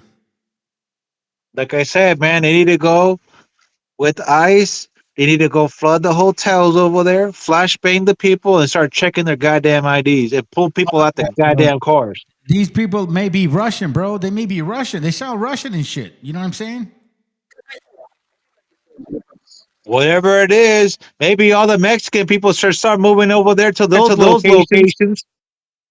And so that way they don't have to get fucked with. Yeah, let me let her play. Sure. Like the same as I live here. Nobody told me, hey, you have to live here. I live here because I want to live here. Correct? Yeah, that makes sense. If a secular guy is going to move in, he's going to be uncomfortable. I don't want my kids should play in the house of a secular guy, because the reason why I want to live here because I want to be religious. I see. I want my kids should be religious. Sure. That makes sense. I don't hate them. I love them. How is this different from Sharia law? Isn't this what these fucking cracker barrels always arguing about? You fucking white people, man. Where are you guys at with this shit, man? What the fuck? Oh, that's right. You 3%ers. Hey, what's up? Proud Boys. How come you're not over there doing your job? That's right. Because you pussies. Because you paid. You are paid by these people.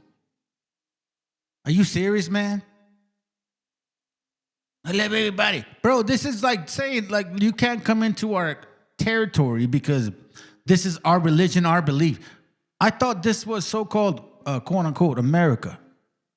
Is right? Or am I forgetting, bro? Last time I checked, I think, right? Well, like they say, it's built for and only Satan. Perfect way to say it. No, that's reasonable. Yeah. Have you heard of the all-white community in the Ozarks? I know, yeah. Would you agree with them doing that? I don't know. I don't want to live there. The point is not this. But you think they should be allowed to do so, though, right? I have a lot of opinions. Do you think they should? As I told you, you have to sit down with me. Oh man, all right, you're a complicated guy. Could I buy a house there? Would they let me? Legally, I think you. Legally, I could, but they wouldn't, right? It's a good question. How they will deal with that? Why is everyone so busy? Back to the video. No speak English. None? No. As I was going around, my drone captured the most dangerous people in the city. Bad drivers. But real quick, the sponsor of this video pulled out once they learned what the topic was. So if you want to support the channel, get access to these videos early, and watch never before seen content I can't. Hey, sir, he said that he gave me $500. And go check it out. Tyler Oliveira for $5 a month. Back to the video. $500. We just saw like a straight up we just saw a straight up fucking third world the description of accidents. So, brother, can you hear me? Yeah, they said that they don't speak English either. I understand. You're a real estate agent, correct? Yes, sir. I'm an insurance agent. As I told you, I own an agency. Okay. So I understand about liability. Do you understand what it means by liability? That's why people get insured in their cars. You see, there's liability, meaning like you pay for liability. You pay for the rest of your coverages in your policy. Because quite frankly, they don't demand liability. They don't demand physical damage on your car. California or any state, they don't care about you protecting your car. They care about you having liability to protect the other people in case you fuck up. So in this case, you know, when you have an accident, you're supposed to report that shit. This is not what happened. Watch this. And this is totally fucking illegal. But hey, 3%ers, Proud Boys, you Cracker Barrels, where's your anger? You want? I can give you. Hi, sir. He said that he gave me $500. And go check it out. You can call the police. They'll make a police report. It doesn't pay. $500 for that? Come on, man. Can you give me $2,000? I don't have $2,000. You give you a change. I don't have $2,000. Oh, if it were me, I would just call the police, get the police report, and handle it through his. This is in the U.S. This is here. This is not another country.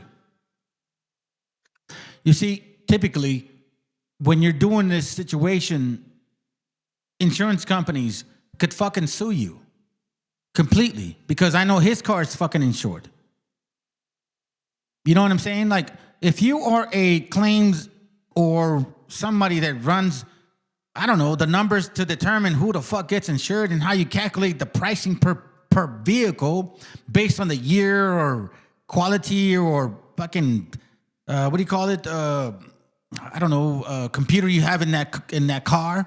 Because most cars nowadays are most computerized, you know what I'm saying? So they're much more expensive. Whoever determines that shit was looking at this like, wait a minute, hold on a second. So you have an accident and you're trying to like swindle your way out of this fucking claim? So then I can't raise your fucking monthly premium, you bitch? Fuck you, bro. You see what I'm saying? This is illegal. This dude, oh my God, bro. And I cannot believe nobody cares. This guy did a video almost 5 days ago. Look how many views it has, bro. 2.6 million. I'm so glad he does. Because guess what?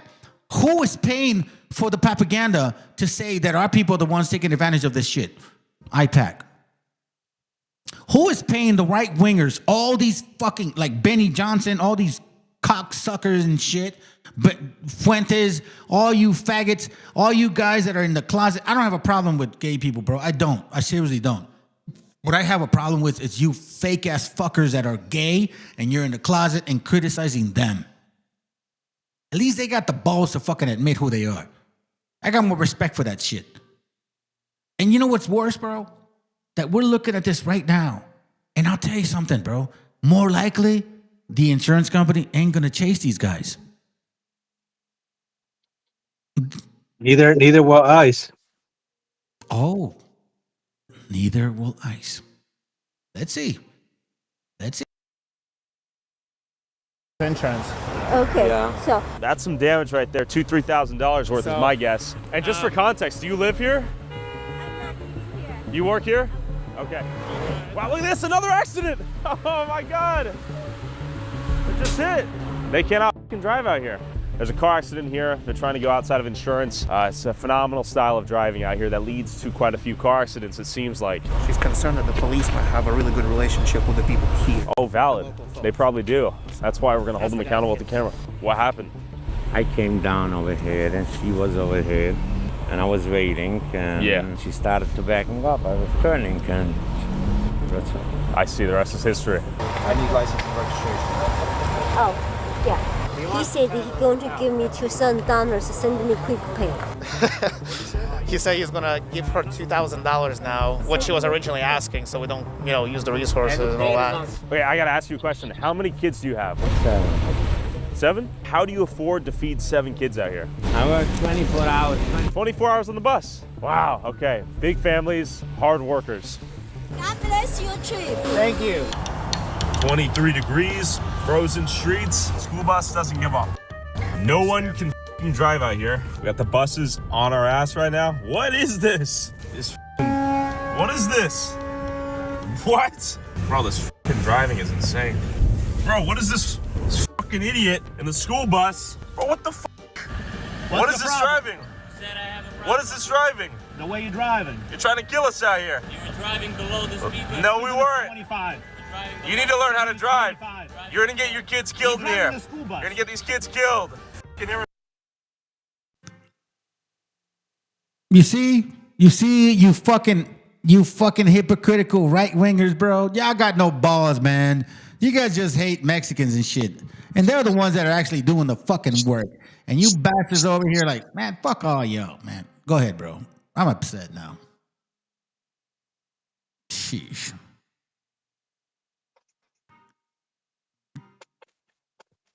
You got something to say, bro, or not?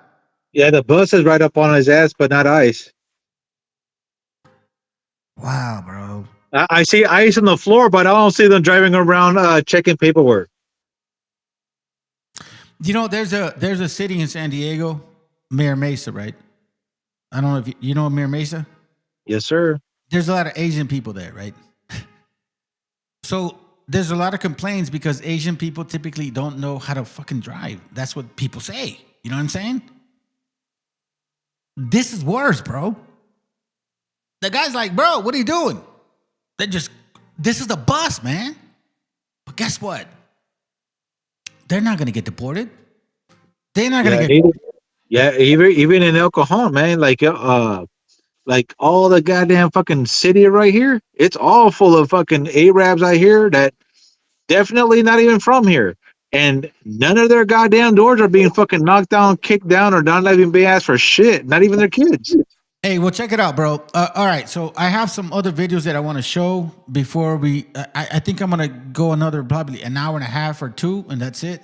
But do you guys want to let it play, or what do you guys want to do, man? You let me know, bro. What do you guys want to do? And Keep going. No, I'm kind of asking the brethren too, the people on the chat as well. What do you guys say on the chat? Do you guys want me to let? Because I don't want to stop it no more. I want to let it play. But that means that we're gonna go 23. It's 10 minutes.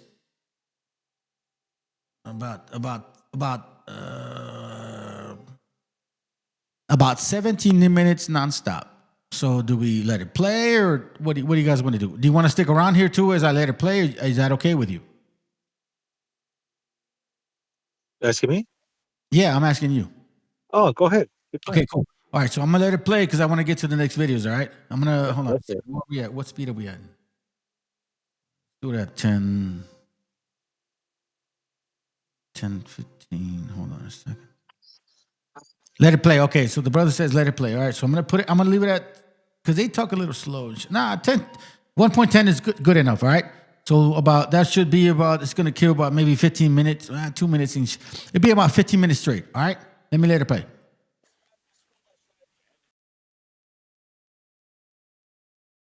Everywhere, as women give birth to about 7 children on average. Massive families, 7, 8, 9, 10 plus kids per family out here. All of these strollers and little kid bikes.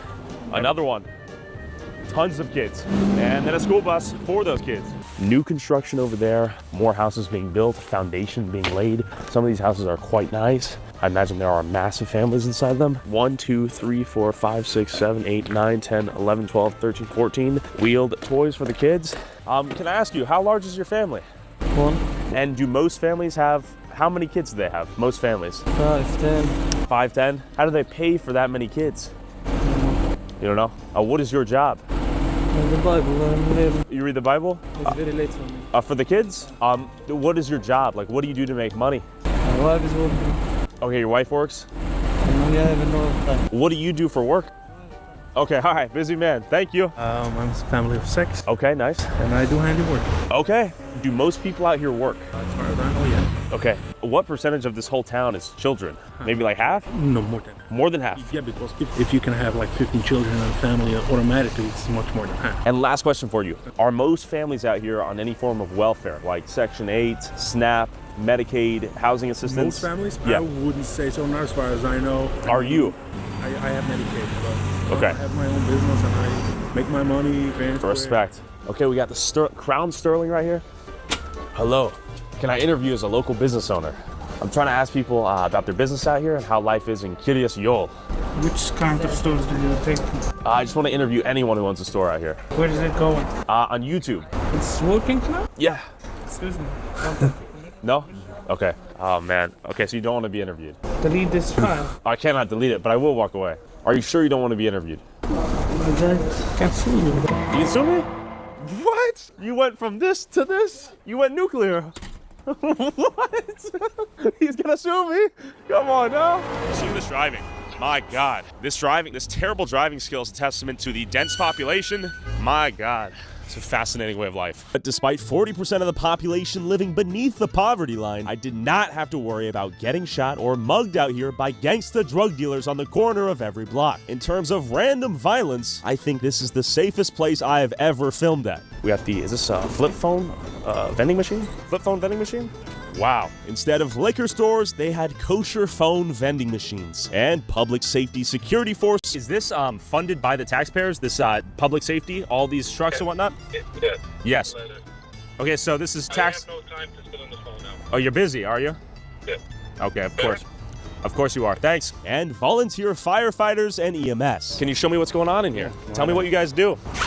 So basically, we provide coverage for the fire service, for the village of Kiryas and the town of Palm Tree. Okay. Are you a volunteer firefighter? This is all volunteer fire. All volunteer work. Fire department. And how fast can you guys respond to emergencies, given how tiny the town is? We have a 90-second response. 90 seconds? Yes. Okay, cool. So anyone, even non-Jewish people, you guys will arrive? Absolutely, yeah. Okay. Just for the whole community? Yeah. Okay, nice, man. Some volunteer work. There's some lessons we can learn. Communal living, helping each other out, looking out for each other. They even had their own kosher AAA. So we got the Chevy Suburban, we got a pickup truck, and let me show you the This is equipment. like Jewish AAA or what? Basically. But it's community funded, right? Yes. Who pays for the trucks? We have a couple of sponsorships. Collision on the Go is one of our That's sponsors. a local company here? Yes. In the area? So, for instance, I do not have to have a AAA membership if I live in Kiryas Yol. No, you can have our number. We got everything. All the equipment, everything what we need. Even for the Gentiles? Whatever you need. You call us, we Okay, so coming you guys out. are helping anyone who calls? You call us, we go out. Okay, we're hopping on a call right now. Let's see how this works. Thanks for having me. Hey, what's the call? What was a flat tire? Just a community member. Yeah, just someone called. Okay, there it is. Okay, so he's already on the job. He got here faster than us. Young volunteer, quick to the work. It would be pretty convenient to get a flat tire, call up the city, and they just help you out. Imagine that world. When you live the same, you look the same, you pray the same, you can do cool shit like that. We're at the Kiryas Yol Volunteer EMS. You gotta give respect to all these guys doing volunteer work for the community. Can I pop in? Sure. Okay. And here you go. Here's the food packages. Everybody gets affected for that. Some little chips inside. Right, this is beautiful. Community unification here and altruism. I like it. And we got to take notes, man. We got to do that for ourselves, for everyone else in America. Take notes. This is beautiful, but it requires some selflessness. It requires some additional work. You're missing hours with the family and loved ones and kids to help other people. They have a bigger picture approach here, and they look at the community as a whole. How many school buses are here? The town, over 100. Over 100. Wait, but isn't it public property? No, it's not public. No, this is a privately owned lot with publicly funded buses? Yes. Oh, it's privately owned buses too. Privately owned buses too. And you guys just purchased the buses yourselves? Yeah. Like who individually? Is it the rabbi? Oh, the rabbi. Okay, the rabbi buys the buses. Am I stupid? Then who buys the fucking buses then? If it's a stupid question. Well, who's the boss of the town? Of what? Privately owned company. Sure. I see. Is it mostly private schools out here? Is it a mix of private and public schools? 99% private.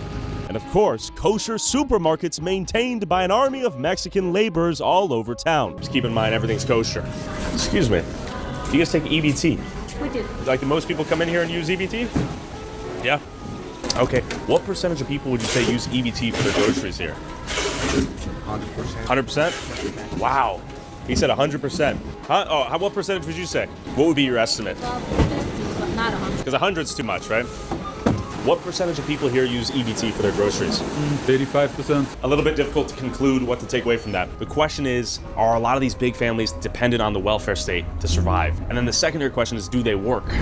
Yes, I work here. I know, but do the people that live here work here? Yeah, my work is for the people that live here. Okay, so that's what I've heard. A lot of business owners. Heard some people do study the Torah for a couple years. If they do that many times, their wives. Their wives are working. That's what I've learned too. And a synagogue around every street's corner so the men could study the Torah while their wives went out and worked. People are studying, praying. Beautiful. Wow. Okay, I think I finally made it.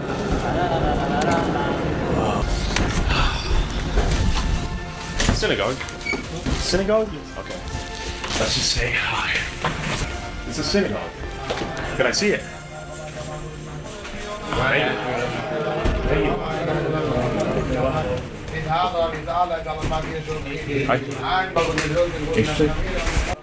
How do people afford to have such big families out here? This is a What struggle. Yeah. People struggle? Yeah. What do people do for jobs? Because I've noticed a ton of the Mexicans are working in the retail stores. Yeah. What do the Jewish people do for work? They own the business. How do they get to own the businesses? I have no idea. We can take. People work by themselves. Okay. They work hard, they drive buses, they are teachers, they are employees by companies. And people build up companies by themselves, and people build up their businesses by their own. You work from 9 to 5, a lot of people work more. You work hard. You Okay, get money. I see. It's 2:59. Why aren't people at work? A lot of people are at work. But know but how you many guys aren't people at are work. living here? Yeah. These are all teenagers. I see. Okay, these are young kids. Young kids. How old are you? I'm 21. Okay, so do you work? I'm in college. Okay, where do you go to college? Here. Oh, here. Okay, in town. Yes. You guys have your own college. Do all of the adults go to work? Most, I will say. Most? 90%. Okay, do people here survive off of welfare? Not true. It's not true. No. Everyone have to work, you have to get money, but Yeah. when you have a lot of kids, like you have 8 kids, you can also get benefits like I see. Like the official number for like Medicaid, and it was like 93%. That number is not real. you can look it up. It's not 93%. It will say 93%. Yeah, check it up now. But I've already looked it up. I know what it'll Yes? say. Yeah, they'll say 93%. Where does it say? On Google. I don't know if that's real though. That's why I'm asking. Yeah. I don't know because I Yeah. know a lot of I people think and it's- most will have a lot of kids, and even if they work, Yeah. they're qualified. They qualify. Yeah. Okay, we got some knowledge just now. He says there's some misconceptions about the place. Is this where you make the iconic fur hats? Hey, let's see it. Can I try it on? Okay. Thank you. Whoa. It's heavy. On its spins too. For 1,500 USD at the cheapest price. Thank you guys for showing me. 8K? 8,000 bucks? Yes. My God. As I was interviewing people, this dude tried to revoke my cameraman's First Amendment right to film him on a public sidewalk. It is a struggle getting B-roll out here. Hey, it's illegal. It isn't. What? It isn't. Howdy. What are the pictures about? Just feel like filming. Filming what? Just everything. What do you mean everything? Why are you recording here? Because I feel like it. Why? Because I feel like it. For whom are you recording it? Because I feel like it. And where will you post it? I don't know, wherever my heart desires. You took pictures of me personally. I'm happy. And I You look wanna beautiful. know. I want to know where you're gonna post it. Everywhere. Because I don't want to be. I'm sorry. You walked into my shot, so. No. I was before across the street and you It's pointed okay. the camera on me. It's not a big deal. You're in public. And then we began debating as to whether or not Curious Joel took out more money from the system than it gave back. Why do you think that most people have your welfare? The more kids you have, the more money you'd get if you're in those programs. It's not because people are defrauding. When you have larger families, you're automatically, you can qualify in a bigger percentage. 100%. Take out statistic and say, oh, this person has 6 kids. Look how much grants they receive from the government. But if you look at their expenses, then you see it's a different ball game. It just gives you, helps you to survive. It pushes through. How much money Curious Joel community saves for the state and the federal government by the fact that we have private schools. We have big business people that pay taxes and they contribute a lot. We have a lot of charity that's helping out people, and also the fact that we study Torah, which in big part includes you should be honest and stay away from crime. So thank God that the crime rate is very low. So that also saves a lot of money from police enforcement and from jails. I noticed you guys have that private security, which is taxpayer funded, right? But that's paid from our taxes. It's a village. Assuming you pay taxes though, right? Do you think someone here doesn't pay property tax? Yeah, for sure. Renters. I'm a renter.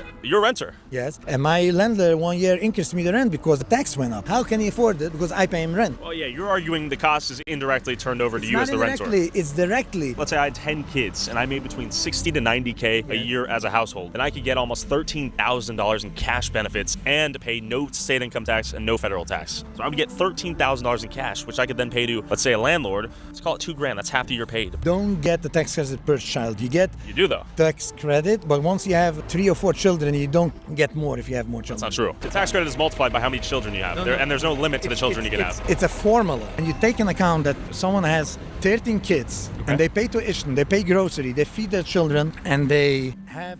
I'm arguing a lot of the taxpayers are paying for their children in the form of SNAP, EBT, and healthcare in the form of Medicaid. I got it, and I want to answer you. Yeah. Now, you make this budget, figure out how much this costs, and now you say that you call a cash benefit, a tax return of benefit of $13,000. This doesn't cover 10 children. It's just a help. But when you supplement that with the healthcare is covered via Medicaid, you have SNAP and EBT that helps cover groceries, if not the full amount for the groceries. Have SNAP. The SNAP maybe would give $1,000 a month for a family, but you go in the grocery, check the prices, you can't afford, you can't feed 10 people plus a father and mother, 12 people from $1,000 a month. So it's just a push, like it's a help. It's not covering. That's true. So, and also, me personally, I told you I'm working in the healthcare industry. Yeah. I don't have Medicaid. I have insurance by my employer. If you take all business people, successful business people, just from Curious Joel, their taxes covers everything that we take back. There's someone, Kiva Klein, he's a big developer, I'm sure he pays a lot of taxes. You see over there, Appstone. They're compensating with their tax payments, and then they're compensating with they have charity that they help out a lot of people here. The Jewish people that you claim, they're employing like over 1,000 people. They have a big building in Manhattan, they pay a lot of property tax, they have warehouses in New Jersey, and they're a very fair company, they're honest, and even though they are the job providers. So you say overall, the Hasidic Jewish community is a financial positive. Contributing to the United States. He was basically arguing that the minority of extremely wealthy Jewish businessmen that employ a ton of people elsewhere easily compensates for the amount of money residents here took out of the system in various forms of welfare. How you doing? Good, man. How you doing? Doing well. It's a little cold. Yeah, I know. What's going on? Nothing much? No? How can I help you? I was just called to talk to you. So people are a little nervous to be recording with the mask and stuff, so... It's cold. Mask stays on, you know? I get it. You know what I mean? I just got called here, so I got to come by and for sure. do my due diligence. You know what 100%, I mean? sir. Okay. So what are you recording for? Just personal stuff. I got you. It's public, so I know you can. If you've never been to a community like this, right? Sure. You're unknown. Sure. It's unusual activity. Suspicious for you to have a camera at people's faces wherever they go. You guys are going to be upset that they're here, right? And you guys are going to call us over here. Just don't engage them. You know what I mean? If that's what you guys Yeah, no one's forced to get... Some people are going to get upset that they're here. Well, welcome to the United States of America. I don't want to get reported. This is the United States of America. Then just walk away. Just walk away. Jesus Christ. Okay, this is some bullshit, you know it. You don't get extra privileges. No. This is bullshit, you know it. Yeah, they're going to be upset and calling about you guys. And you guys don't want us harassing you. Well, why would you harass us if we're exercising our First Amendment, right? Because you follow people. Exactly. It's a rhetorical question. There's no means to harass us because we're doing nothing wrong. No. There was a terrorist attack in Israeli Sunday. You come in front of the synagogue, you say, COVID face, people. I didn't. I get the face. I'm answering his question, but he didn't ask you the question, right? He was talking to me right now. Yeah, okay. I agree. What I told you too Sure. is if you guys are going to call about each other and have these kinds of interactions, right? No, we had to find conversations. Leave each other alone. All right, this is excessive. Obviously, we can talk to anyone who wants to talk. This is the equivalent of a doctor come in here, get yourself checked out. So is this a hospital or like a doctor clinic? It's a medical facility, so there's lots of like doctor's offices. Okay. Is this mostly for the Jewish community? Do I have to be Jewish to get healthcare? Do not have to be Jewish. Okay. Are most people here on like Medicaid? A lot of patients are. Okay, cool. Thank you. She said a lot of patients are on Medicaid, which is in conflict with what they're telling me in the synagogue. And they're having so many kids, Kiryas Joel's population doubled from 2010 to 2024. How many kids on average does each family have? Between 2 and really unpredictable. Like 2 to 10? Yeah. How many do you have? 3. 3. Okay, that's pretty small for out here, right? I'm still the younger age. How old are you? 27. Okay, young man. What do people do for work out here? There's all kind of work. There's a lot of educated people. There's everything. Anyways, I gotta go work. Thank you so much. Okay, what do you do for work, by the way? I'm doing a few things. I'm driving buses. I'm working in a mechanic shop. I'm working a lot in the office. That's a lot of jobs. Yes. So if you want to talk about people living in a... Wow, bro. What a fucking mischief of fucking demons. Whoa. Shit. Deport them fucking bastards out of here, bro. Straight the fuck up. Hold on a second. Hold on. Gotcha, bitch. No. Not even that one, dog. Fuck that puto. Fuck that puto. Go for it. Circumspect. Hey, those should be the first people to be deported ever in this entire world. Straight up.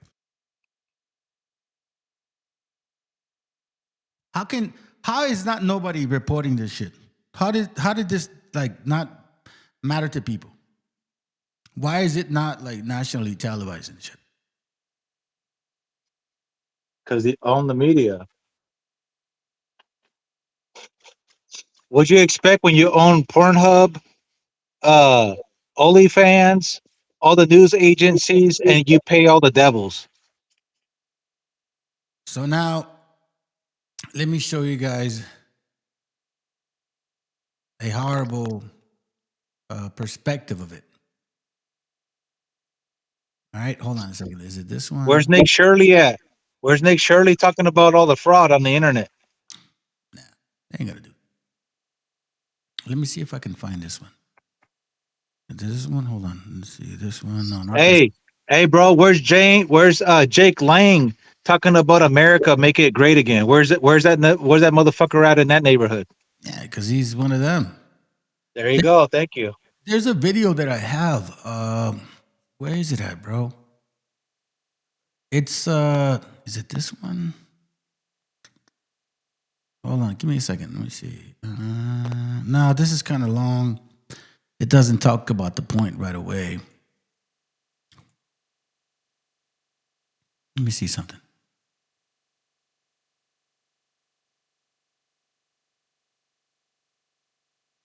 Where's the one that I had with, for some reason, all of a sudden you have, what's his name? The fucking nephew of Donald Trump? What's his name? Barron? What's his name again? Barron? Darren? No, I don't think it's Darren, bro. With the B.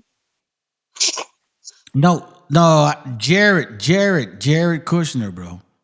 So I had this video where they were literally planning. Dude, I know I have this fucking video here, bro. They had the plan. Like they were planning the destruction of the fucking whole place. Hold on, let me see if I can find it. Oh, man, I thought I had it here. Hold on. No. I know I did, bro. Like I even made sure, like, oh yeah. Now you know what? Matter of fact, let's finish this video, bro. We're not done with this one. Hey, bro, you know what that city reminds me of? All those fake ass Jews. It reminds me of Pacific Palisades. I had a friend, some weird ass German European Edomite that I know that lived up there. And his mom owned a house on top of the mountain, and they sold that house to some bitch that does all the background music for all of Hollywood. And they said that I think she had like I think he said like 18 million that her net worth, and she bought the house for like I think 3 or 4 million, and she tore down the house and built a big ass fucking expensive house there. Anyways. That fool was telling me that there's a so-called, quote unquote, a special type of group of people that live in that neighborhood, and they're the Ashkenazis that live in that goddamn neighborhood. Where's this at again? Pacific Palisades. That's over there in LA, where that place got burned down. If you look at the videos, when you see the people going back to the city, like I used to watch, like when people are at work, I watch like Santa Monica, the guy that audits the video for Santa Monica, whatever. You'll see he was going around the area like Pacific Palisades where people are going back to the neighborhoods, and you can see they're all Amalek. Oh yeah, and they don't have a goddamn job. So check this out. Let's finish this real quick, because this is sad, bro. We just saw a bunch of people fucking enjoying life. And let me remind you, this brother right here is working. Okay? This brother right here is working. All right? He's not just driving around doing nothing. Nos están siguiendo. I don't know who they are, but until they pointed the gun at us, it was like, what are we supposed to do? Stay there?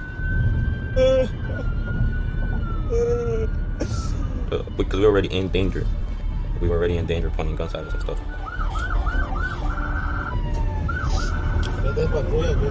No, sí, estoy regalando. No quiero que se lo lleven, pues.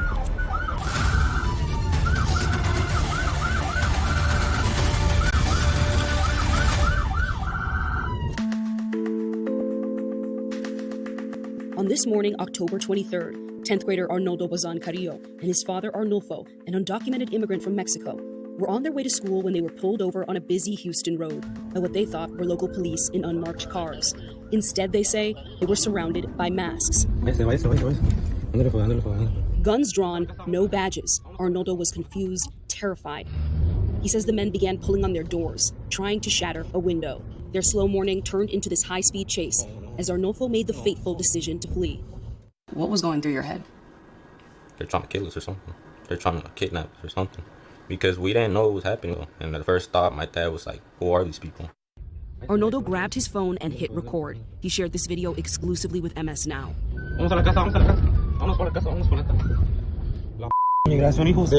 This is democracy. Within seconds, a fear the 16-year-old U.S. citizen had long suppressed comes to the surface. His undocumented father might be taken by federal agents.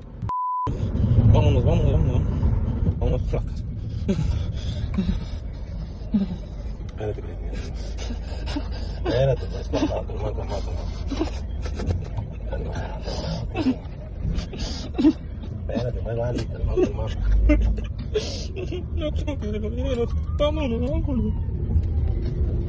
nos están siguiendo, pues.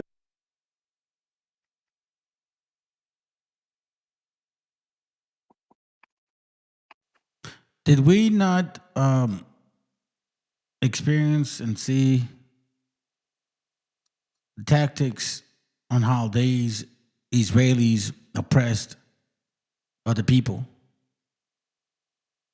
Are we not seeing the fact that these same people are the ones taking advantage of the benefits, right? Are we not seeing this White too? House advisor Jared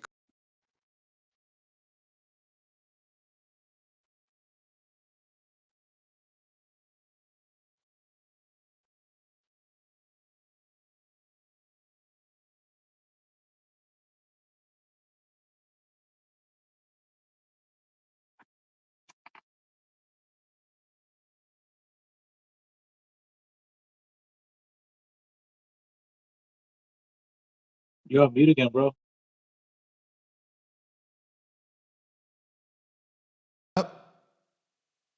It's muted. It's muted. Okay, my bad. No, you guys got to hear it. White House advisor Jared Kushner unveiled the board's new $25 billion master plan for a new Gaza. So we did a master plan. We brought in, I thank you, Kirga Bai, who's one of the most successful real estate developers and brilliant people I know. He's volunteered to do this, not for profit, really because of his heart. He wants to do this. And we've developed ways to redevelop Gaza. Gaza, as President Trump's been saying, has amazing potential. And this is for the people of Gaza. We've developed it into zones. In the beginning, we were toying with the idea of saying, let's build a free zone, and then we have a Hamas zone. And then we said, you know what, let's just plan for catastrophic success. Hamas signed a deal to demilitarize. That is what we are going to enforce. People ask us what our plan B is. We do not have a plan B. We have a plan. We signed an agreement. We are all committed to making that agreement work. There's a master plan. We'll be doing it in phasing. In the Middle East, they build cities like this in 2-3 million people. They build this in 3 years. And so stuff like this is very doable if we make it happen. Rafah will start with. This will show a lot of workforce housing. We think this could be done in 2-3 years. We've already started removing the rubble and doing some of the demolition. And then New Gaza. It could be a hope. It could be a destination, have a lot of industry. It was never about Hamas. It was never, no, not that one. It was never about Hamas. It was never about, terrorists. It was about genocide cleansing of the Palestinian people. It's very clear.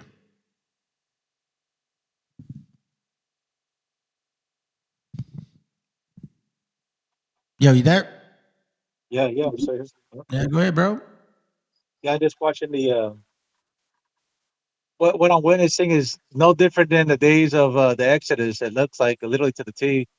And then the heathens, the Gentiles, of course they look away from the Gentiles and they only focus on us, the 12 tribes.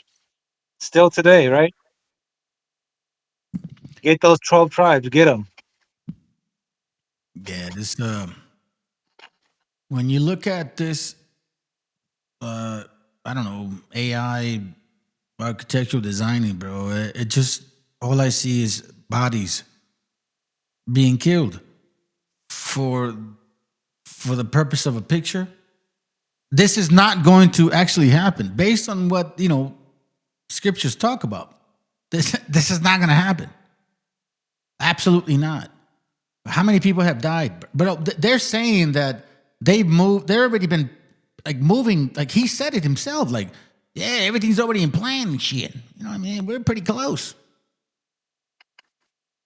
And check this out. Hold on a second. I'm going to show this video here because our people need to know this too. I think a lot of you guys think that eso de que pasa allá en Palestina nomás se aplica a ellos. No, cabrones. They're talking to you too. Es un criminal sionista.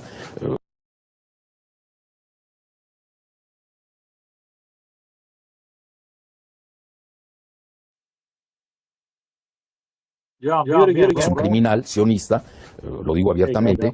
Él apoyó a Trump y es íntimo de Netanyahu. Entonces, cuando llegó Netanyahu a Dallas, Texas, que había un grupo de judíos o israelíes, no sé cómo se diga ya eso. Había un grupo de judíos o israelíes, no sé cómo se diga ya eso. Había un grupo de judíos o israelíes, no sé cómo se diga ya eso.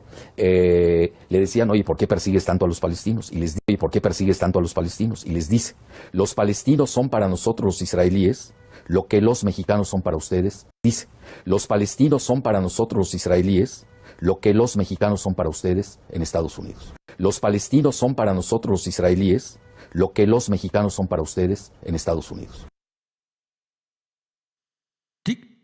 Do you guys hear that shit? Is that gonna fucking ring a bell in your fucking mind? Do you think that what happened over there is gonna not happen here? No, they're planning to do that shit here too. I don't think Raza understands what the fuck this is talking about, bro.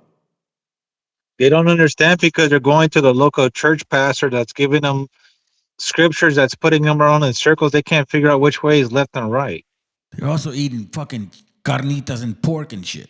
And the chicharrones. Can't forget the chicharrones. Nah, bro, y'all need to let go of that pork, bro. If you just knew how much your body would change. On top of the fact that you need to let go of that stupid ass, dirty ass Virgin Mary of yours. But hey, you know what? I was watching I was watching this TV show, called La Grifa, La Grana Grifa, whatever, something like that in Mexico. Yeah. And they were showing some people like our gente in Mexico with the Virgin Mary, like literally plastered on the fucking wall like a fucking huge mural. And I was thinking to myself, you know what? Esau really put a toll on our people to brainwash our people to where they put us in a like some sort of a trance, bro, to where we just can't even figure out a way out this bitch, bro. That's what I've been noticing around a lot of our gente. I told my brother, like, I feel like once our people figure out what it is that we need to be doing and figure out what's going on, the Virgin Mary ain't going to be on the walls no more. There would be scriptures or something like that, something more to the effect of the Most High instead of the Virgin Mary. Yeah, well, you know what, man? I tell you what, man. Sometimes I think our gente needs to fucking really realize how racist these Cracker Barrels are, bro. I'm going to show you a video that this sister sent me a little while ago. I think we should fucking quit to the same that they do that shit to us. So we understand now that what the fuck these Cracker Barrels are defending these. And I'm gonna pause this video for a moment because I think this is important. Because you want to know something, bro? I got history on this shit, and I'm not just gonna talk Bible on this. I'm gonna talk history about this stuff. So here we go, Cracker Barrels. Yeah, I want to fucking bring up some fucking real shit. Okay, now you got my attention. All right. So check this out, bro. We're going to get a glimpse of these racist Cracker Barrel bastards. And we're going to show them, too, some stuff about themselves. And I'm going to have it ready already. Hold on a second before I forget. Hold on. Listen, right now, bro, are you there? Yes, sir. Okay. So then I'm going to ask some of you guys that are watching this link right here. And if you're Raza, I need you to fucking step the fuck up. Hit the link. I need to hear your opinion. None of this bullshit, stand far from afar no more, bro. Because right now we're going to find out what exactly this is. This is the most disgusting fucking topic that you can come from, that a Cracker Barrel can fucking use. You know what I'm saying? So I'm gonna be very, blunt this video, but I think it's time for us to realize what we're seeing. You get what I'm saying? They're using us as extremists. We're seeing who takes the benefits. We're seeing who funds that fucking marketing. And we're seeing who funds this fucking Cracker Barrel right here. The Israelis fund this guy to share racist fucking comments all day and night. Okay? So please, check this out. Are you there? Yes, sir. Let's run it. Hold on a second. Hold on. What did he say? Click the link. We talk about. Yeah, click it right there, bro. Like, click it. Jump on, man. Jump on. I wanna bring some of you brothers on this opinion. Because you're gonna hear some racist shit from this fucking piece of shit bastard, bro. I'm gonna bring out some. You know what? Every single Caucasian Edomite, they're literally fucking racist, bro. But they're just on what do you say? On hybrid mode, like on silent mode, like how you put your phone on airplane mode. You know what it is? They've been told that they were this great fucking thing that never happened. Like, look at this guy's hands, bro. This little pussy right here can't handle nobody. Bro, if you hit this guy like on the shoulder, he'll probably hurt himself in his joints. See what I'm saying? So it's typical people like this guy who probably hates. As a matter of fact, he does hate women. Most of these men, bro, they hate women. So now let's listen to this video, and then hold on a second before I do that. No. Here I'm gonna do it like this. Here, I'm gonna do this first. Okay, here's what I'm gonna do, family. I'm gonna show the starving times of the Anglo-Saxons in the Americas. This is a history that they don't want you to know about. They never want to talk about it. They think that they were like civilized and shit. No, fuck no, bro. This is regarding John Smith's story. John Smith has actually part of this. I even brought out, I think I did a class on this one time, and I even brought out the book where John Smith was talking about this, that he left because he had an accident. He had to get surgery somewhere in Europe and shit. And he left these fucking starving Marvins behind. And all they did is they just got lazy and started eating themselves. Yeah, that's you Cracker Barrels. before you go in and say some shit about what we're gonna watch pretty soon. Okay? So let's get a glimpse of stupidity, or at least of cannibalism, and then let's listen to stupidity about how they were so misfed with history. It's what I called false. What is it? What's the word that I came up with? Hold on, let me see. I wrote it down, bro. Sorry, forgive me, brother. Are you there? Are you there? Yes, sir. Hold on, forgive me, man. I'm kind of going through my thoughts real quick. Cause dude, I care about this stuff. You know what I'm saying? Like that's why I have the channel. Fuck it. But I wrote it down. I called them. No, not fucking demons. Not that one. Hold on. There's a word. No, not that one. Dude, I wrote it down. It was like what's it called? Fuck, man. I always put notes on my fucking, feed okay, hold on. No, not that one. No, not that one. Man, I need to say it, bro. False exceptionalism. That's it. False exceptionalism. See what I'm saying? You follow me? Yep. Okay. Now let's listen to this real quick. Welcome to the History of North America. I'm Mark Vinette.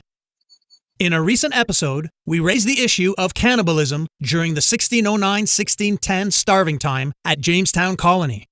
Let's take a deeper look, alongside the BBC, at the archaeology behind this startling revelation, and also delve into the science of forensic genetics using Jamestown DNA. What else is going on in digging up old bones and trying to get DNA out of them? Okay, so I actually have a bit of a plea for this one. So I have been involved in the Sir George Yardley case. So this is Jamestown, Virginia, the first permanent English settlement in the US. And Sir George Yardley presided over the first representative government in what was going to become... I just want to say, hold on to my soul. We are here to present you with your fucking glorious history of the glorious bastards. You fucking bastards. 1919. We think that we have found his grave. When we came down on it, we had a skeleton and a few teeth, and the skull was missing. The archaeologists realized that actually they'd excavated a grave which was above his one that kind of cut into it a little bit previously, the previous year. And inside that grave was a full sort of skelly and 2 extra skulls. And so I tested one of the skulls that they thought came back as male and the tooth, and they don't match one another. So now I am now testing the other skull, which had originally, the osteologist had said this is probably female. Now another osteologist had a look at it and gone, no, actually I'd say this is male. So I now have the petrous bone, which is a particular bone that you find in the skull that's very good for endogenous DNA content, so DNA from the actual person in terms of looking at ancient DNA. And we got another brother here, Lintero. What's up, brother? What up? Hold on a second. Let me minimize this real quick. I want to give you another link because I think this link is also helpful. This right here, it's called, before we get into the video, it's called Jamestown Rediscovery, Starving Times. You know what that means? It says starving times was the winter of 1609 to 1610 when food shortage, fractured leadership, and a siege by Powhatan Indians. Warriors killed 2 of every 3 colonies in Jamesport. Hold on, let me remind yourself. This right here, fractured leadership, fuck no. You guys had good leadership. The siege by Powhatan, fuck no. They were trying to help y'all. You guys just got lazy. Hold on. Go ahead, brother.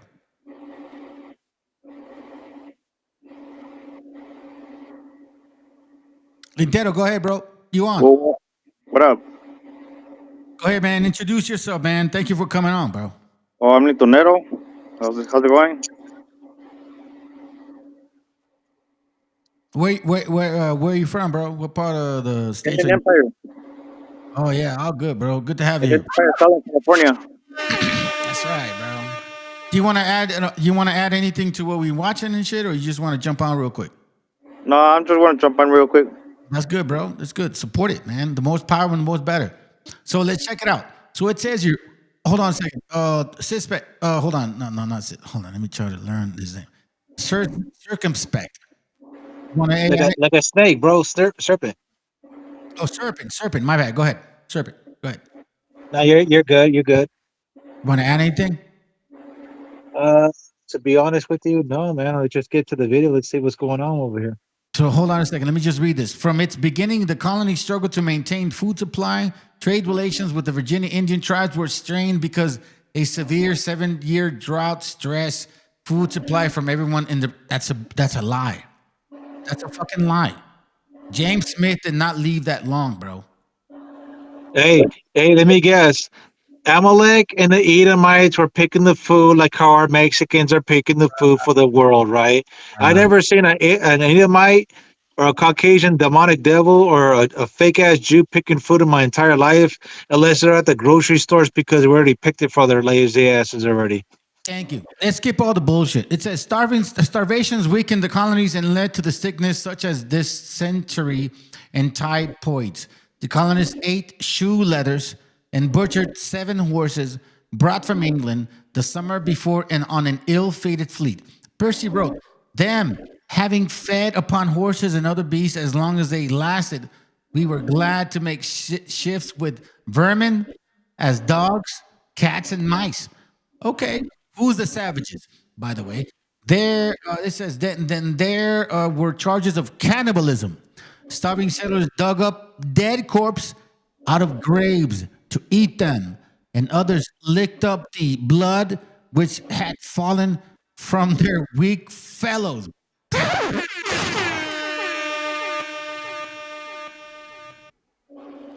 Bro, man, hold on a second. Where's this video? Where's this video at? Hold on. Where's this video at that I was like, bro, show them. Oh, there it goes right here. Okay, so this is why I had to share this video to you guys first. Then you can understand and at least reflect on, like, are you serious? Because our people need to understand this first. See, what I do first, brothers, is I need to feed you out with the power, like how they're fucking wrong, and then they want to say that we're the animals. I thought it was the Haitians that were eating all the dogs and the cats and the pigeons. Hold on. Yeah, well, check it out, bro. Hey, let me know when you want to pause, all right? Let me know when you want to say something. Let's go. Before Democrats get any bright ideas, I mean, they look at that video and they think, you know what? You know where those people should live? Minneapolis. All right, finally, I thought this was cool. This is from Lex Friedman's show. Before Democrats get any bright ideas, I mean, they look at that video and they think, you know what? You know where those people should live? Minneapolis. All right, finally, I thought this was cool. This is from Lex Friedman's show. And I like his show. I think it's interesting. I like that he talks to different sorts of people, scientists, archaeologists, people with strange theories and ideas about the world. I don't listen to very... A second, fam. Hey, all real. Come on, bro, real quick. Just come on board real quick, bro, for a little bit. All right, man. You've been following this channel for a while, bro. Come on board. Many podcasts, but if I ever am going to listen to one, it will be about a subject that has nothing to do with politics. And I can't stand especially the long-form interview podcasts that are just rambling 19-hour conversations about nothing with someone who is not remotely interesting. The podcast where it's like, hey, we're sitting down with this person, we're going to talk for 7 hours. Who cares what that person has? They have nothing interesting to say whatsoever. And easily brought beats. Let me get to the quick part, man, because, like, quite frankly, I don't need to hear this bearded ass fucking Cracker Barrel and shit.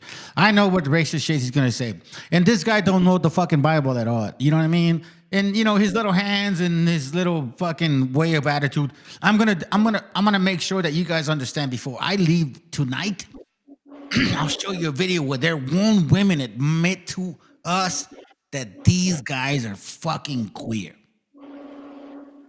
Anybody want to say anything before I start the video? No, we're good. All right, let's go. I'm gonna something like this. Let's watch. See, as they come closer, they start laying down there. See, he's laying down his bow and arrow. And now they're all standing in a relaxed. Yeah. And smiling? Are they smiling? Smiles come at some point. I would say that one of these guys seemed like in a leadership position. He did most of the talking. Did you have a sense of hierarchy at all, like the boss? Again, there was just these two dominant guys, and like this guy and one other guy who looked almost like him, like his brother. Yeah. Gesturing. Wow. But see, even that, as he's pointing, we're going, what are you pointing at?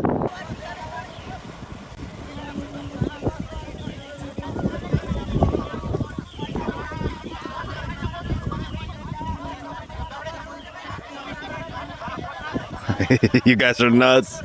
You guys are nuts. You see, as though they're rushing in. There's this desperation. They're hungry. We had a great moment where we.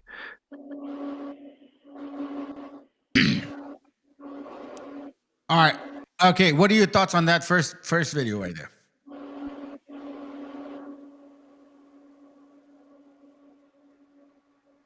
Yo, anybody want to say something? Yeah, I'm about to crash out, bro. I'll see you guys in the morning. Of course, bro. It's all good. Good night, guys. Yes, sir. Clear. You want to say something about that, brother? I don't really see what's going on. Like what? They're offering them food. Well, no, it's not. You don't see the video. You don't see the video. Yeah, I know. I see the video, but I don't understand it. Like, Okay. Let's let it play a little bit more. All right, I'll let it play a little bit more. Let's see. We'd given them the plantains. We'd given them the bananas, and he said, "Look, that's it." He said, "We've given you what you asked for. You asked for bananas. We don't cut the trees here. All of us here are not tree cutters. We're indigenous people." And he couldn't explain who the hell we were, but they were like, "We don't cut the trees. We're not the loggers." But then they don't have boats. They don't have stone tools. They don't. Imagine if you showed them ice. You know, they wouldn't. This is historic. I mean, you hear Percy Fawcett encountering the tribes. We've heard of anecdotal accounts of the tribes. This is the first time that the tribes have been filmed, that we can hear their voices, that there's a documented interaction happening. I mean, this now, look how comfortable he's getting. He's so close. They asked him for his shirt. He gave his shirt. So now, let me say this real quick, family. I don't know if you're going to say something, Lintero, but right now, the way that they're looking at it like in 1865. Like, wow, this is so amazing. Look at those brown people. oh, they see us like that? Yeah, that's what they're fucking saying. Like, wow, they're uncivilized. We still have them here. And these are the ones that they want to bring to be democratic, to vote for Democrats. That's what it leads to. So basically what they're saying is like, we're dumb people. They relate this lifestyle to raza, which means y'all are fucking dumb. And this is, I don't know why this is not obvious to our gente. Like, think about it for a moment, bro. They're over here acting like, oh, this is, bro, let me ask you a question, man. Does this bother you, bro, if they live this way? Does it bother you? Not really, because I mean, they've been like that for years. Right. It doesn't mean they're dumb. It just means that they just want to live that way. Yeah. It's Sentinel Island, right? Right, yeah. So, but these white Cracker Barrels, nah, they don't see it like that. They see it like, these are just stupid brown ass people that, that the Democrats want to bring over to vote blue. This is how they took this channel. Watch, listen to it. Hold on. Let me pause it. I mean, you hear Percy Fawcett encountering the tribes. We've heard of anecdotal accounts of the tribes. This is the first time that the tribes have been filmed, that we can hear their voices, that there's a documented interaction happening. I mean, this now, look how comfortable he's getting. He's so close. They asked him for his shirt. He gave his shirt. They asked him for his pants. He gave his pants. He was in his underwear. Yep. You see the shirt that's over his shoulder. Ignacio took off his Jungle Keeper shirt and threw it to the anthropologist, and then the anthropologist walked it off and threw it to them. So over the shoulder of that uncontacted naked warrior is a Jungle Keeper shirt with the logo showing.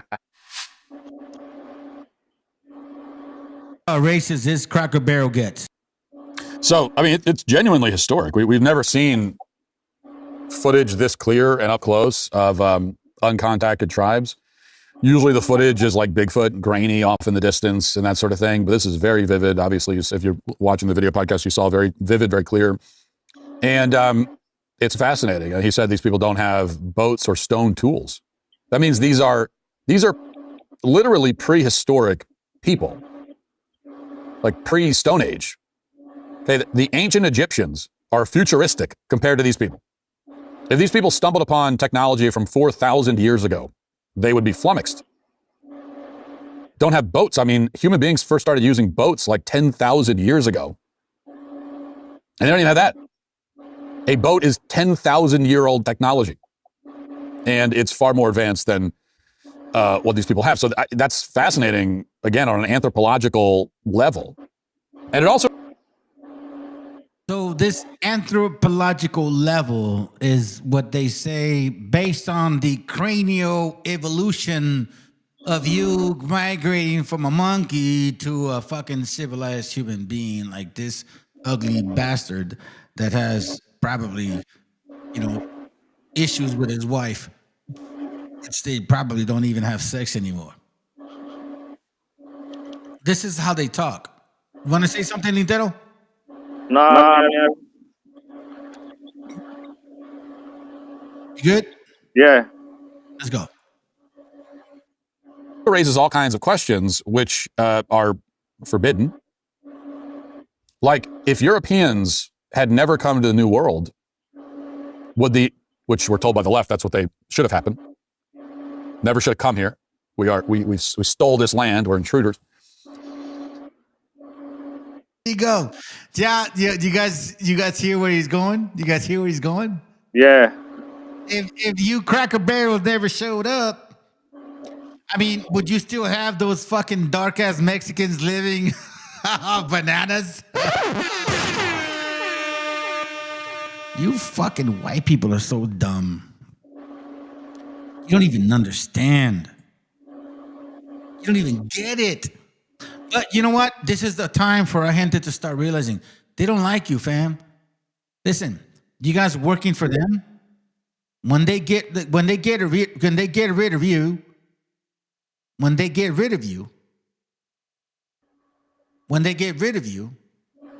hold on, let me rephrase it. When they get rid of all the fucking illegals, and you help them get rid of the illegals, they're going to get rid of you. Isn't that a fact, bro? Yep. It's like, okay, little Mexican chaparrita, you little dumbass fucking cholo. What's his name? American cholo, that fucking... What is he? Honduran? Whatever? Yeah, he's Honduran. Gil. Yeah, okay, well, I'm done with you, you little short Honduran. Thank you for deporting all those Mexicans that I didn't like, that you didn't like either and shit. But then eventually you're gonna run into them again. This is what it is. You think he's gonna get accepted? What do you think turned him, bro? Was he ever with the raza or was he always against him? All I know was when I joined one of the pod that he was having, he was telling raza to vote for Trump to show the left to send a message that the Latino vote, is what do you say, like, that we have numbers here. It's not for sale. It's not for sale, right? Yeah. Yeah, right. It's not for sale. So he wanted to show send a message. Right. So what is he saying now? I haven't joined the pod for a while. I mean. Oh, that means you're like, fuck that shit. After that, you let it go, bro. You didn't even want. I've always been the type of person that I do my own research. Yeah. I don't just because he says, go vote for this person, I'm gonna go vote. Right. I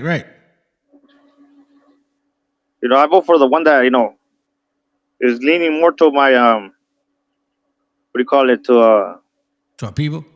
Yeah. But you want to know something, bro? Both of them are. Hey, it's the same thing. An eagle has a left side and a right side. Yeah, dude, it's the same shit. That's why I was saying, like, I don't know if you can you see the screen? Can you see? Yeah. I had a brother ask me right here that question. And, I appreciate that, bro. I appreciate that shit that he's saying, like, yo, man, what about this and that? I don't know what he means by this because, if you're trying to tell people to say some shit, I don't got time for that. But this right here, I can understand that. I can answer these questions. It's like, question yourself and peers. Is there a better way for our people? question yourself and peers: should we control our economic fate and have appropriate political representation where we live? I mean, let's put it this way, bro. And I'll be honest with you. Nah, fuck no. You don't have no choice. I mean, we just saw a whole video about like fucking these Israelis over there living for free, bro. And they don't even they have a bigger accent than most of our people. And where are the problems? Shit. Hold on a second. Let me continue this shit.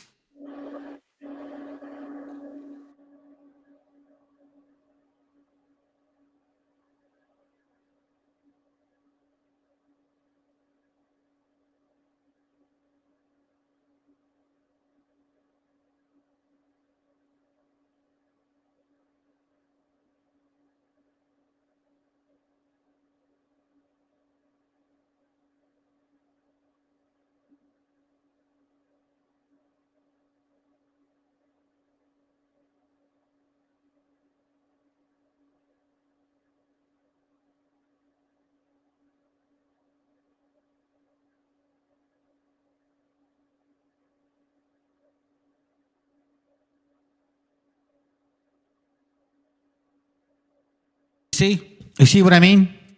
Yeah. Let me put that shit back. Hold on. Let me put that shit back. Sir, is obvious. Hold on. I didn't even play it. Hold on. Let me put that shit back. Hold on. Here it goes right here. Spears perpetually living in a sort of prehistoric condition. Now, granted, some of the tribes in the Americas were more advanced than this. Certainly the Mesoamerican tribes, many of the North American tribes were more advanced than this. But all of them were thousands of years behind the Europeans of the 16th century. Right there. He says a lot of us were thousands of years behind from the 7th. Hold on a second. Let me remind you, you fucking dirty bastard Cracker Barrel, bro. Okay? You fuck faces were just basically getting rid of the Arabs and North Africans that had invaded you. They forget that, don't they? And then, even in the 1800s, bro, they had this water system that it was not even like what do you call it? A plumbing system. They were shitting in their own waters. They were pissing in their own what do you call it? Rivers and shit. I don't understand what he's trying to say. I mean, we didn't ask them to come over here. There you go. It's like they're asking, they want us to give like what? Give them, ask for say thank you or something. Thank you. Let me play it. And would they still be there if that contact had never been made? And I think the answer is obviously yes. Because this is what happened when you have these native tribes and you really don't make any contact, you go out of your way to not contact them. What happens is that they just don't advance at all. Right. This is straight up racist fucking Cracker Barrel shit, bro. That's what I'm talking about. How fucking obvious is this shit right now, bro? This is fucking obvious as it gets. So listen, bro. It's 12:36 in the morning right here in my town, and I'm fucking mad at this fucking bitch ass bastard. Raza needs to push back at this hardcore now. At this moment, what the fuck, man? He's saying we're animals, bro. Practically. If it wasn't for fucking white people, you guys would still be eating bananas.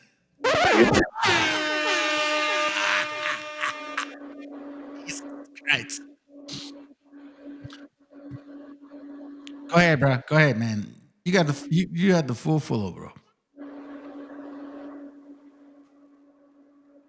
Go ahead, bro. No, we're good. I got that too when he said it. I was like, what the fuck? Like if it wasn't for them, we'd be still like what, savages? Yeah, that's practically what he's saying. That's what he's saying. He's basically saying that. Hold on, let me go. he says that practically, well, if it wasn't for us little hairy ass bastards with little hands and little cocks and shit, and with women that fucking don't like to have babies with them because they can't seem to have babies with them because they can't. Let's put it this way, bro. I'll say it like this: for you Cracker Barrels, bro, it only takes one time for me to have sex with my woman to have a baby. It takes you guys 64 fucking times to have a baby with your woman. You want to know what it takes? It means you have to make her come, bro. You have to fucking have an orgasm. That's how you have a baby, you fuck faces. You don't have a baby because you just spit sperm. Anybody can spit sperm. You have a baby because you please your wife. And then she conceives. I mean, she sucks that sperm out of you because she enjoys that fucking sperm that's coming out of you. You weak ass bastards, bro. Sorry if I'm being so blunt by saying it like that, brother. But I think it's time that we say it like that. Isn't it true? Yeah. Y'all can't have babies, bro, because you can make your women do that. They don't want to suck your sperm. You don't even know how to make that shit suck your sperm. That's why you're not creating babies no more. Did I just reveal a secret? Maybe I did. You know what, bro? I don't ever talk like this, man. But when I hear this fucking piece of shit bastard, man, oh fuck, dude.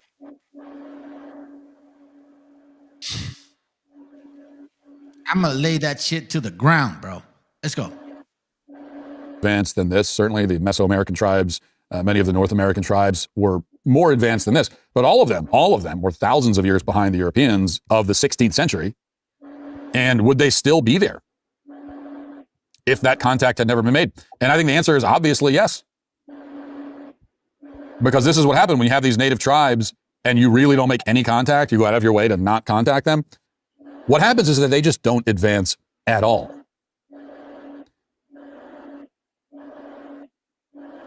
Now, in case you guys don't know what the fuck he's saying, that means he's saying that all you stupid ass Mexicans, all you natives, all you bastards that were in this continent, that you guys are just stupid.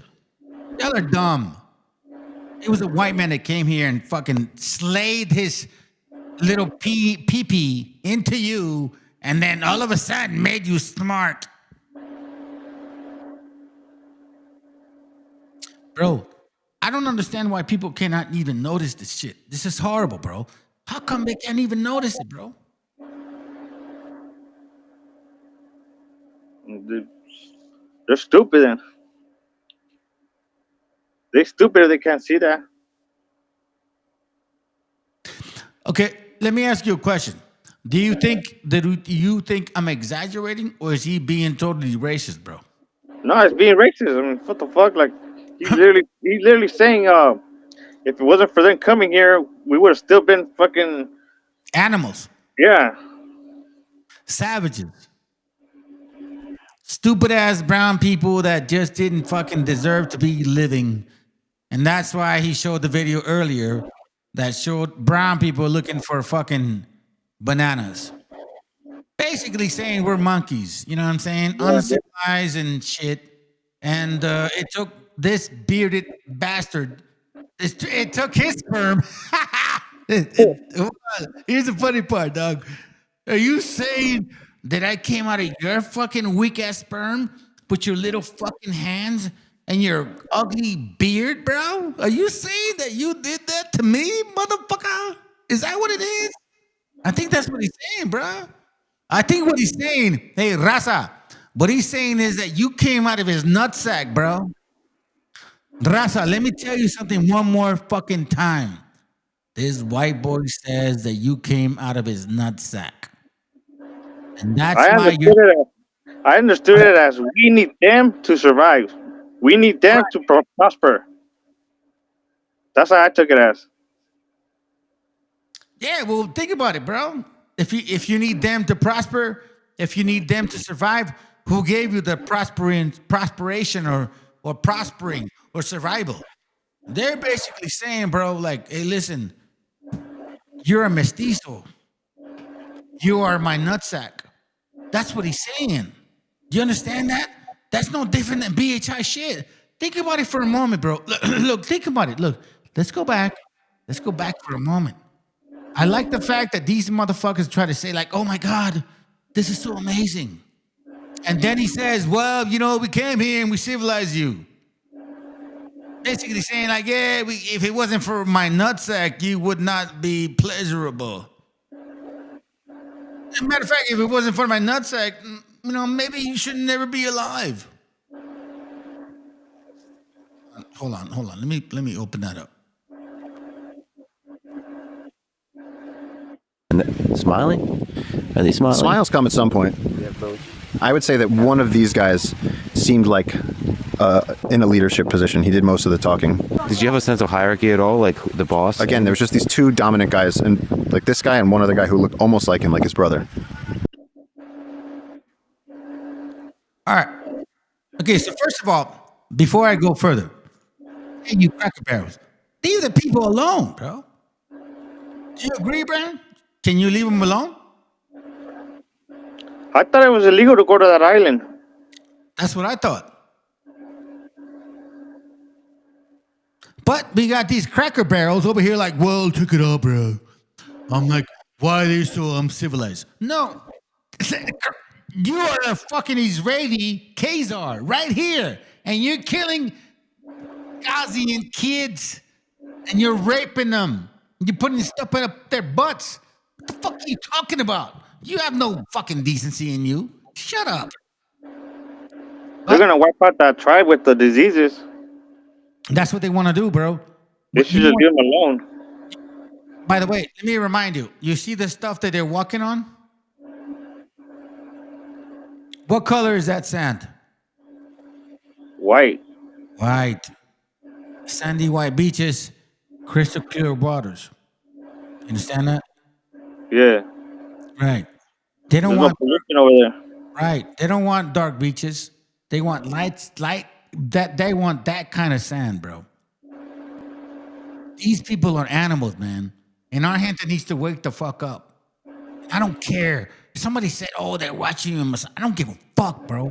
Hey, man, if it's my time, it's my time, brother. I don't give a shit. Because you know what? Our people need to know this stuff. Hello, let me play it. You want to say something before I play the video? No, we're good. Let's go. Yeah. Gesturing. Wow. But see, even that, as he's pointing, Yeah. what are you pointing at?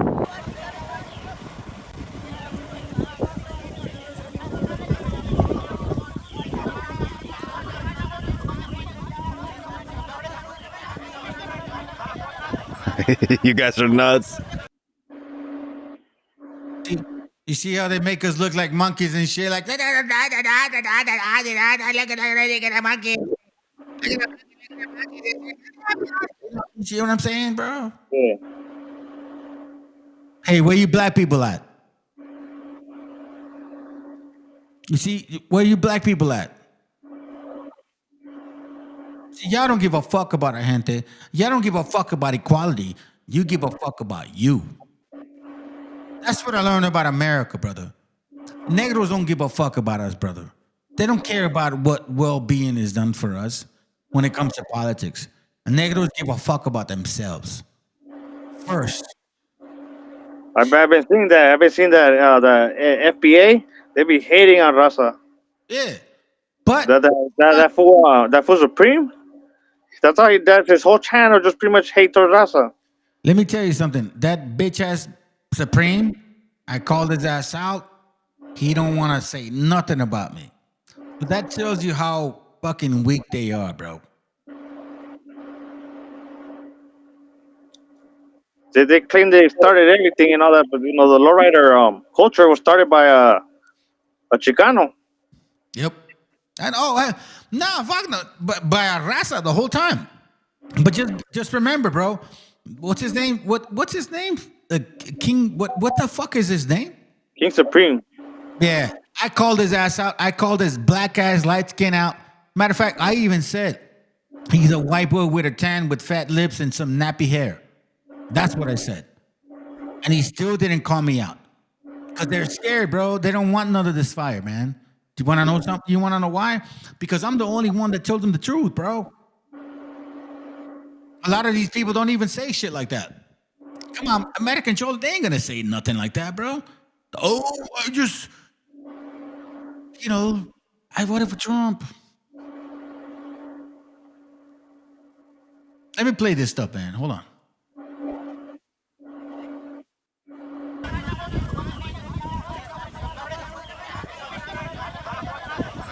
You guys are nuts.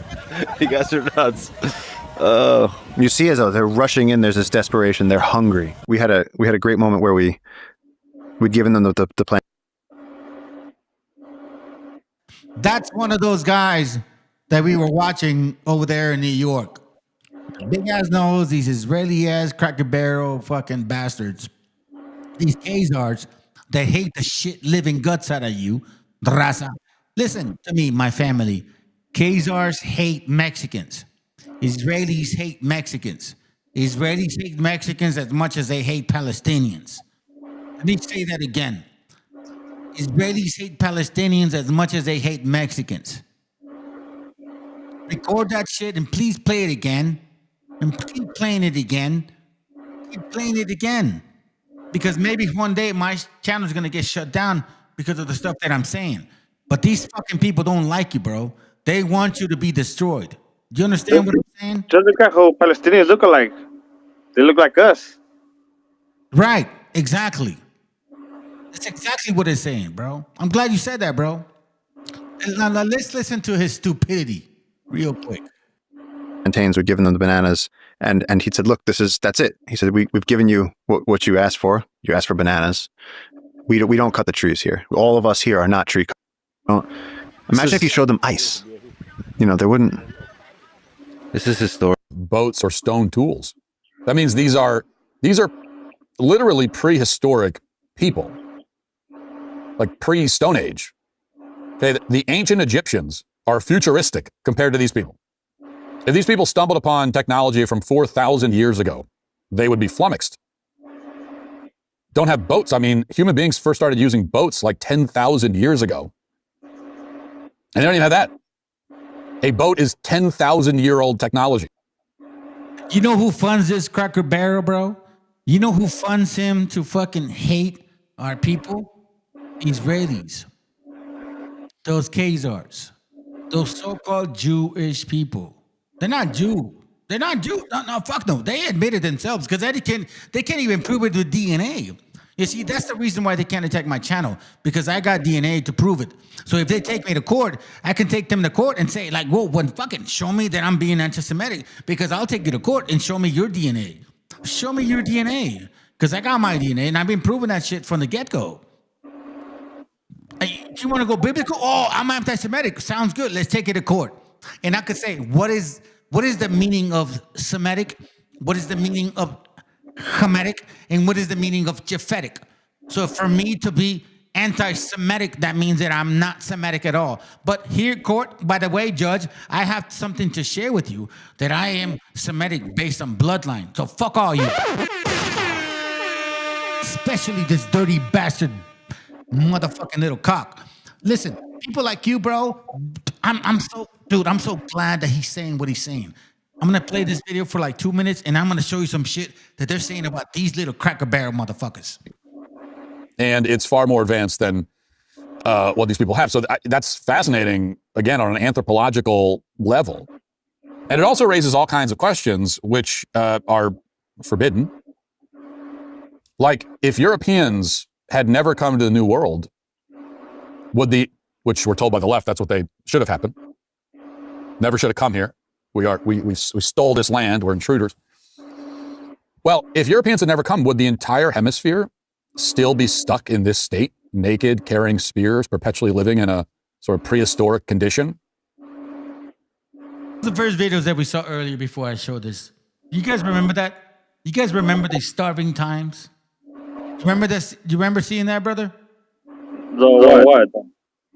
I had showed the video earlier regarding the starving times of 1609, when these European Cracker Barrels showed up here And they were like, yeah, we're gonna live here and we're gonna fucking do it great.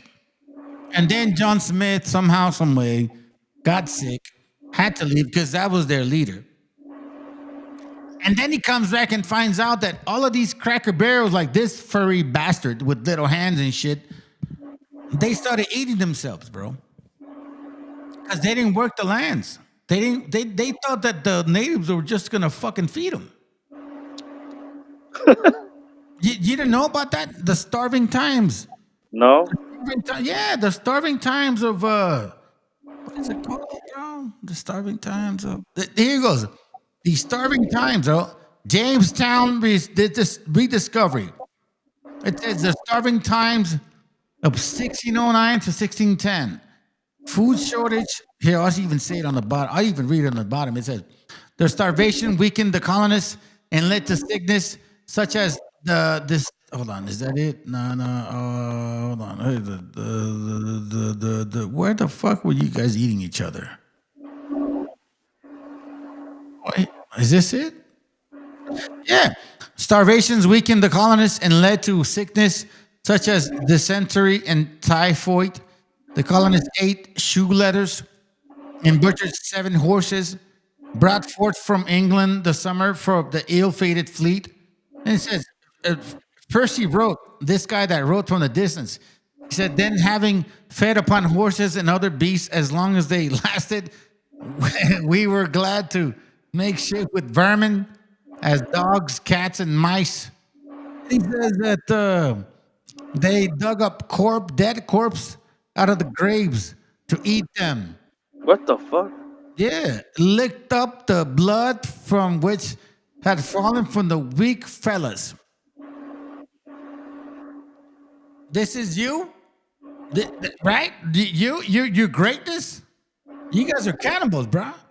You Cracker Barrels were the first cannibals in 1609 to 1610. You cannot fool us no more. And we're the savages? Huh? What's up? And we're the savages, right? Right. That's what I'm saying, bro. These fucking Cracker Barrels try to make it seem like, oh my God, you guys, we just saw a couple of you guys over there, like using a canoe and trying to eat what do you call it? Bananas and shit. All right. Well, guess what? You say we were savages from the beginning, but you fuck faces were eating each other because you're too lazy, and you're still showing that shit. Like I say, people like him, bro, they're the weakest motherfucker. They would never pick up an arm, bro. They're the first ones to be like, yeah, we'll kill you. Okay? Do it yourself. Do it with no weapon. Come at me with no weapon, bro, but just your hands.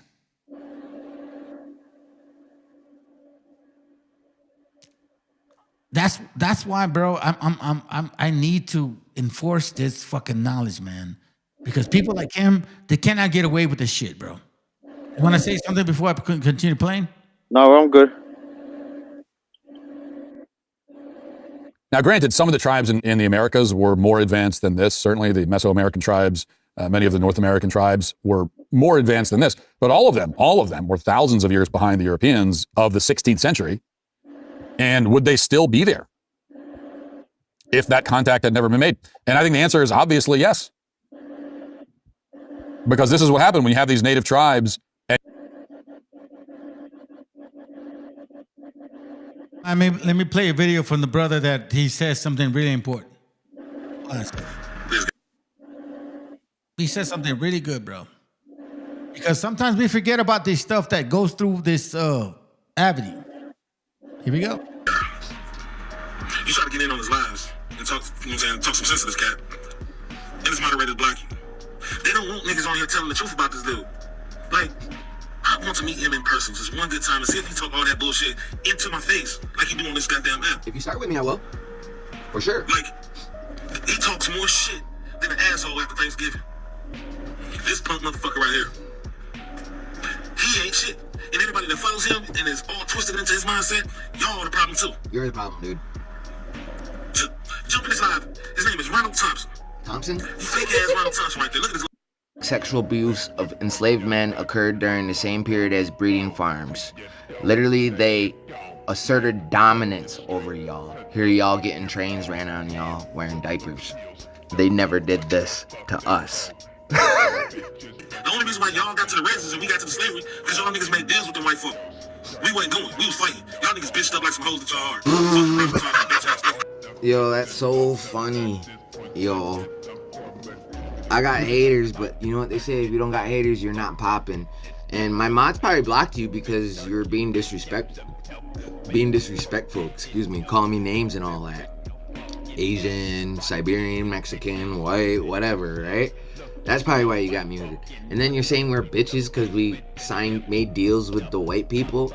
No, you're bitches because you didn't do anything for what they did to y'all. Y'all are still in captivity. We made peace treaties with them. Peace treaties, you don't make peace treaties with people you can conquer. You make peace treaties with people you can't beat, dude. Like, you guys still haven't even got your get back or your revenge. And you know what, bro? He makes a good point because you want to know something? Where did they stop? They stopped in Mexico. They said, okay, all right, fine. We'll take some of your portion. That's okay, fine, tuck the rest of it. We already, look, I did a class on how they managed to steal all of that land, and there was a lot of internal robbery within our people, bro. But our hand was fighting that shit from the get-go, man.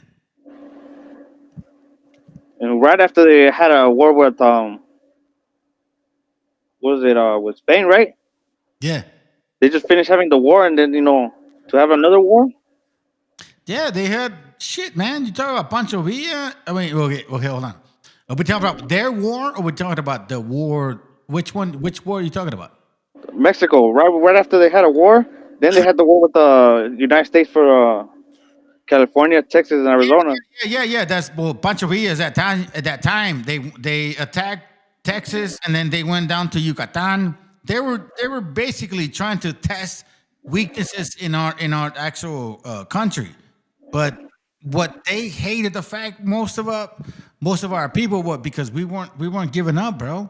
We kept fucking fighting back all the time. That's what this brother's saying. Like, listen, I mean, there's more history to what he's talking about, but I do admit that the northern brothers up there, they were pushing back, bro.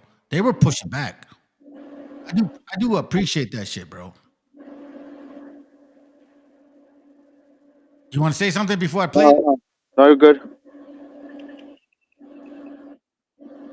But you got all the smoke in the world for a native, right?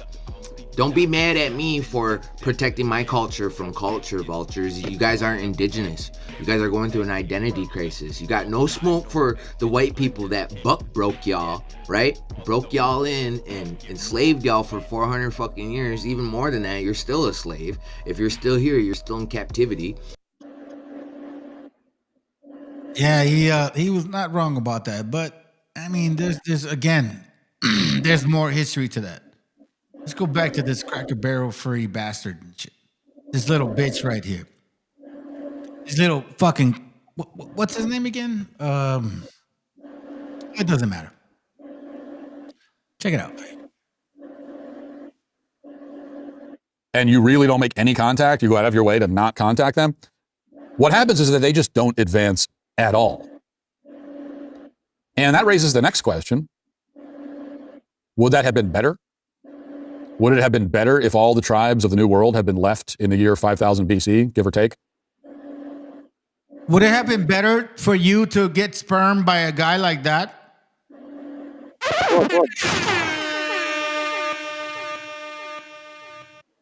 Go ahead, bro. No.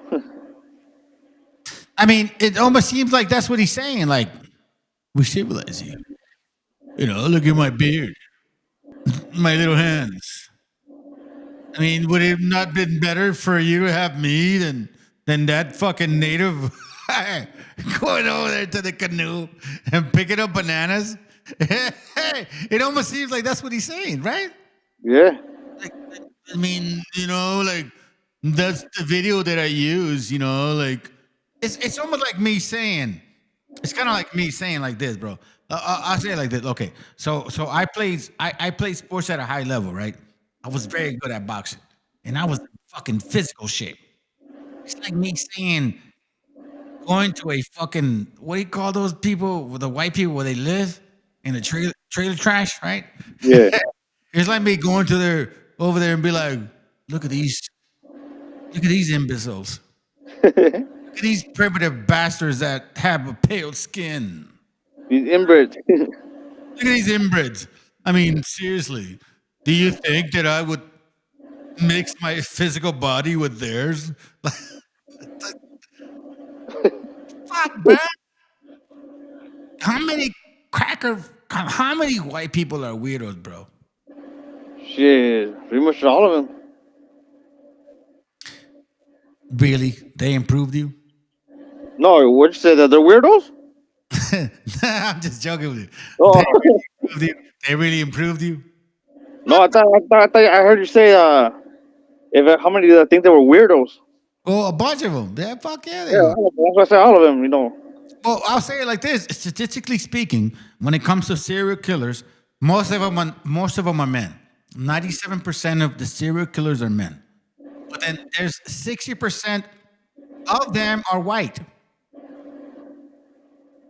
And then they're not just serial killers, like they go around and killing the same people or whatever choice they have, but they're serial killers where they can actually like kill you and sleep with you, or kill you and eat you. That's white. Don't leave out that who's pretty much the race that starts all the wars. Hey, white people, crack a barrel. Listen to yourselves. 60% of you, out of all the serial killers, are you guys. And then God knows what percentage of that you guys decide to fuck the dead people or eat the dead people. Yep. Who is the real animal? Crack a barrel, furry bastard with little hands and shit that hates women. Hold on, no. Listen, I'm gonna show a video after. I'm gonna show a video after this before we finish, and it shows how fucking gay they are, bro. And I got no problem with gay people. Listen, gay folks, y'all do your shit. You know what I'm saying? Like I'm not with it. I believe in the Most High. I believe in rules and all that stuff, right? But at least you're honest. At least you're honest. These bastards, they love y'all and hate you at the same time. That's sad, bro. These are even more disgusting. I think they're like young ones. They like little kids, bro. They're fucking crazy, bro. I think it's that Greco-Roman shit, bro. That's fucking. Hold on a second. Here you go. Del menú. Fuck that puto. Fuck that puto. I think that's what it is. Can I play it again, bro, before we go? Yeah. Fuck that puto. Fuck that puto. All right, now let me play the video. No. I mean, would anybody want to live like that? We know about the noble savage myth, you know, this idea that the native people lived in a state of blissful harmony with nature. But the truth, and this is one of the reasons why I find the uncontacted tribes to be so interesting, is that it's like you can look in a time machine. I mean, it's like looking in a time machine. It's like someone coming from the past and showing you giving you a magic crystal or something from a movie where you can see what's happening in the past. And so you could do that. We have that right now. You look into the past. And what you find is that people in the far distant past, or people today who are living as though they're in the far distant past, they live brutal lives.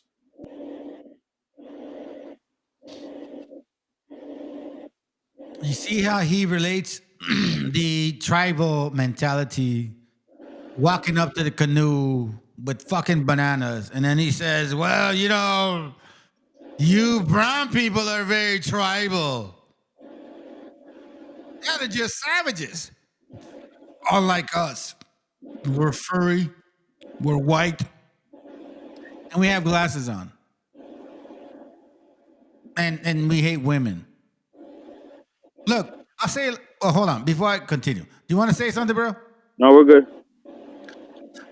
I believe, bro, totally, man, that these motherfuckers hate women, bro. These dudes are gay, man. These guys are fucking gay. They don't even want to fucking have babies no more, bro. I really believe it, man. You want to know why? Why? Because we don't stop having babies. We love women. I love my wife. I love my kids. I don't get along with my wife all the time. Fuck no, bro. Like I have headaches sometimes dealing with her. But I still love my family. You get what I'm saying? Yeah. These guys don't, bro. They're like, I don't know, man. We gotta get rid of you brown people. Watch what he says after this. All right. Let me add that we don't send our grandparents and our parents to homes. They stay with us. Right. We don't send our old parents to homes, and we don't get rid of our 18-year-old kids right away. Nope. Let's go. Brutal and very short lives, where rather than being in a state of harmony, they were constantly afraid of everyone and everything around them. And for good reason. And they suffered in some of the worst ways imaginable and died very young, often of causes that these days are extremely preventable. What the fuck? Is he serious, bro? Hold on. Is he serious? Wow, it's crazy. Cracker Bears was saying that you Hispanics, you Mexicans, you Mexica's, you're just dying because, like, you're just dirty. Like, you have no reason to live. That's basically what he's saying is you have no reason to live. But you know what, bro? Like I say, who funds this piece of shit fucking furry bastard, bro? The natives didn't even have diseases till they came. Fuck no, bro. Exactly. Who funds this dirty bastard? The people that fund this dirty bastard are Israelis. The Mossad. Yeah, the Mossad. You Khazars. You fucking dirty motherfucking bastards. Somebody said to me earlier in this chat, I don't know who it was, that said, the Mossad is over here watching you. I don't give a fuck, bro. If it's my time, it's my time. That was me. I was joking around. No, well, I mean, you know what? You're probably right, bro. Yeah, I know they're watching. They watch everything about, when somebody talks about Israel, they're on it. We don't give a fuck. Fuck them. Yeah, because it's time. Because they're fucking with Israel now. They're messing with the real people that they're choosing to be fucking with. Like this dirty bastard, bro. I want to say this to you, all you right wingers, bro. You guys are weak. We just showed you a whole video about Israelis taking advantage of you motherfuckers. And look at this fucking bearded ass bastard. Oh, I should still be criticizing the fucking Mexican. Because you know what? They're getting in the way of who we are. Oh my God, let me remind you of a video of a long time ago. Fuck you, you fucking bastard. You're no different than those dirty bastards over there in New York. They're like, hey, but I'm still going to get the benefits of the fucking society. And I'm still going to blame all you Mexicans for fucking, taking advantage of the benefits. Yep. I mean, when is our people... Look, I'm going to say this right now, bro. You want to know why? You want to know what pisses me off about raza?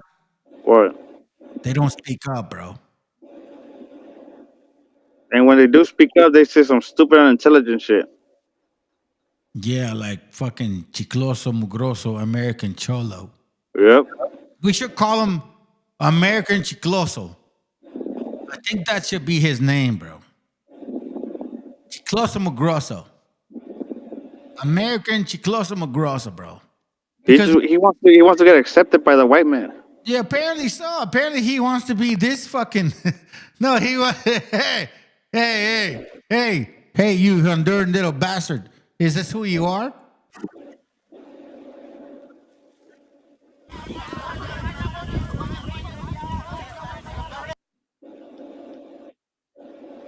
That's right. That's the Honduran shit. That's like South American stupidity, huh? You just meant to fall into that shit. Right? That's who he is, bro. He is that monkey. He said, hey, you Israelis, can you pay me? Bro, I'm gonna say it right now, bro.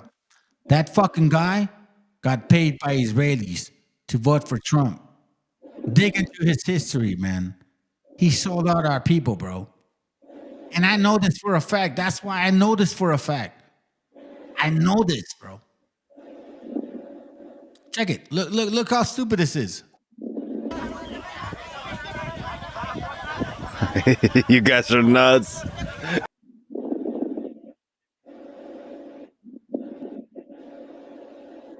American Cholo, bro, this is what you paid for. To make fun of people. To make fun of our people.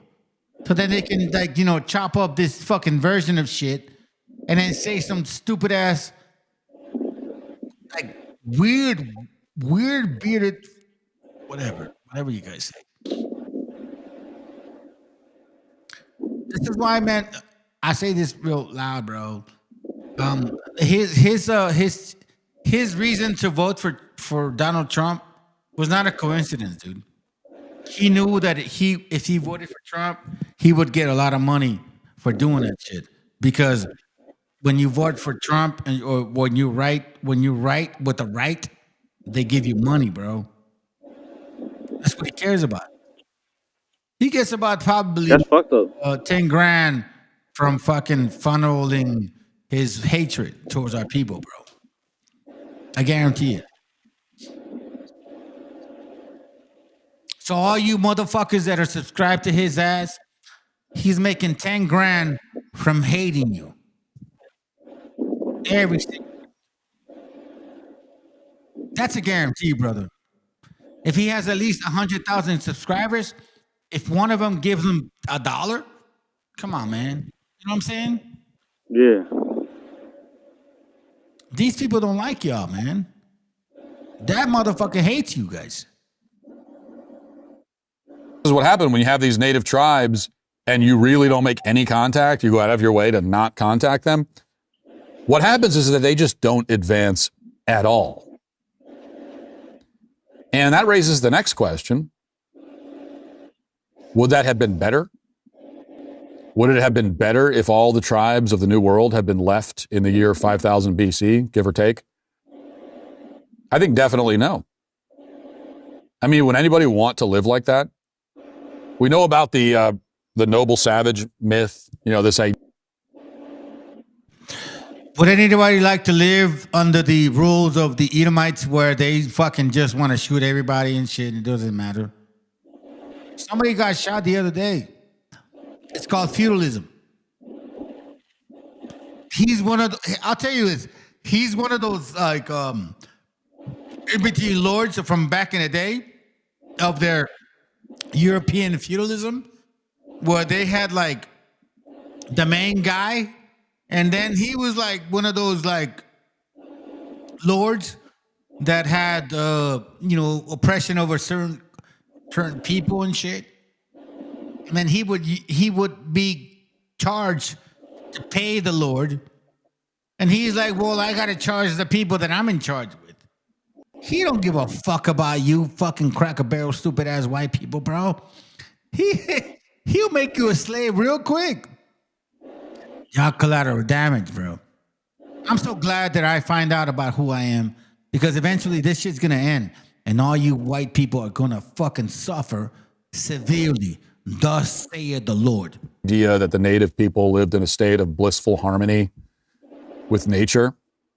But the truth, and this is one of the reasons why I find the uncontacted tribes to be so interesting, is that it's like you can look in a time machine. I mean, it's like for your furry ass ways. Who's interested in what you're fucking saying? You're a dirty white boy, bro. You don't like women. You got little hands. He like furries. You like furries, bro. You like boys, man. Why are you lying, bro? We cut your shit.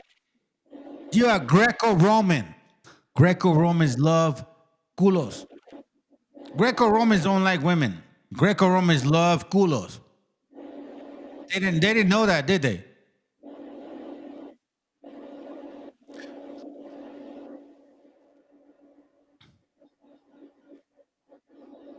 looking in a time machine. It's like someone coming from the past and showing you giving you a magic crystal or something from a movie where you can see what's happening in the past. And so you could do that. We have that right now. You can look into the past. Right. We can look into the past. We can look into the past and say that 1609, yeah, we're starving Marvins, bro. Yeah, we're eating each other. You didn't civilize nobody, man. You're no smarter than nobody. You're riding the coattail of some probably smarter people than you. And then all of a sudden you say like, well, you know, we're the best white people. Nah, fuck no, bro. Let me say something to you white people. In 1492, you had Negroes that came and enslaved everybody as well as you did. Negroes enslaved you. You had Negroes that had you as a slave, you fucking piece of shit. You understand what I'm saying? What's his name again? I don't give a fuck. What's his name? Very beard guy. What's his name? Very beard guy. Yeah, bearded white boy. You were enslaved by black men and black women back in the day. All through 1492. All through 1865. You are no fucking special. They lied to you. They said, matter of fact, you know what? I'm going to do this right now, bro. Like, this is perfect, man. Like, fuck, man. It almost seems like I just have the perfect fucking videos to just express the fucking shit, dude. Where are you at? Where are you at, bro? Come on. Hold on a minute. Did I play it already? Here it goes, right here. Look at this shit right here. Check this out, bro. Hold on a second. Hold on. This is important, bro. This right here, what he says, it completely.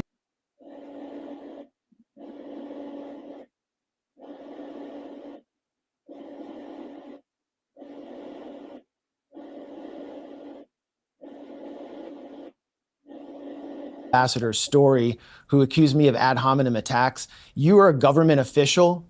You are a veteran coup plotter, and it is legitimate for a journalist to scrutinize the activities of a coup plotting government official who in February 2021 hosted a insurrectionist summit at the Marriott Hotel in Bogota. You, with Leopoldo Lopez, the US-backed coup leader who staged multiple failed military coups and led violent riots that saw Afro-Venezuelan citizens burned in the streets. Check out Orlando Figuera. And Carlos Vecchio, the fake ambassador to Venezuela, who is actually the lawyer for ExxonMobil, which seeks to regain its control. Did you say that? Yeah. Let me remind you, family. So this guy right here, Blumenthal, he says he's from Jewish, but I don't think I think he's one of those guys. He's like, nah, fuck no, I don't believe that shit. So he bluntly tells everybody what is going on, bro. Go ahead, bro. You want to say something? No, we're good. Okay, here we go. Watch this shit. This shit is crazy. Of Venezuelan fields. This is one of the most deep. And just quickly to respond to virtual ambassador's story, who accused me of ad hominem attacks. You are a government official.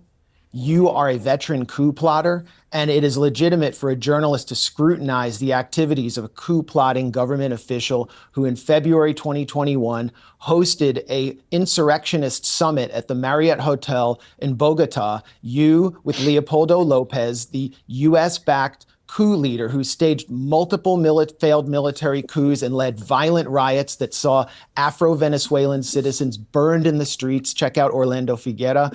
And Carlos Vecchio, the fake ambassador to Venezuela, who is actually the lawyer for ExxonMobil, which seeks to regain its control of Venezuelan fields. This is one of the most deeply anti-democratic opposition movements led by Maria Corina Machado, who has led several coup attempts in Venezuela. I mean, it's basically like January 6th again and again with the sponsorship of the U.S. Embassy, violent riots that have killed hundreds. I personally watched Maria Corina Machado attempt to take over La Carlota Air Base in Caracas while the U.S. was trying to ram aid trucks into Venezuela, which the Venezuelan opposition subsequently burned and blamed on Maduro. This is a corrupt opposition that stole millions of dollars from Citgo after the U.S. stole it from Venezuela. This is a corrupt opposition that has paid millions to U.S. mercenaries like Jordan Goudreau, who I interviewed, who has personally described to me what the real agenda here is, which was for Trump Incorporated cronies to get their hands on contracts and to plunder Venezuela's rich mineral wealth and oil. Ambassador Story revealed the agenda himself when he appeared on a straightforward propaganda piece for regime change on 60 Minutes and said, Nicolas Maduro is a bad actor sitting on the world's largest oil reserves. Well, that's why you consider him a bad actor, because there's plenty of bad actors in the world, and neither of you will condemn ICC wanted war criminal Benjamin Netanyahu or call for his arrest, will you? Neither of you will talk about Ecuadorian President Daniel Noboa's role in the international drug trade through Benita and his family shipping company. I mean, the list goes on and on. I could spend the next 45 minutes talking about U.S. sponsored bad actors, but they're our bad actors. The reason Maduro's a bad actor is because he's sitting on I think oil it's only reserves. fair. It's only fair that rather than giving you another 45 minutes to expand on that, let me ask Ambassador Story for his. I'm going to give. Embarrassed. All of them, bro. I think he just exposed all of them, bro. Yep.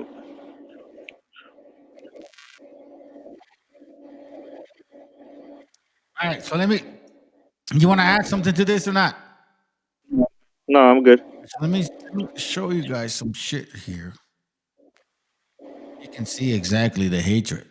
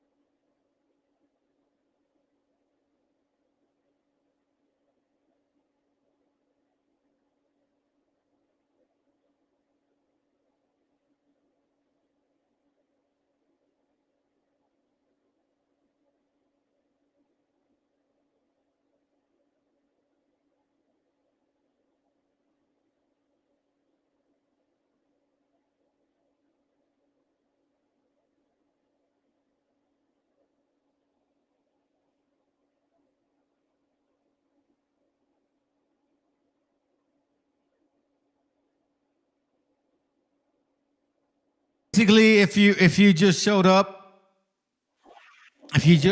sorry, my bad. I should have let it play. Hold on.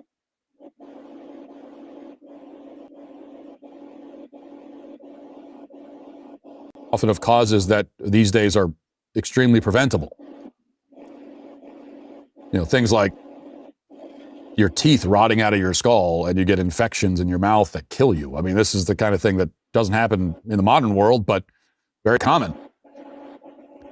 And not only do they not have the technological advances that we have today or any of the comforts that we have, they also didn't have much in the way of art or music, or they may have a very primitive form of both of those things, but nothing like the richness of music as we know it today. Well, not.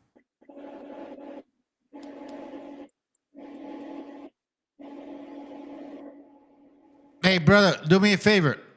Yeah. When I mute myself, please mute yourself. Mute yourself, okay? All right. There's a background to it. Did you hear what you just said? No. Okay. See, that's why you need to pay attention, bro. See, that's what I'm saying, man. Family needs to understand what the fuck they're saying, bro. These guys are fucking dissing you guys. Okay, so check it out. Look what he's saying, right? So watch this real quick.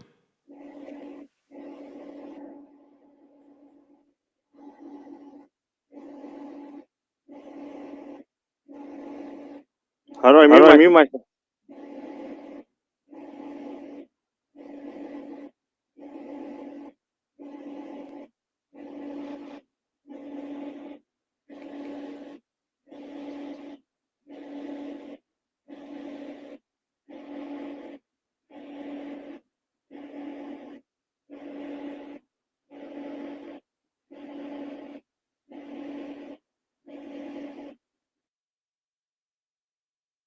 we have today or any of the comforts that we have. They also didn't have much in the way of art or music, or they may have a very primitive form of both of those things, but nothing like the richness of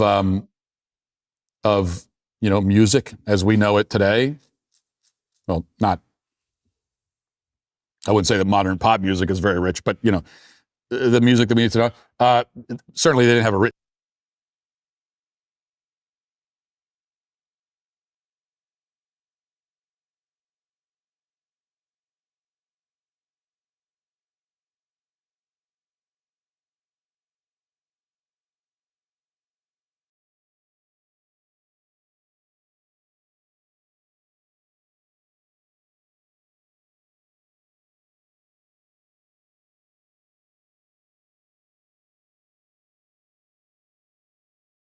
What the Bro, I was muted for a while, man. I was fucking muted for a while. What the fuck? Is this what it's leading to?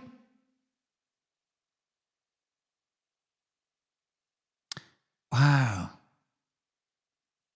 I was muted for a fucking while, man. Okay.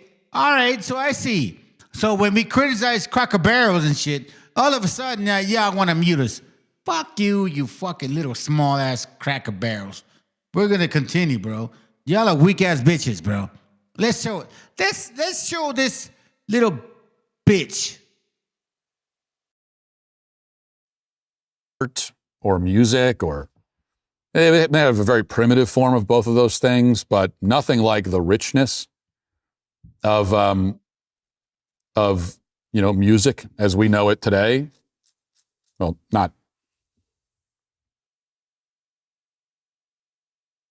Y'all hear his furry ass shit in his fucking chin, bro. You know what that means? That means he doesn't wash his fucking beard, bro. He's dirty.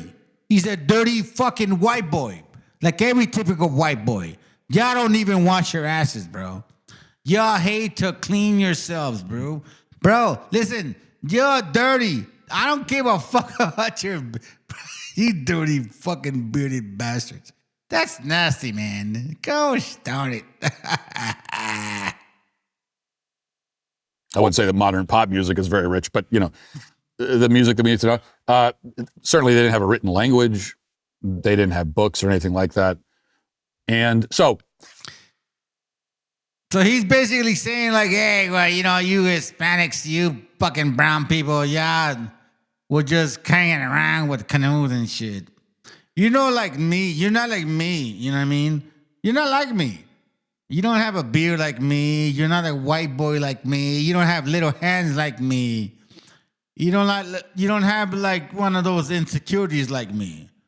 You know what I'm saying? Like you're one of those fucking native foreigners and shit. You know what the saddest part is? That our gente hates it. Our gente hates for us to hate white people, bro. So what I say to you, gente, fuck you too. I don't give a fuck about you. All you gente that respects these fucking Cracker Barrels, bro, fuck you too. Fuck all you too. Y'all are nasty. You prove nothing. Matter of fact, you prove a point. You let me know that, you know what, since the beginning of time of my life, I should have always fucking gone against y'all. Look at this nasty bearded bastard shit. not a single person who's honest would look at the uncontacted tribe frozen in time and think, man, I'd love to live how they live. Man, it's too bad I'm not living like that. No one thinks that. I mean, I visited a primitive tribe, not uncontacted. This was the Maasai tribe in Canada. See what he's saying? And you stupid Mexicans are like, oh, well, he's probably right. You know what I mean? I wouldn't want to live like that. No, you fucking dumbasses. He never civilized you. And then he wants to say that he civilized you. And he want nothing to do with your civilization. Fuck all you cracker barrels, bro. Come at me, bro. Come after me. Please. Because guess what? When you get rid of me, you're gonna open up a fucking platform of a bunch of crazy shit. I have enough brothers and sisters that understand what the fuck that means. Come after me, destroy me, and that's when it's gonna open up a floodgate. You cracker barrels ain't shit. Fuck all you dirty bastards. Look at you guys. Look at you. Look how gay you guys are, bro. Look how, seriously, bro. Do you guys wear a beard just to be fucking safe? You don't wear a beard because you really feel it. You wear a beard because you're scared of the fact that you don't love women. You hate women. Matter of fact, you say that women are gay. Matter of fact, you say that having sex with women is gay, bro. You dirty bastards. Hold on, let me see what's going on. Kenya, who they have a lot of contact with the outside world, but they do live.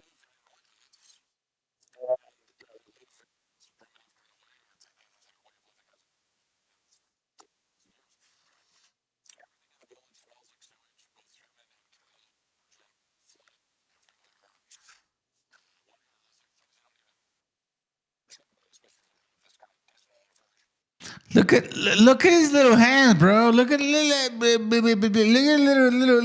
his little thumbs, bro. That's why they're mad, man. Bro, listen, I'm gonna say it to you. Matter of fact, you know what? I'm not gonna hold back. I'm gonna share with you right now. Because apparently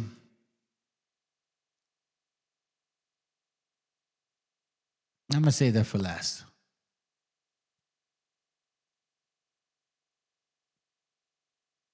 Hold on, family. I got you. I got you, bro. You're going to find out what the fuck they're doing to themselves.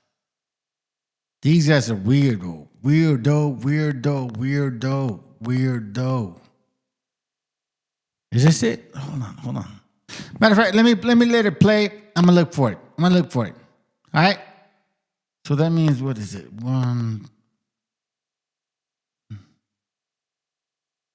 I'm going to let it play for about a minute and a half.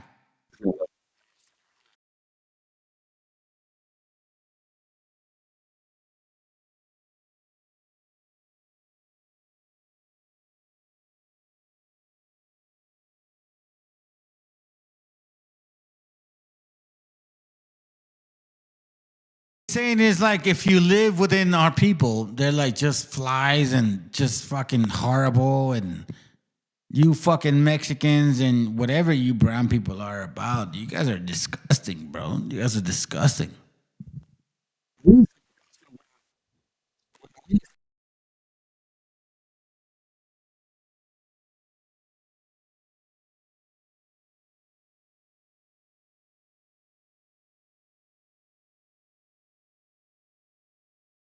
You know what he said? He said, when we want to live like a far life, you know what I'm saying? Like, you know, like away from the fucking society. Listen, you cracker barrel motherfuckers. You came to our continent. You fucking came over here. We didn't invite you. We didn't go to Europe. We didn't say, oh my shit, Leo, Jesus, we're going to go to Europe and we're going to have a good time and we're just going to invade all you cracker barrels. Fuck you, you fucking cracker barrel motherfuckers. We didn't go over there. Y'all came here.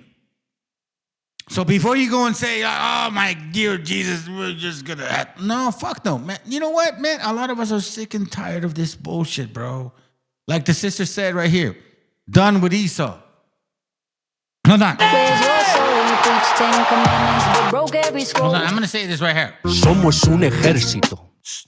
cautivo esperando la señal pa' comerme al enemigo. Huitzilopochtli, dime si es rival o amigo, que del ejército mexica tus guerreros siguen vivos. And while we look at your little bearded ass, dirty bastard, white cracker barrel and shit, that all you're trying to tell us, man, you're just a dirty little kid, bro. You got little hands. You're a white guy. You don't wash your ass, because we know about that. We heard about that shit. We heard about it, bro. Your white women don't even like your asses, bro. Your white women say to us all the time, they say, these conservative bastards don't fucking like to shower, and if they do, they don't wipe their ass because they think that if they wipe their ass, it's gay. So that's what they're saying. That's what they're saying. That you fucking cracker barrel bastards, conservative, nasty, fucking gay homosexuals in the closet, you don't clean your ass and you show up to their beds, right? You don't clean your ass because you think that if you wipe your, butthole in, you know what I mean? Like that makes you gay. Yeah, that's what you cracker barrels are, bro.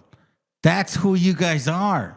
And that's the sad part, man, because you, oh my God, this is dear Jesus. How come you women didn't know about this, about these cracker barrel white boys? These white boys don't love women. They just want to have power over women. They don't like women, bro. They like dudes. They like dudes, bro. Y'all love dudes, bro. You cracker barrels love dudes. You want to know how I know, bro? Because women tell us all the time. Because we fuck with them well, I don't do that no more. But I remember when I was young, they used to tell me like, man, white dudes, they don't like to wash their ass. Like they're like, ew, they're nasty and shit. It's like if you lay down with them and you wake up in the morning, there's like a bunch of shit in their sheets.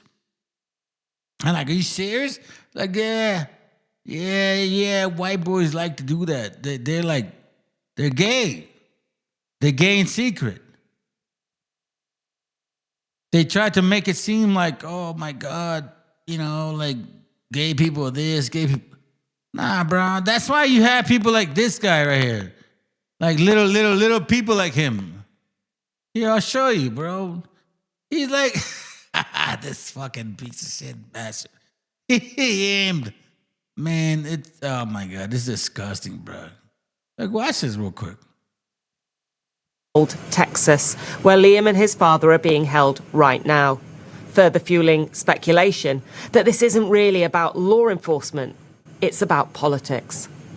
Columbia Heights school officials say their sense of security is shaken and their hearts shattered after 4 students from the district have been taken by ICE. The Columbia Heights school superintendent says 2 17-year-olds, one taken from his car on the way to school, the other taken after ICE agents busted in his apartment. The school district says just yesterday, 5-year-old Liam Ramos and his father were taken in the driveway of their home after leaving his classroom. They claim Liam was used as bait to knock on the door and ask to be let in.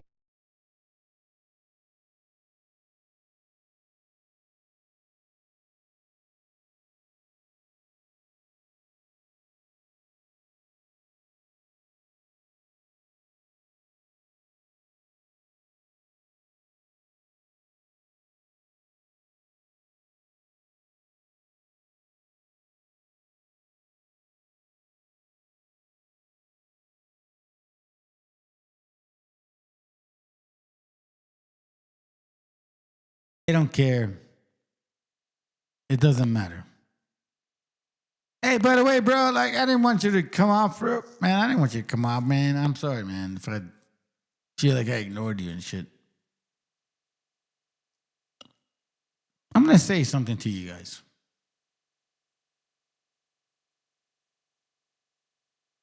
I don't care about this guy.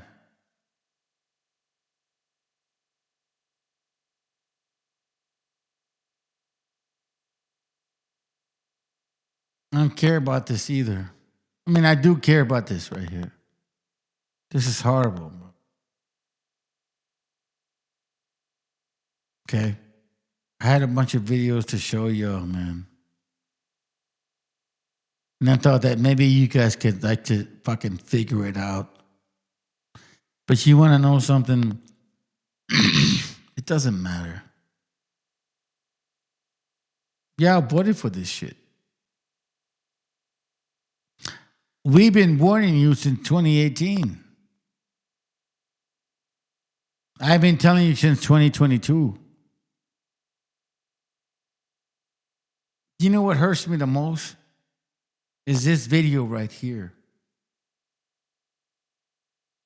This is the one that hurts me the most, man.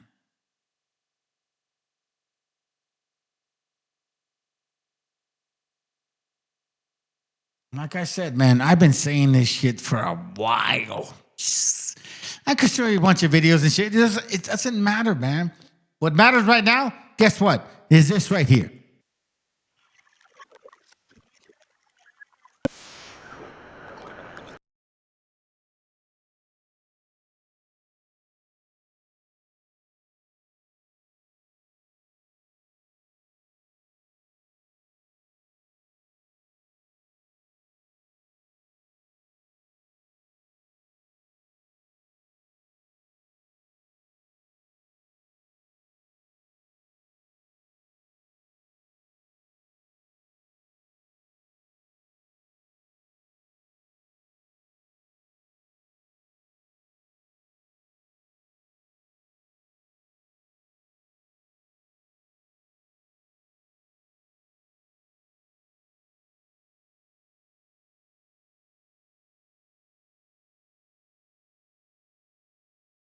To you guys, family. This is so effective in my household that it's not even separated me and my wife. Okay? So we don't agree with this shit. At all. So I'm in another mindset. You know what I'm saying? This is fucking horrible, bro.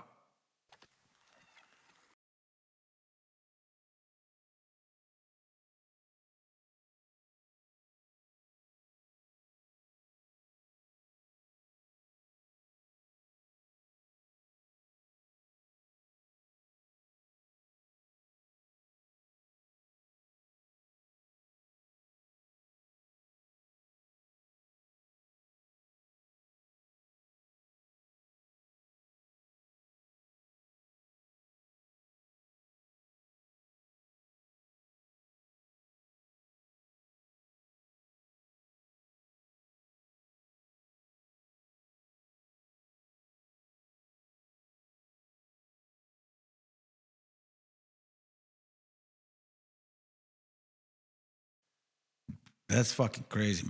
Hey, good to have you here, sis. Hold on a second. Hey, what's up, sis? Good to have you here.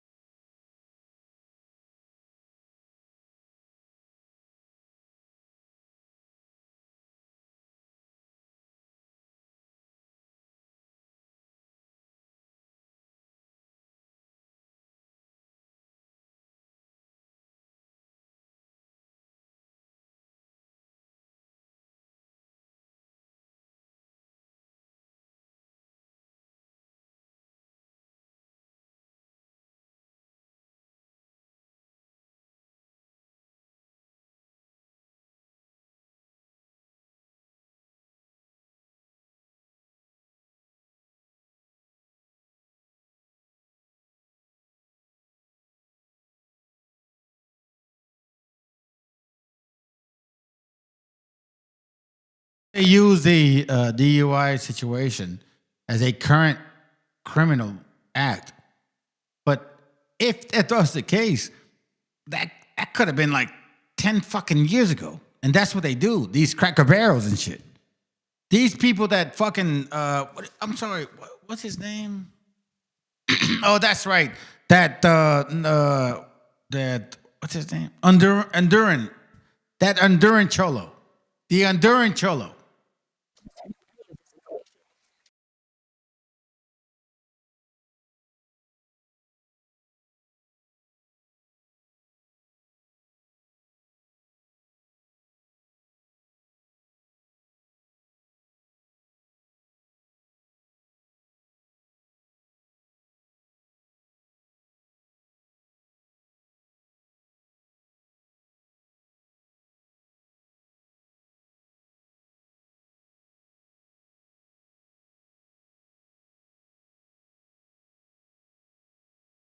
Some people say that, oh my God, we're just pulling over fucking, people that are just straight up criminals.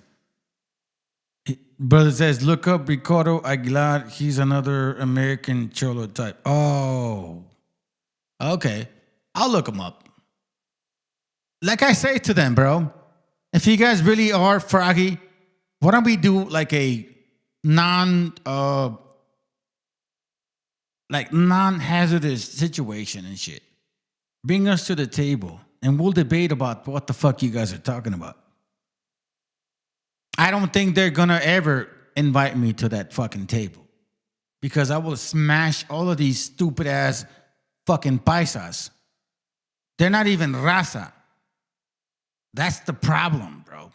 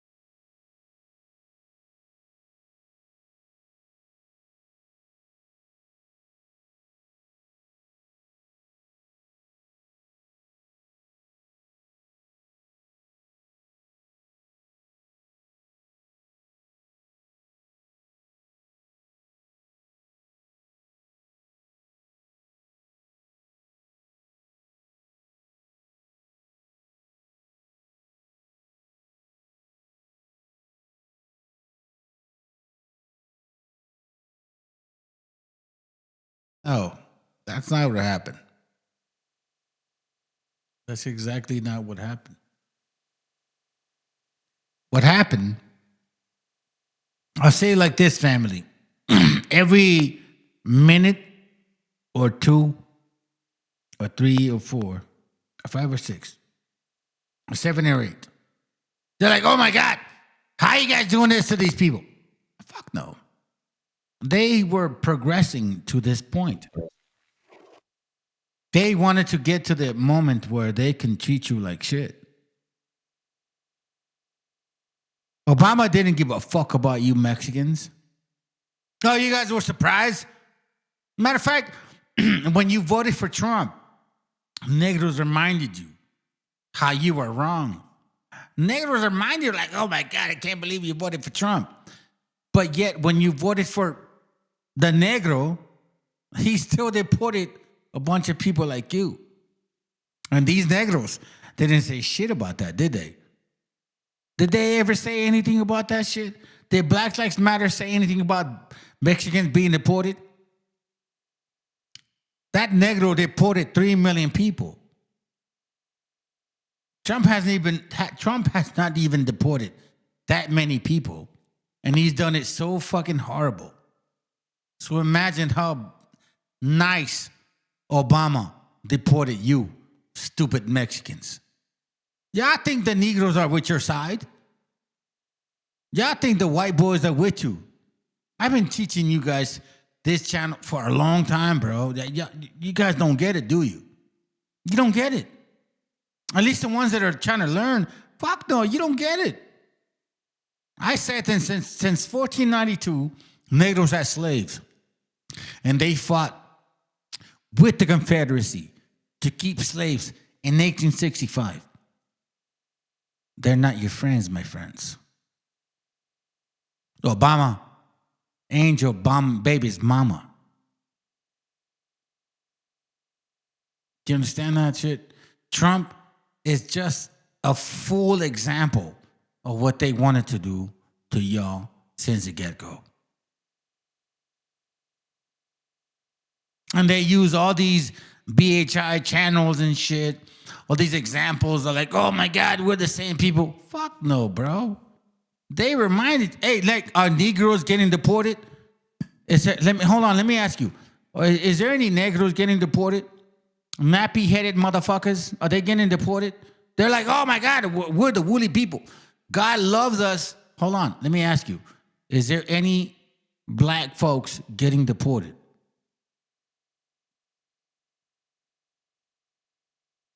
I'm not talking about Somalians. I'm not talking about anything.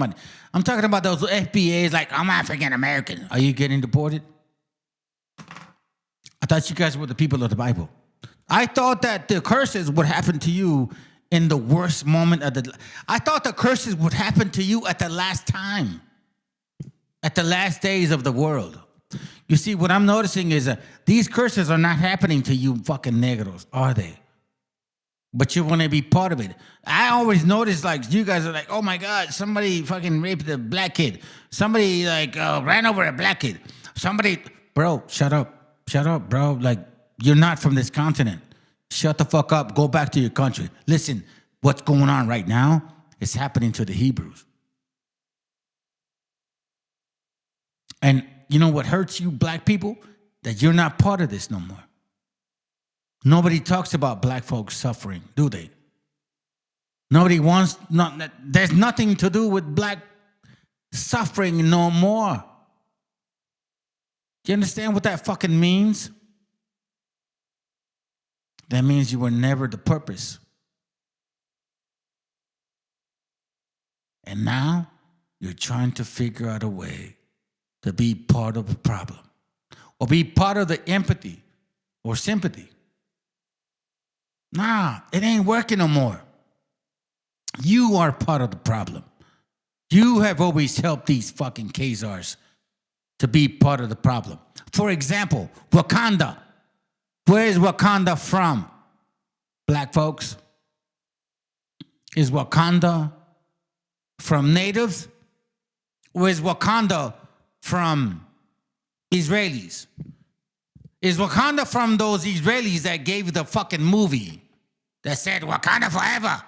Yet I deciphered the name Wakanda and I proved that it's not African whatsoever. I also showed you guys that the Willie Lynch letter is fake as fuck.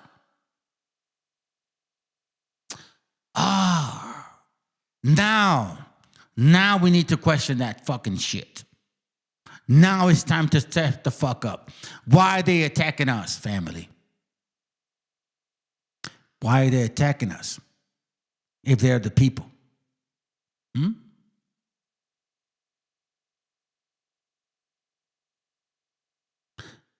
I don't see nobody getting affected. I don't see no Negroes fucking being bothered. I don't see no Negroes getting deported.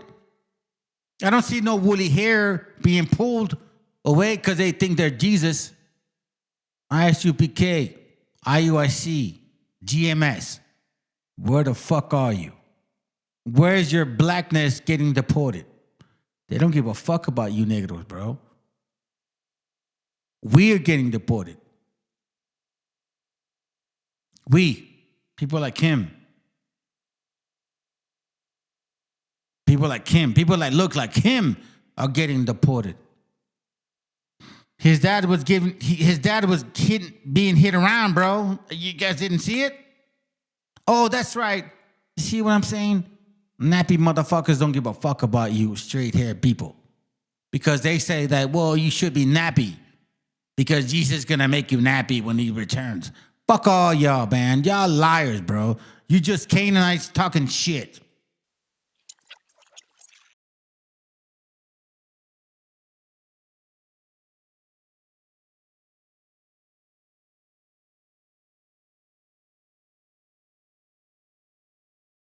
Terrified. He says the men began pulling on their doors, trying to shatter a window. Their slow morning turned into this high-speed chase as Arnulfo made the fateful decision to flee. What was going through your head? They're trying to kill us or something. They're trying to kidnap us or something. Because we didn't know what was happening. And the first thought, my dad was like, who are these people? Arnoldo grabbed his phone and hit record. He shared this video exclusively with MS Now. Vamos a la casa, vamos a la casa. Vamos por la casa, vamos por la casa. La migración, hijos de Within seconds, a fear the 16-year-old U.S. citizen had long suppressed comes to the surface. His undocumented father might be taken by federal agents. Vámonos, vámonos, vámonos. Vámonos, flacas. Why try to hit him? This guy did not fucking run his car to them. They rammed this car towards him. But I guess, whatever, man. You know what? I'll say it like this, family. I got an internal problem going on in my family. Because I care about this too much.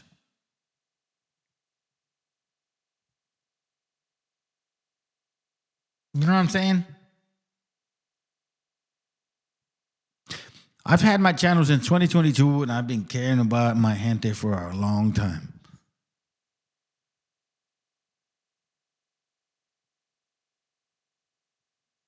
This bothers me, man.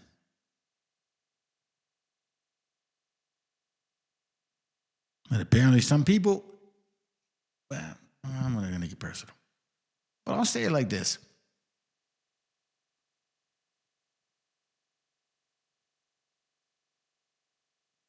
I will always express how I feel towards my gente. As long as the Most High gives me this knowledge, man, I will always share what I know. Let's continue.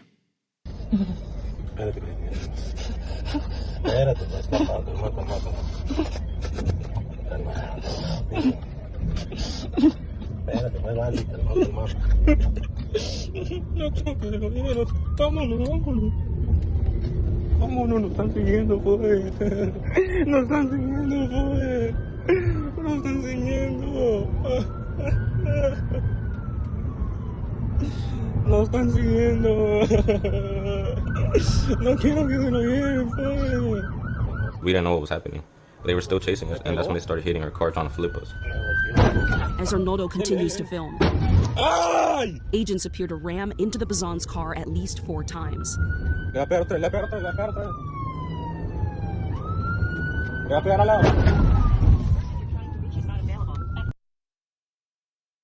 they're hitting his car. He never hit their car, even though they accuse him that he hit their car. Hey, American Cholo, is this what you wanted? Honduran little bastard. Hustak, your little tattoos in your mind. Is this what you wanted, bro? What was going on through your head when you decided to say, yeah, I want this fucking orange orangutan to go full throttle on our people? Did you not know that he would do that? Is your discernment that fucking dumb? Seriously, man, like, y'all need to fucking understand what the fuck you're talking about, bro. You're representing so-called a lot of people. A lot of people follow you guys. And all of a sudden, you can't even give them good advice? Seriously? My friends, por favor. Come on, man. You know what I'm saying? Here, I'll say it like this, bro. I'll say it like this, man, my brothers and sisters. My God. There was a time where I had mad game, bro. There was a time where I had actually hair in my head. You know? Let me show you guys something, man. I don't envy nobody, brothers.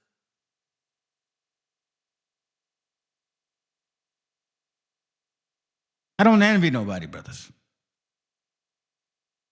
When I was young, bro, that's me and that's my daughter.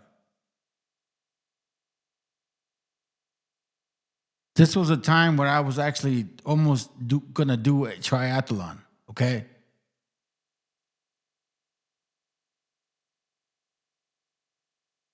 This is my son, who's autistic, 25 years old today, and he can't see.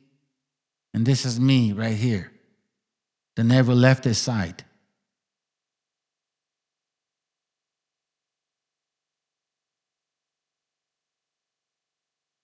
All you guys that talk about this, I don't know how you want to say it, man. Hold on, let me take this off. All you guys that talk about that stuff, bro, you don't even know what the meaning is of like having a family or having respect for your family, showing love for what they do, or having empathy or sympathy. It almost seems like you guys just totally forgotten it.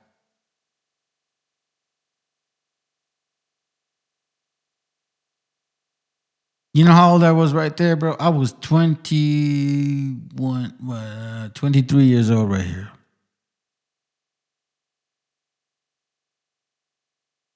$35. And that's my beautiful daughter.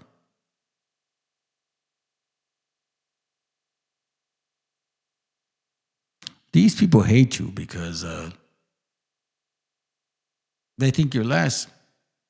These people hate you because they think you're a piece of shit. These people hate you because they think you're savages. What's that video that I was showing? Hold on a second, fam.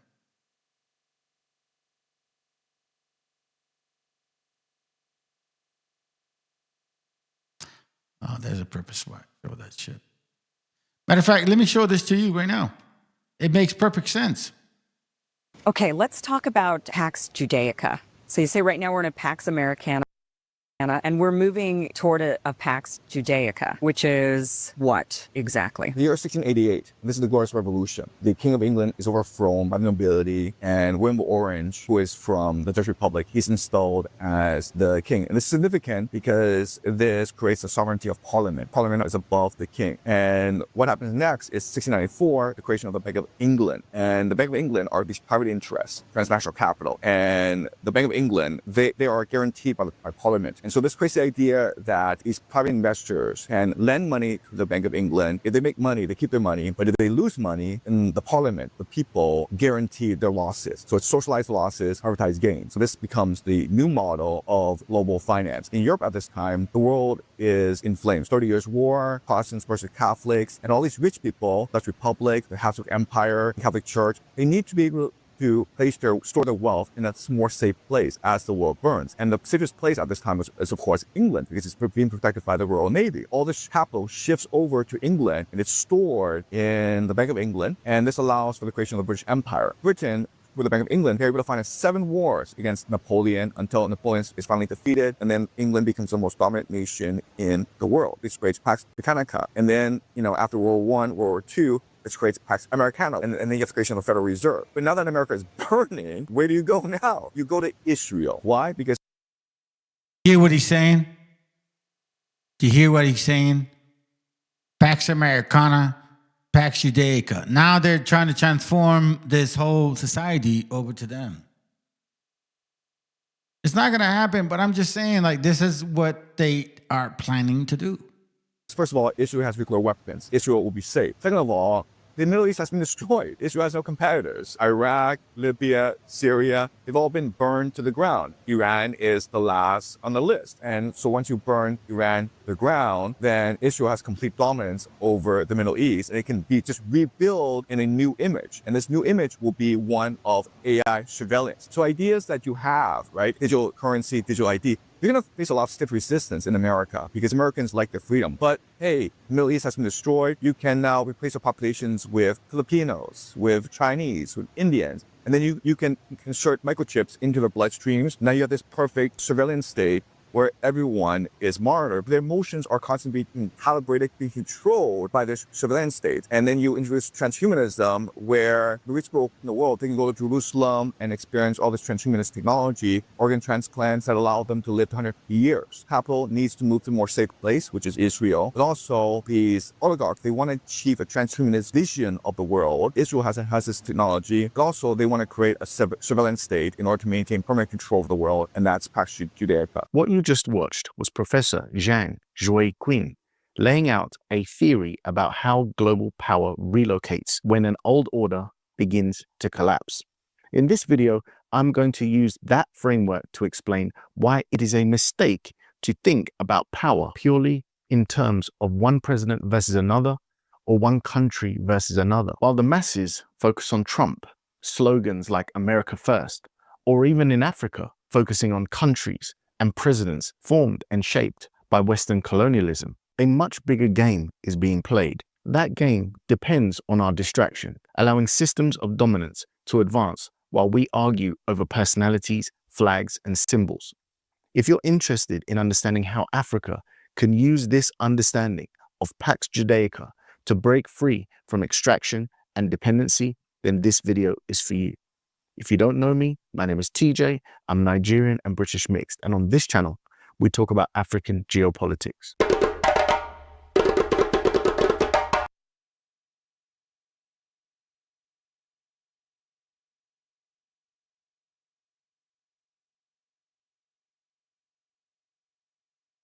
For a moment, let me show you guys this right here, because this is important, bro. We're going to go to this. Okay, let me take care of this.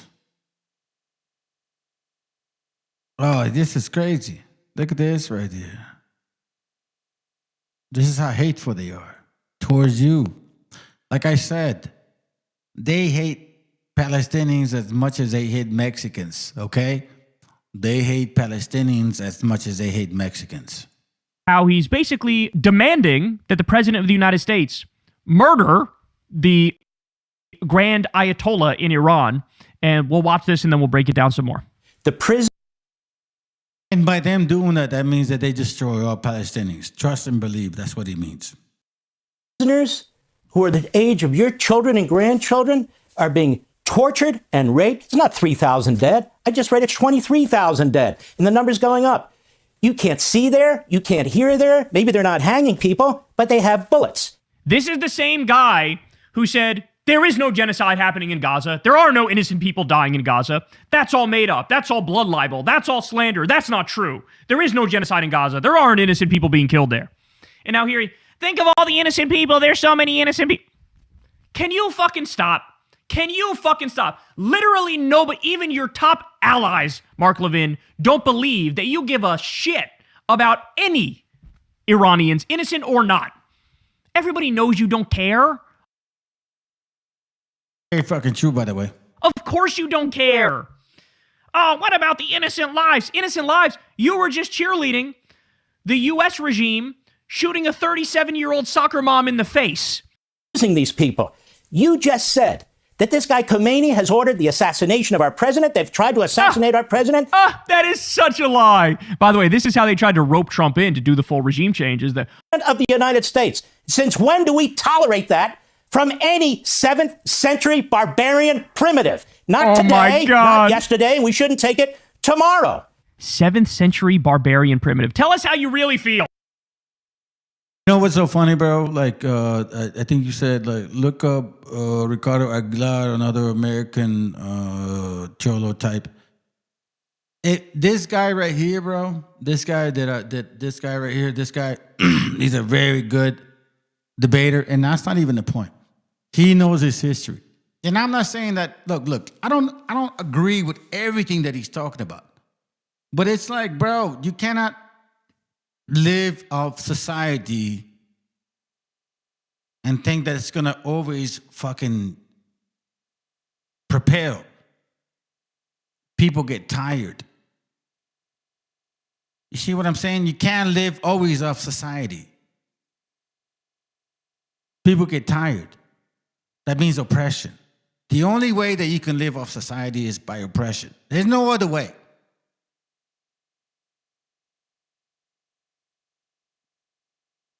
Mark, about Muslims in Iran. Tell us how you really feel. That's your actual feelings, not just about the Grand Ayatollah, but about all of them there. Let's be serious. Let's be serious. You want to talk about a 7th century barbarian primitive? Let's talk about fucking Netanyahu. Let's talk about your illegal settlers. It's very true. What the fuck how come nobody's arresting Netanyahu? How come nobody even tried to making sure? Matter of fact, the meeting that they had over there in the fucking European section, Donald Trump invited him. And you know what Netanyahu said? I can't go because I think that the international law may arrest me for my fucking criminal acts. A lot of you people don't even understand what the fuck's going on around the world.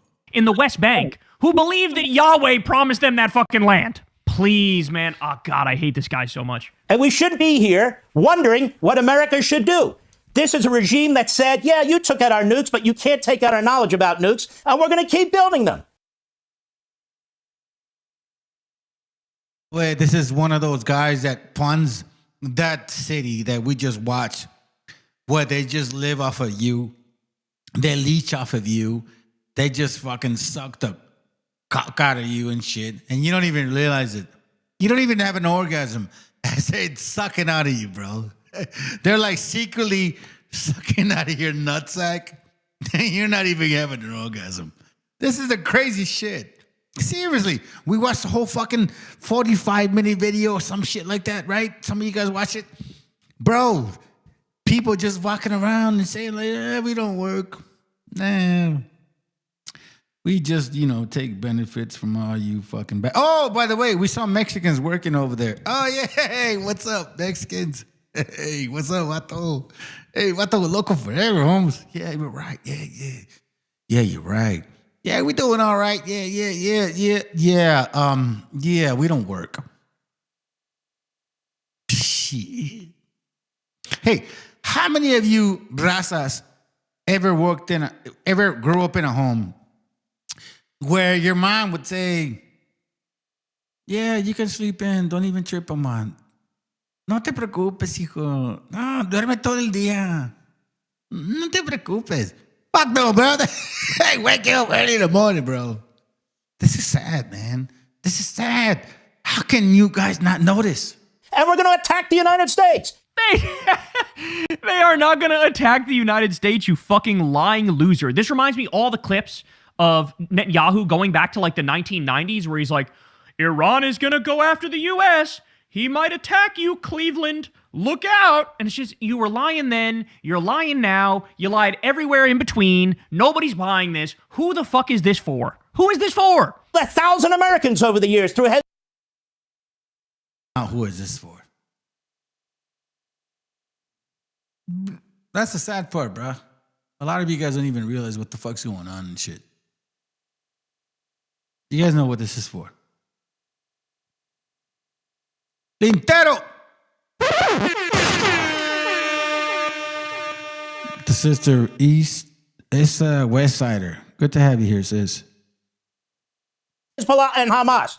Now, I ask my fellow Americans, how much more of this crap are we going to take from these terrorists? How much more? They are slaughtering these young people. They're unarmed. They're brutalizing them. We said. Oh, my God. They're slaughtering. Hey, I might have missed you, sis, too, bro. Might have missed you, sis. MESHIACHA. I think you changed your name a little bit, right? I apologize. Good to have you here, sis. Murdering these poor people, they're unarmed. You mean like almost literally everybody in Gaza who was fucking murdered? The 90% innocent civilians who were killed, mostly women and children? Nah, he doesn't care about those. That was all fake. That was all Pallywood, where they, you know, it's like a high-level Hollywood set where they pretend like they're dying and being starved to death. Protest, we're coming to the rescue. Well, that's what we Americans do when we can. And the president, I believe, in all my heart, is going to keep his word because that's what he does. By the way, this is like, understand what this segment is for an audience of one, Donald Trump. That's the point of this segment. It's for an audience of one. Is we can't let him get away with that. And he tried to kill you, Mr. President. He's doing all these horrible things, Mr. President. And you said you're going to be good to your word, right? It's basically like commanding the president of the United States, you better do more war and more bombing. That's what this is. Like an evil character in a movie. That's what we're watching right now. That's what Mark Levin is. And when you see these young people in body bags all over the damn place, and when you... Different. How different was that from the passive conversation of, what's his name? This guy. It's a fucking dude. Like this fucking guy over here. You know the video? He was saying like, hey, well, you know, we saw canoes and shit. And all of a sudden, you know, we just try to feed these fucking Mexicans or whatever natives you guys were. Yeah, you know, it wasn't for us, you guys would not be civilized. How different is that? Think about it for a moment. How different is that?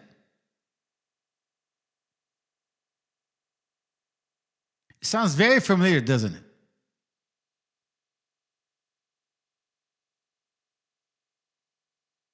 You see these young people staring into the sky.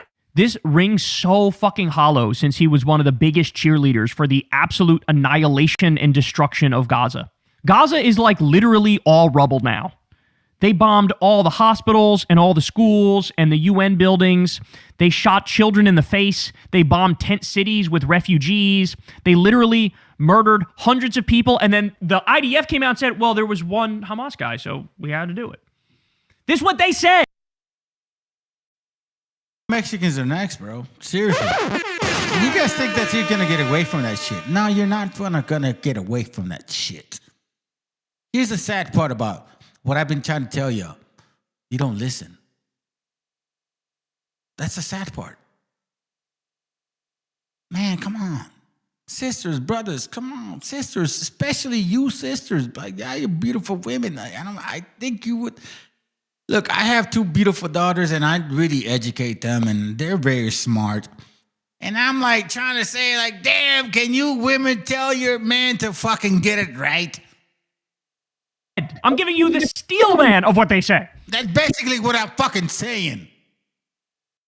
He had nothing to say. In fact, he fucking supported all of it. He had his pom-poms out and everything, and here he is like, the innocent civilians that I care so much about. Jesus Christ, man. Staring into the sky. Dead.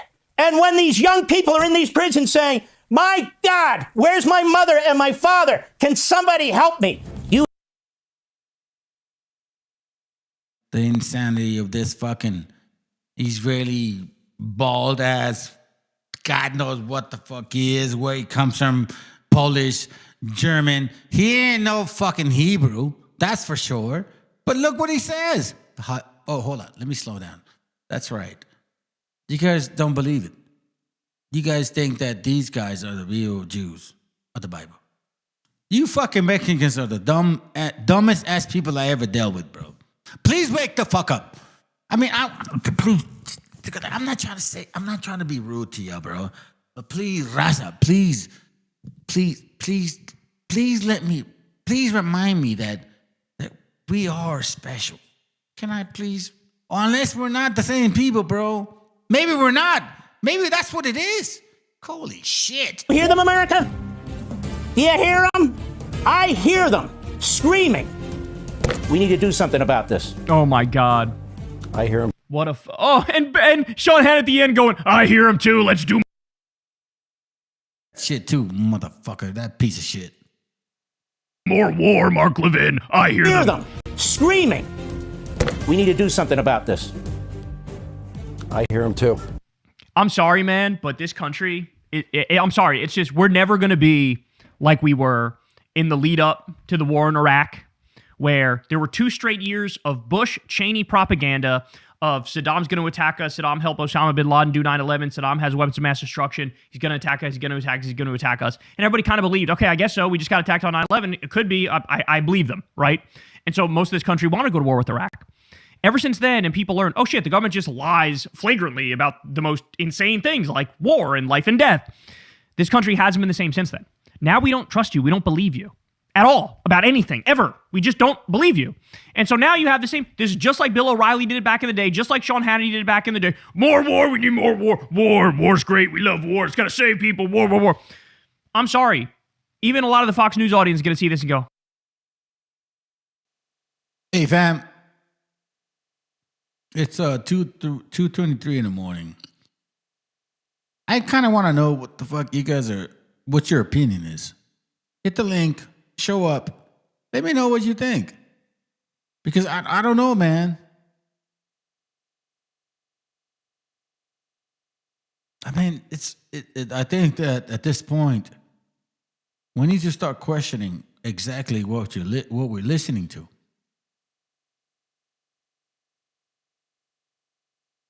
I don't like to bring information from one source only.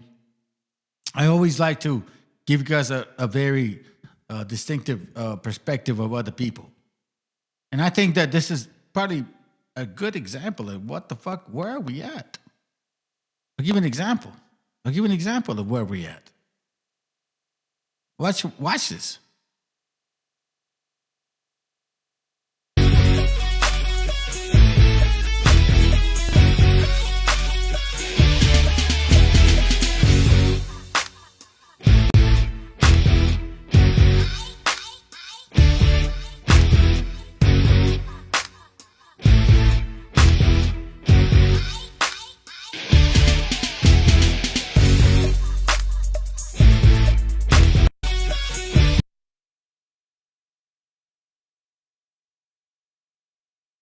Two weeks ago, I made this video about a hacktivist who goes by the pseudonym Martha Root exposing and taking down a white supremacist dating site in real time at a hacking convention in Germany. This is me, sitting on the stage of the Chaos Communication Congress 2025 in Hamburg, one of the world's biggest hacking conventions.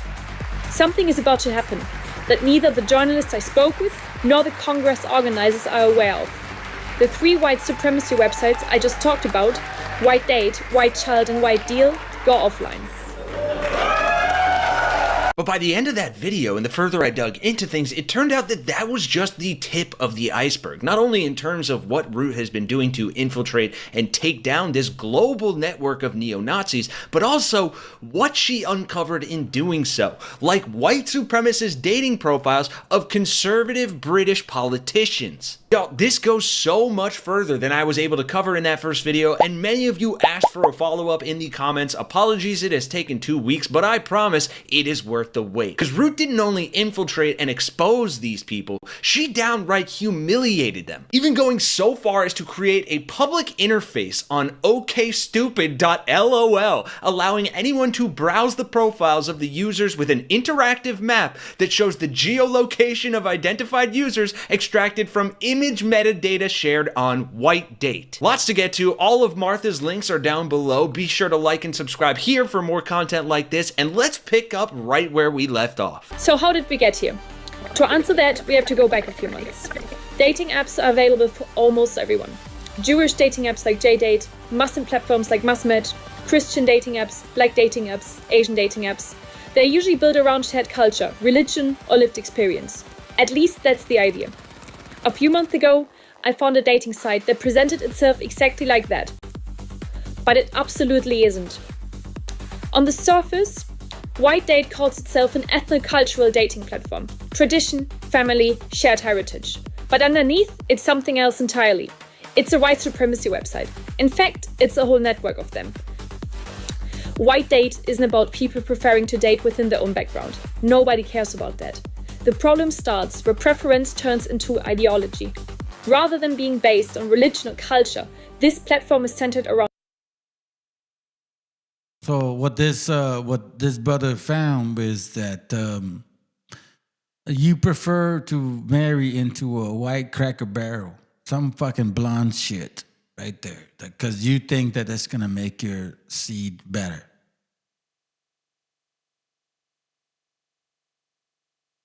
Right. I would love to hear some of you brothers or sisters, at least, that could. You guys have an opinion on this? I'm opening the door to at least let me hear you guys. I mean, how can you let this just go through without saying anything? Okay, continue. On race. Rather than promoting compatibility, it encourages worldview.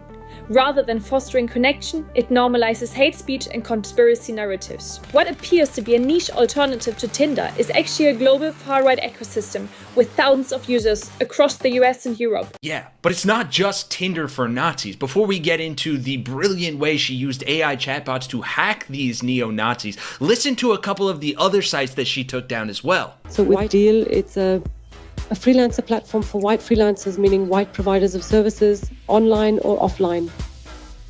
White ChildNet is a comprehensive digital platform in Dusk designed for users, for two parties. In this process, one specific party involved can choose to donate vital biological contributions like sperm and eggs, while on the opposite side of the arrangement, the recipients, who are white of course, are those individuals and couples who are actively seeking such medical donations because they are currently struggling with various forms of infertility. Of course, German culture is outstanding, but it was also created by white people. And when a non-white person comes in and says, yes, I'm black, but I speak low German. You know, it's funny. I think a lot of these white folks and shit, they try to influence that young white voice to influence. I don't know. What I'm noticing is that they try to make sure that to remind the men that the women are supportive, and that's cool because that's like psychological. Check it out. They're going to continue with that as an example. German, and that's why I belong here. That's not true. And even with a German passport or an English passport, a non-white person will never be European, never be white.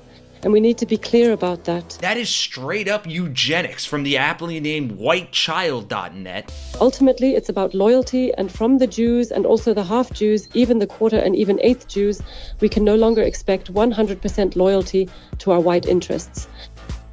And some will probably never understand that what is happening here is a race war. And yes, of course, that sounds crazy. This is Liv Heide, or rather, this is what she calls herself. She presents herself as a thinker and a culture. I don't know what the fuck that means and shit. I'm not gonna follow that stupid ass fucking Cracker Barrel shit. I don't give a fuck about it. But that shows you that at least you can see the shilliness of these Cracker Barrels, bro. They have no idea. I think they don't even have an idea of who they are. Here, I want to finish this video because I think it's important. Don't forget about a gente.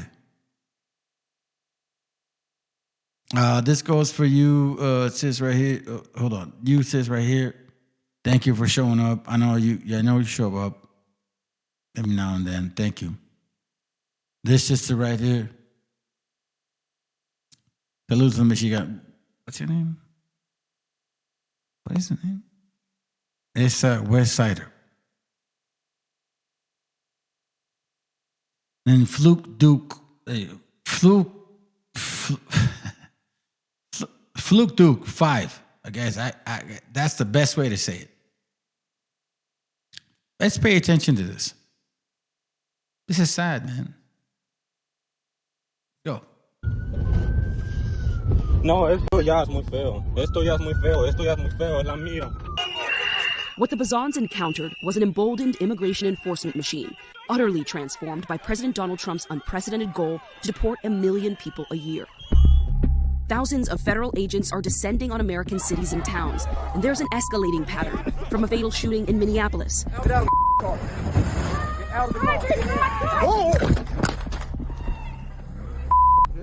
to confrontations from Texas to Alabama.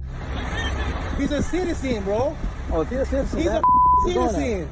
California to New York. No, porque te van a hacer así, hombre. No me sean así. Ay, por favor, no sean así. By the way, I just want to give you guys a real quick secret. Spend $10,000 and transfer that shit to pesos. Louisiana to Illinois. They forcefully opened the door to travel. It was locked. It was locked. The violence, the clashes. Experts tell MS Now much of the chaos is driven by a major shift. I haven't said anything. Border Patrol, historically restricted to zones within 100 miles of the border, has spread its culture and tactics designed for cartel land into the interior. You're gonna shoot a pregnant woman? Yeah, you're gonna shoot a pregnant woman? That morning, Arnoldo says the agents did not once identify themselves or even so much as say, "You're under arrest." They pulled into a restaurant depot lot where Arnoldo's father knew some of the workers and thought he might be safe.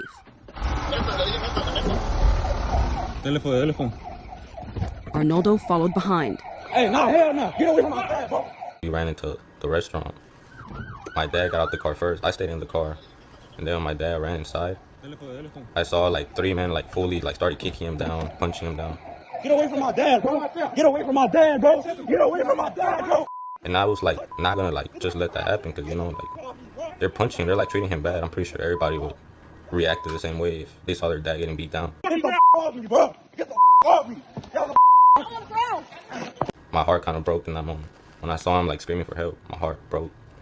And I tried my hardest to stay cool, but my emotions got to me. Did he say anything to you in that moment? Was he trying to communicate with you? He was telling me, back away, it's fine, I'll be okay. But seeing how they were like, when they dropped him, that's when I was like, I'm not just gonna let this happen. Homeland Security Assistant Secretary Tricia McLaughlin told MS Now that allegations that federal officers assaulted Arnolfo and Arnoldo are false.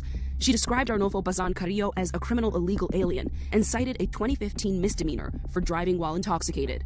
She did not respond to MS Now's question. Yo, listen.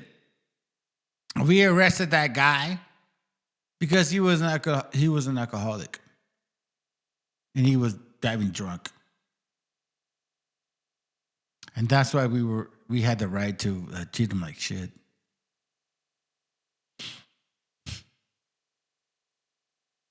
Hey, what's his name? American Cholo? Fuck him. What is his name? The Honduran guy. Is this what you wanted? American Cholo. Hoodstock, bro. Like, what's his name? Like, what the fuck, bro? Is this what you wanted?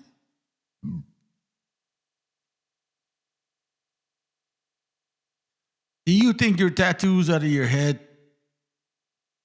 are gonna get away from the fact that when it's time to fucking pay the piper, you know, I'm saying, like, it's gonna be all right?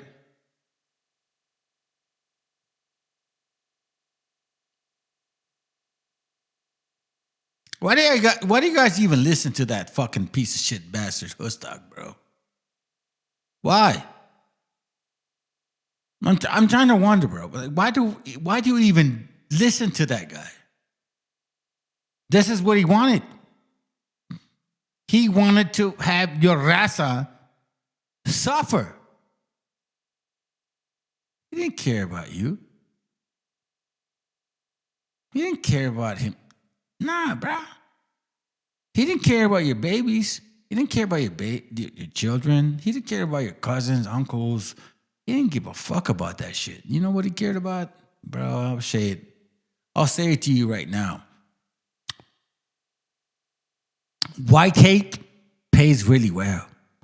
He promoted that shit because white people pay him to promote that shit. That's why.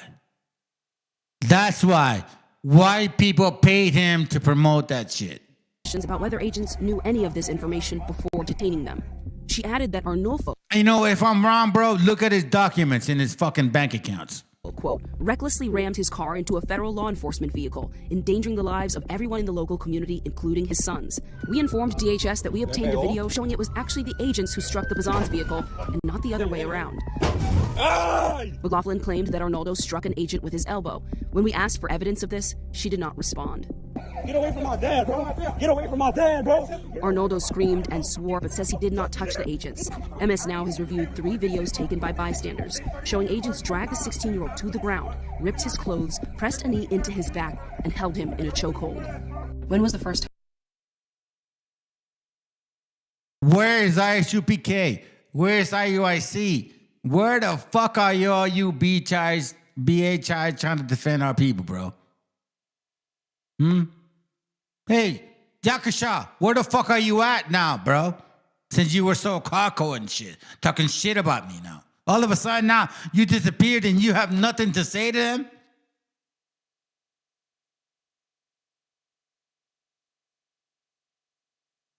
Right. Right. You weak motherfuckers, bro.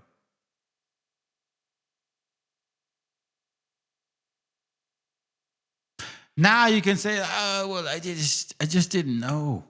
I just didn't know? Really? Man. Time that you tried to tell them I'm a citizen.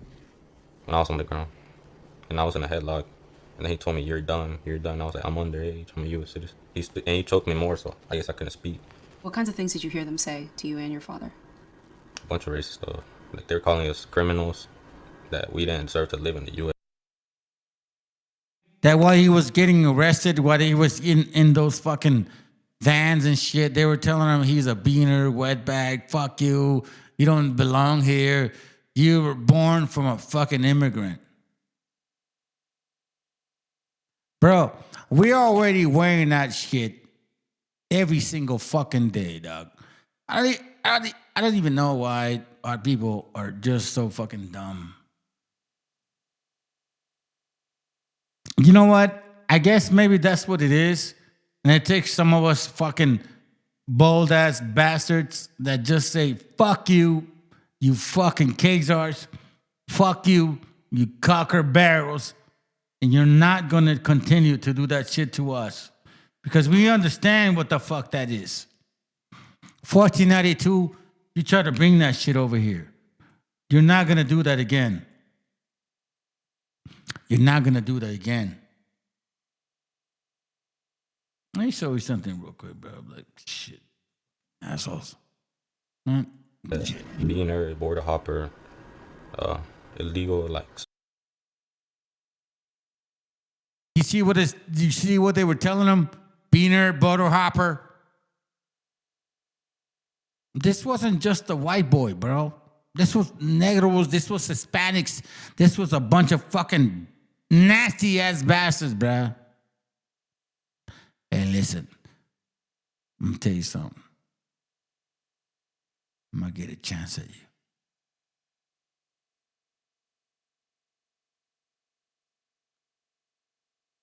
I'm gonna get a chance at you. With his elbow. When we asked for evidence of this, she did not respond. Get away from my dad, bro. Get away from my dad, bro. Arnoldo screamed and swore, but says he did not touch the agents. MS Now has reviewed 3 videos taken by bystanders, showing agents drag the 16-year-old to the ground, ripped his clothes, pressed a knee into his back, and held him in a chokehold. When was the first time that you tried to tell them I'm a citizen? When I was on the ground, and I was in a headlock, and then he told me, you're done. I was like, I'm underage. I'm a U.S. citizen. And he choked me more, so I guess I couldn't speak. What kinds of things did you hear them say to you and your father? A bunch of racist stuff. Like, they're calling us criminals, that we didn't deserve to live in the U.S. Beaner, border hopper, illegal, like son of an alien, and all that stuff. A dumbass, all that. You know, the typical shit that fucking Cracker Barrels always say about our Mexican people. But yet, Cracker Barrels never understand that you guys are fucking horrible people. You eat your own people. You dislodge. I'll say it like this. White people, listen to me. If you really care about yourselves, then why do you get rid of your moms at 65? Why do you get rid of your kids at 18? if you're so great, if you're so magnificent, if you're so fucking figuring out how the fuck shit works, why do you get rid of all the best parts of your life?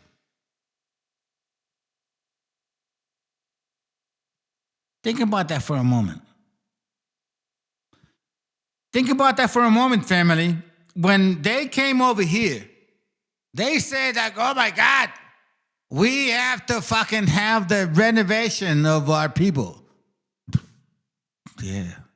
You know what? I'm gonna say it like this right now. Newton. What's his name? What's that other Ashkenazi little fucking faggot? What's his name? The one that did 2 NC square. You see, those guys did not know about mathematics until they got here to this continent. Let me say it again.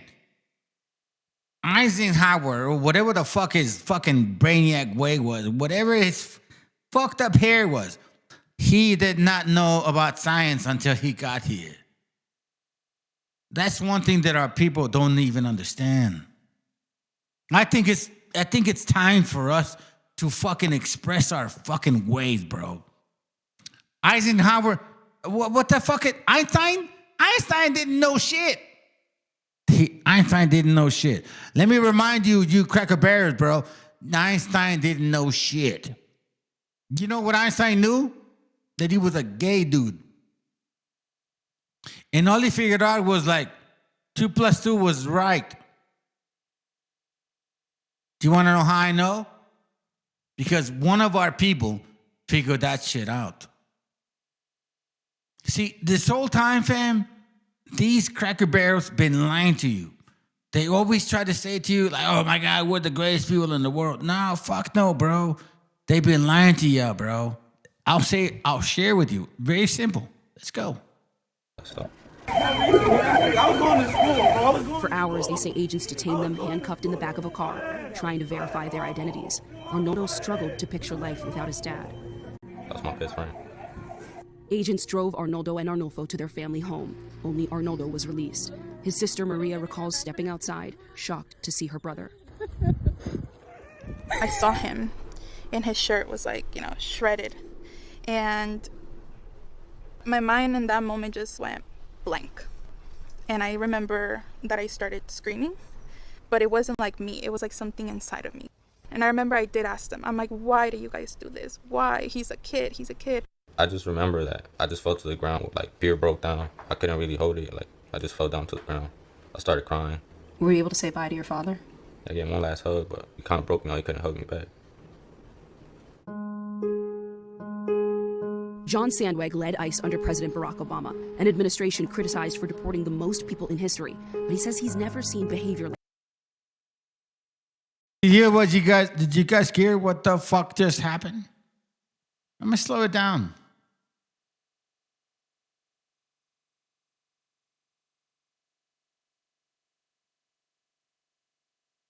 See that Negroes been deporting our people for a long time. Let me repeat that again. Negro conquistadors, since 1492, okay, have been deporting our people for a long time. And Obama, baby's mama, that little Negro and shit, ain't no different. He deported our people for a while. And see, this is what I'm saying, bro. You raza, you got no balls. You got no fucking balls to fucking say the facts. Don't tell me some shit, man, unless you know what you're talking about. On Carrillo as a criminal illegal alien and cited a 2015 misdemeanor for driving while intoxicated. She did not respond to MS Now's questions about whether agents knew any of this information before detaining them. She added that Arnulfo, quote, recklessly rammed his car into a federal law enforcement vehicle, endangering the lives of everyone in the local community, including his sons. We informed DHS that we obtained a video showing it was actually the agents who struck the Bazan's vehicle and not the other way around. McLaughlin claimed that Arnoldo struck an agent with his elbow. When we asked for evidence of this, she did not respond. To you, motherfuckers, who expanded this type of fucking aggression? Obama expanded this type of aggression. So when people say like, oh my God, why didn't you vote for a Negro? Fuck you. They were gonna fucking deport my people since the get-go, bruh. Did you not know that, Negro? Or you that offended? Oh my God, that's right. Until the white man puts a neck on your fucking neck, then all of a sudden now you're gonna try to figure it out. Fuck all y'all motherfuckers, bro. I see beyond what the fuck you talking about. Get away from my dad, bro. Get away from my dad, bro. Arnoldo screamed and swore, but says he did not touch the agents. MS Now has reviewed 3 videos taken by bystanders, showing agents drag the 16-year-old to the ground, ripped his clothes, pressed a knee into his back, and held him in a chokehold. When was the first time that you tried to tell them, I'm a citizen? When I was on the ground. And I was in a headlock. And then he told me, you're done. I was like, I'm underage. I'm a U.S. citizen. And he choked me more, so I guess I couldn't speak. What kinds of things did you hear them say to you and your father? A bunch of racist stuff. Like, they were calling us criminals, that we didn't deserve to live in the U.S. Beaner, border hopper, illegal, like, son of an alien, and all that stuff. A dumbass. Let me guess, too offensive for you fucking American Cholo? Is that what it is? Are you that fucking gay? Are you that weak? Are you that short? You have no balls to fucking protect our people? This brother right here is saying, what the fuck happened? Are you not gonna talk about it? Are you just gonna sit back and say, like, hey, well, you know? Or is anybody gonna say anything around that shit? Hey, Hoodstock, cocksucker. What the fuck, man? What about you, Nino fucking dark ass bitch? Does that not matter to you? Did it not shake your mind? Did it not question you? And at least saying like, well, maybe I may be wrong. Nah, fuck no. You know why? Because you think you're blackity black, bro. You're just a Negro fucking acting like Mexican. Shut the fuck up. Stay out of our fucking family, homie. You ain't nobody no more. You understand what this means? Oh, that's right. Oh, there's only five. Bro, you know what? This is what I hate about Raza, homie. You guys are so embarrassing. You guys are so fucking ashamed of yourselves that you don't even want to watch other people that actually have a fucking point, bro. That's all that stuff. For hours, they say agents detained them handcuffed in the back of a car, trying to verify. What are you guys doing? I'm doing shit. Yeah, that's right. You're just watching because you're weak. Raza's weak, bro. I'm starting to realize that shit. Y'all are weak, bro. Their identities. Arnoldo struggled to picture life without his dad. That was my best friend. Agents drove Arnoldo and Arnulfo to their family home. Only Arnoldo was released. His sister Maria recalls stepping outside, shocked to see her brother. But you see, the reason I want talking shit about you guys is because I was born in Guadalajara, bro. And one thing we do in Mexico is we have our backs. Y'all don't give a fuck about your people. You say, we're Chicanos, Chicano. We're Chicanos, güey. Chicano, güey. Yeah, we're Chicano. Look at what Chicano ways. Look at our Chicano ways. Look at our Chicano ways, bro. Like, we protect our Chicano ways and shit. What the fuck do you guys protect? You don't protect shit. You Chicanos don't protect shit. You have no concept of what the fuck you're protecting. You Chicanos don't protect shit. Matter of fact, you Chicanos, so-called, had burned our people. Y'all Chicanos have burned our people, bro. Look at this shit right here. My brothers, if you say you care about them, I saw him, and his shirt was like, shredded. I started kicking him down, punching him down. Get away from my dad, bro. Get away from my dad, bro. Get away from my dad, bro. And I was like, not gonna like just let that happen, because you know, like they're punching him, they're like treating him bad. I'm pretty sure everybody would. You know who's talking about this situation more? Our raza. Not you Chicanos. Not you so like, oh, I'm Chicano, bro. I'm a Chicano. Nah, y'all Chicanos ain't doing shit. As far as I know, at least from what I understand, the streets got quiet. As soon as these fucking policemen started to drive around your shit.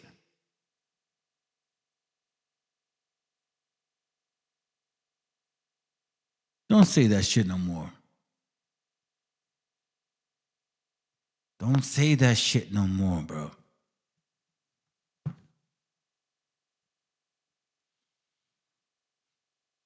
Reacted the same way if they saw their dad getting beat down. Get the off me, bro. Get the off me. Y'all on the ground. My heart kind of broke in that moment. When I saw him like screaming for help, my heart broke. And I tried my hardest to stay cool, but my emotions got to me.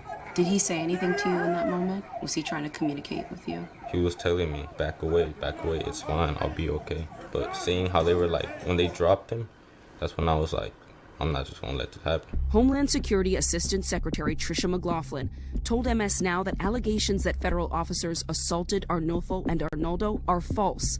She described Arnulfo Bazan Carrillo as a criminal illegal alien and cited a 2015 misdemeanor for driving while intoxicated. She did not respond to MS Now's questions about whether agents knew any of this information before detaining them. She added that Arnulfo, quote, recklessly rammed his car into a federal law enforcement vehicle, endangering the lives of everyone in the local community, including his sons. We informed DHS that we obtained a video showing it was actually the agents who struck the Bazan's vehicle and not the other way around. McLaughlin claimed that Arnoldo struck an agent with his elbow. When we asked for evidence of this, she did not respond. Get away from my dad, bro. Get away from my dad, bro. Arnoldo screamed and swore, but says he did not touch the agents. MS Now has reviewed 3 videos taken by bystanders. Say, protect yourselves, use the Second Amendment, and this is why we have to make a difference. Agents dragged the 16-year-old to the ground, ripped his clothes, pressed a knee into his back, and held him in a chokehold. When was the first time that you tried to tell them, I'm a citizen? When I was on the ground, and I was in a headlock, and then he told me, you're done. I was like, I'm underage, I'm a U.S. citizen. And he choked me more, so I guess I couldn't speak. What kinds of things did you hear them say to you and your father? A bunch of racist stuff. Like, they were calling us criminals, that we didn't deserve to live in the U.S. Beaner, border hopper, illegal, like son of an alien, all that stuff. A dumbass, all that stuff. I was going to school, bro. For hours, they say agents detained them handcuffed in the back of a car, trying to verify their identities. Arnoldo struggled to picture life without his dad. That was my best friend. Agents drove Arnoldo and Arnulfo to their family home. Only Arnoldo was released. His sister Maria recalls stepping outside, shocked to see her brother. I saw him, and his shirt was like, shredded. And my mind in that moment just went blank. And I remember that I started screaming, but it wasn't like me. Remember that video that we were watching earlier about the fucking Israelis? That they were like, hey man, I'm just having a good time. I'm having a fucking great old time over here. I'm trying to be like, yeah, it's all good. Everything's good. Everything's good. Remember that? Remember that shit that they said to themselves? Let me remind you of what the fuck they want.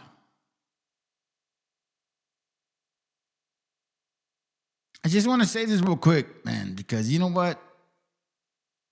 We can't stop, man. Everyone quotes George Orwell. Politicians, news anchors, your friends on Twitter, they all claim 1984 is a warning about the other side. But almost no one has actually read the manual. It is in fact the book most people claim to have read when they haven't. People think 1984 is a book about surveillance. They think the danger is the camera on the wall, or the microphone in the bushes, the thought police coming and arresting you for expressing the wrong ideas. Big Brother is watching you. They're wrong. Whilst those things are the visceral terrors which capture our attention, the real threat in 1984 is much more dangerous and subtle. Orwell didn't fear the cameras. He feared linguistic atrophy. In 1984, he predicted a world where the government didn't need to ban problematic books because no one would have the vocabulary to understand them anyway. The only books people would read was simplistic pulp trash that harmonised with the proper way of seeing the world.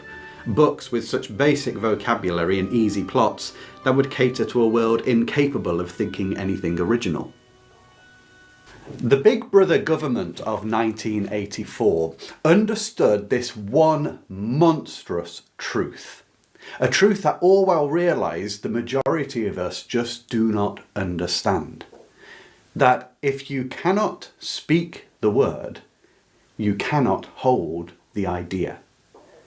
If you cannot say rebellion, you cannot ever rebel. Now this is the Newspeak protocol in 1984, and it is by far and away the most sinister, tyrannous construction in the whole book. And yet, if you look at how we communicate today, using buzzwords that are so broad as to encapsulate anything you want them to, or the use of emojis or 5-second sound bites to convey a thought, then you'll realise that Big Brother isn't on its way. It's already a reality, according to George Orwell. To understand the weapon, we must understand the blacksmith. Eric Blair, who we know as George Orwell, didn't write this book in a comfortable library. He wrote it after watching reality dissolve in the Spanish Civil War. Speaking of that time, Orwell wrote this. I remember saying once to Arthur Koestler, history stopped in 1936, at which he nodded in immediate understanding. Early in life, I had noticed that no event is ever correctly reported in a newspaper. But in Spain, for the first time, I saw newspaper reports which did not bear any relation to the facts, not even the relationship which is implied in an ordinary lie. I saw great battles reported where there had been no fighting, and complete silence where hundreds of men had been killed. I saw troops who had fought bravely denounce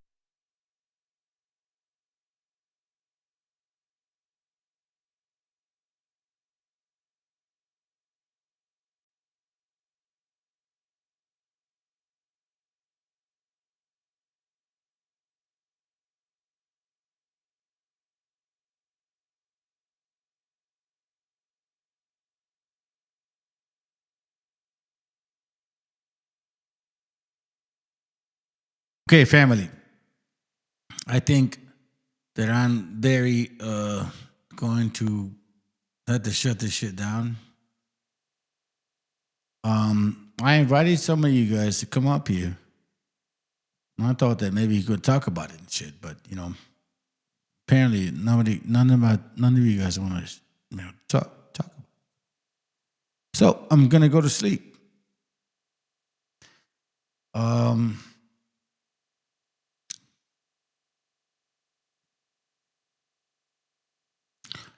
Let me say good night to, in case you're watching, what's up? While we're being revealed. Good night, brother. In case you're seeing. You were here earlier. Isaiah chapter 58 and verse 1. Cry aloud. Wait, hold on. Slow down, brother. Shit. Hey, all right. Hey, good. Good to have you, sis.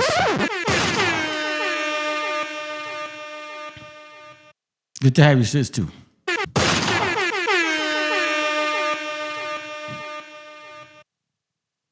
Stephen Miller. Fuck that little piece of shit.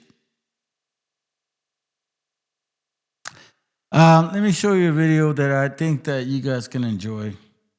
I think this is funny, and after this, we can go to sleep. You know what I'm saying? Like, oh, man, you know what? There's some crazy stuff going on in my home. Some crazy stuff going on. Anyways, all right. So, like, let's listen to this. ¡Hola, Memito! ¡Ay, qué tierno es! Tierno no. Ah, llora mucho por las noches. No, solo llora cuando se da cuenta que nos estamos quedando dormidos. Es un chiquitín travieso. No lo hace por travieso. Lo hace más bien por una cuestión de mala leche. O sea, es mal carácter, es gandalla, es ojete, pues. Un hijo de la chingada. Bueno, es un bebé. Pues yo a veces siento que es el hijo del mismísimo diablo, el maligno, Satanás. Ay, ¿por qué dices eso? Por ejemplo, la otra vez me iba a trabajar, ya iba tarde yo, y de pronto me llega un olor potente, así fétido, gacho. Me doy cuenta que se había cagado. El cabrón se había cagado, ¿no? Ahí voy muy amablemente a cambiarle el pañal, abro esa madre, y en vez de darme las gracias, me mea encima todo. Bueno, es un bebé, no sabe de esas cosas. Ah, sí, igualito que su mamá, ¿no? Solapándole todo. Sí, por eso se hace de esas mañas. La otra vez me guacareó encima. Estábamos en el baño, junto al lavabo. Me pudo haber dicho, oye, quiero vomitar. No, me guacareó así y todavía me ve con sus ojos de te chingué, te chingué. Bueno, pero había comido algo antes. No sé, no me dijo nada. ¿Cómo no te dijo? Pues no me dijo. Ah, porque esa es otra. Mamón. Salió mamón el cabroncito. No me dirige la palabra desde que salimos del hospital. Soy su papá y ni siquiera buenos días, buenas tardes, algo, nada. No. Y además, huevón. Porque se hace pasar por tetrapléjico para que yo lo cargue y lo lleve a todos lados. Pero ya le dije, basta, Guillermo. Se acabó. ¿Sí? O te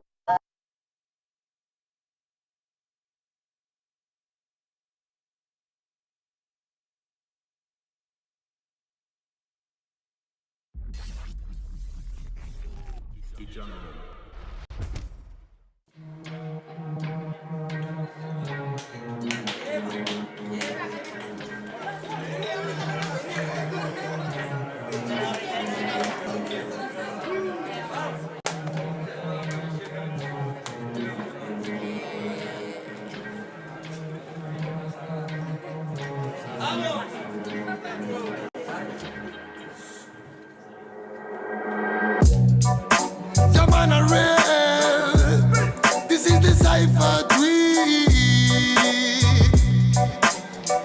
Ahora Babylon real. En esta ocasión traigo a los gangsters más gangsters de la zona. Y vengo con la familia gang. ¿Cómo dice? Llaman a real.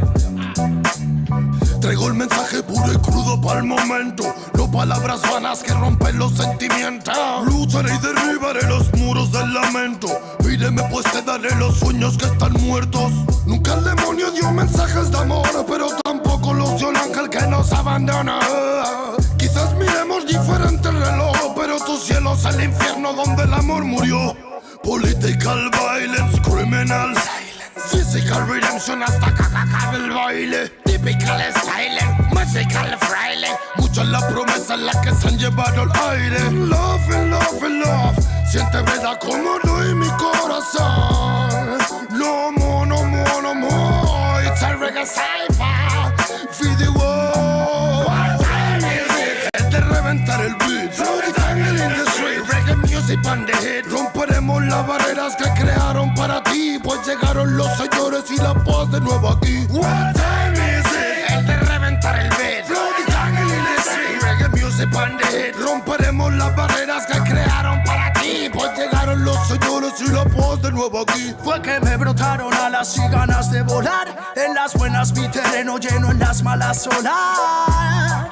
Un muro que decorar. Mis hermanos me sirven de guía, mi estrella polar. Guarda los hilos. Me duele hasta respirar. Solo quiero ver verdad. Sigo buscándome lejos de lo que piensas, más fácil de lo que crees, el esfuerzo trae recompensas. Vale la experiencia si es intensa, no tires de la cuerda si está tensa. Miraban al ocaso con tristeza, las estrellas devolvían con grandeza su mirar. Nos vimos floreciendo en la maleza, la belleza de las piezas y comienzan a encajar. Es de reventar el beat, reggae music and the hit. Romperemos las barreras que crearon para ti, pues llegaron los señores y la paz de nuevo aquí. What time is it? Es de reventar el beat, reggae music and the hit. Romperemos las barreras que crearon para ti, pues llegaron los señores y la paz de nuevo aquí. 51, 52, con un micro de bambú, más vueltas que Passepartout. Me siento en la old school, it's magnetic kung fu, it's a reggae magnatur. Por las almas sonrientes que acompañan a Zazú. En bambalinas y balú, son rimas de menú, no salidas de velour, pero calidad y del sur. Homie, always lonely, but I feeling like a gangsta. 52, 53, a mí sí me ves venir, por eso me llaman King, ese fue mi devenir. De marchar o seguir, nunca tuve que elegir, la music me eligió a mí, no tengo nada más que decir. Saifa, Puniga, Loba, Grimble, Fire, Killaman, Smoker, Chusta, Feel Light, Rasta, Child Metal, Kimanes, Original a Reggae, Saifa again. Interna en la villa del pingüino, de los calines en la antena y los que se encuentran dormidos zarandean tus emociones cual barril de vino, cosas feas quedas en tus ideas, pero aquí no, yo no atino, disparo sin mirar a todo aquel vampiro que bien te quiera hincarme, bro. Si lo digo, no es para pensar, sino para aclarar lo que tú siempre estás pensando. Acaba el tan magnífico, imposible de torcer metal, soltamos making connection after connection, my new world, creating the freedom from them, me more. Nanny boy, represent this game. What time is it? Es de reventar el beat, jungle in the street, reggae music and the hit. Romperemos las barreras que crearon para ti, pues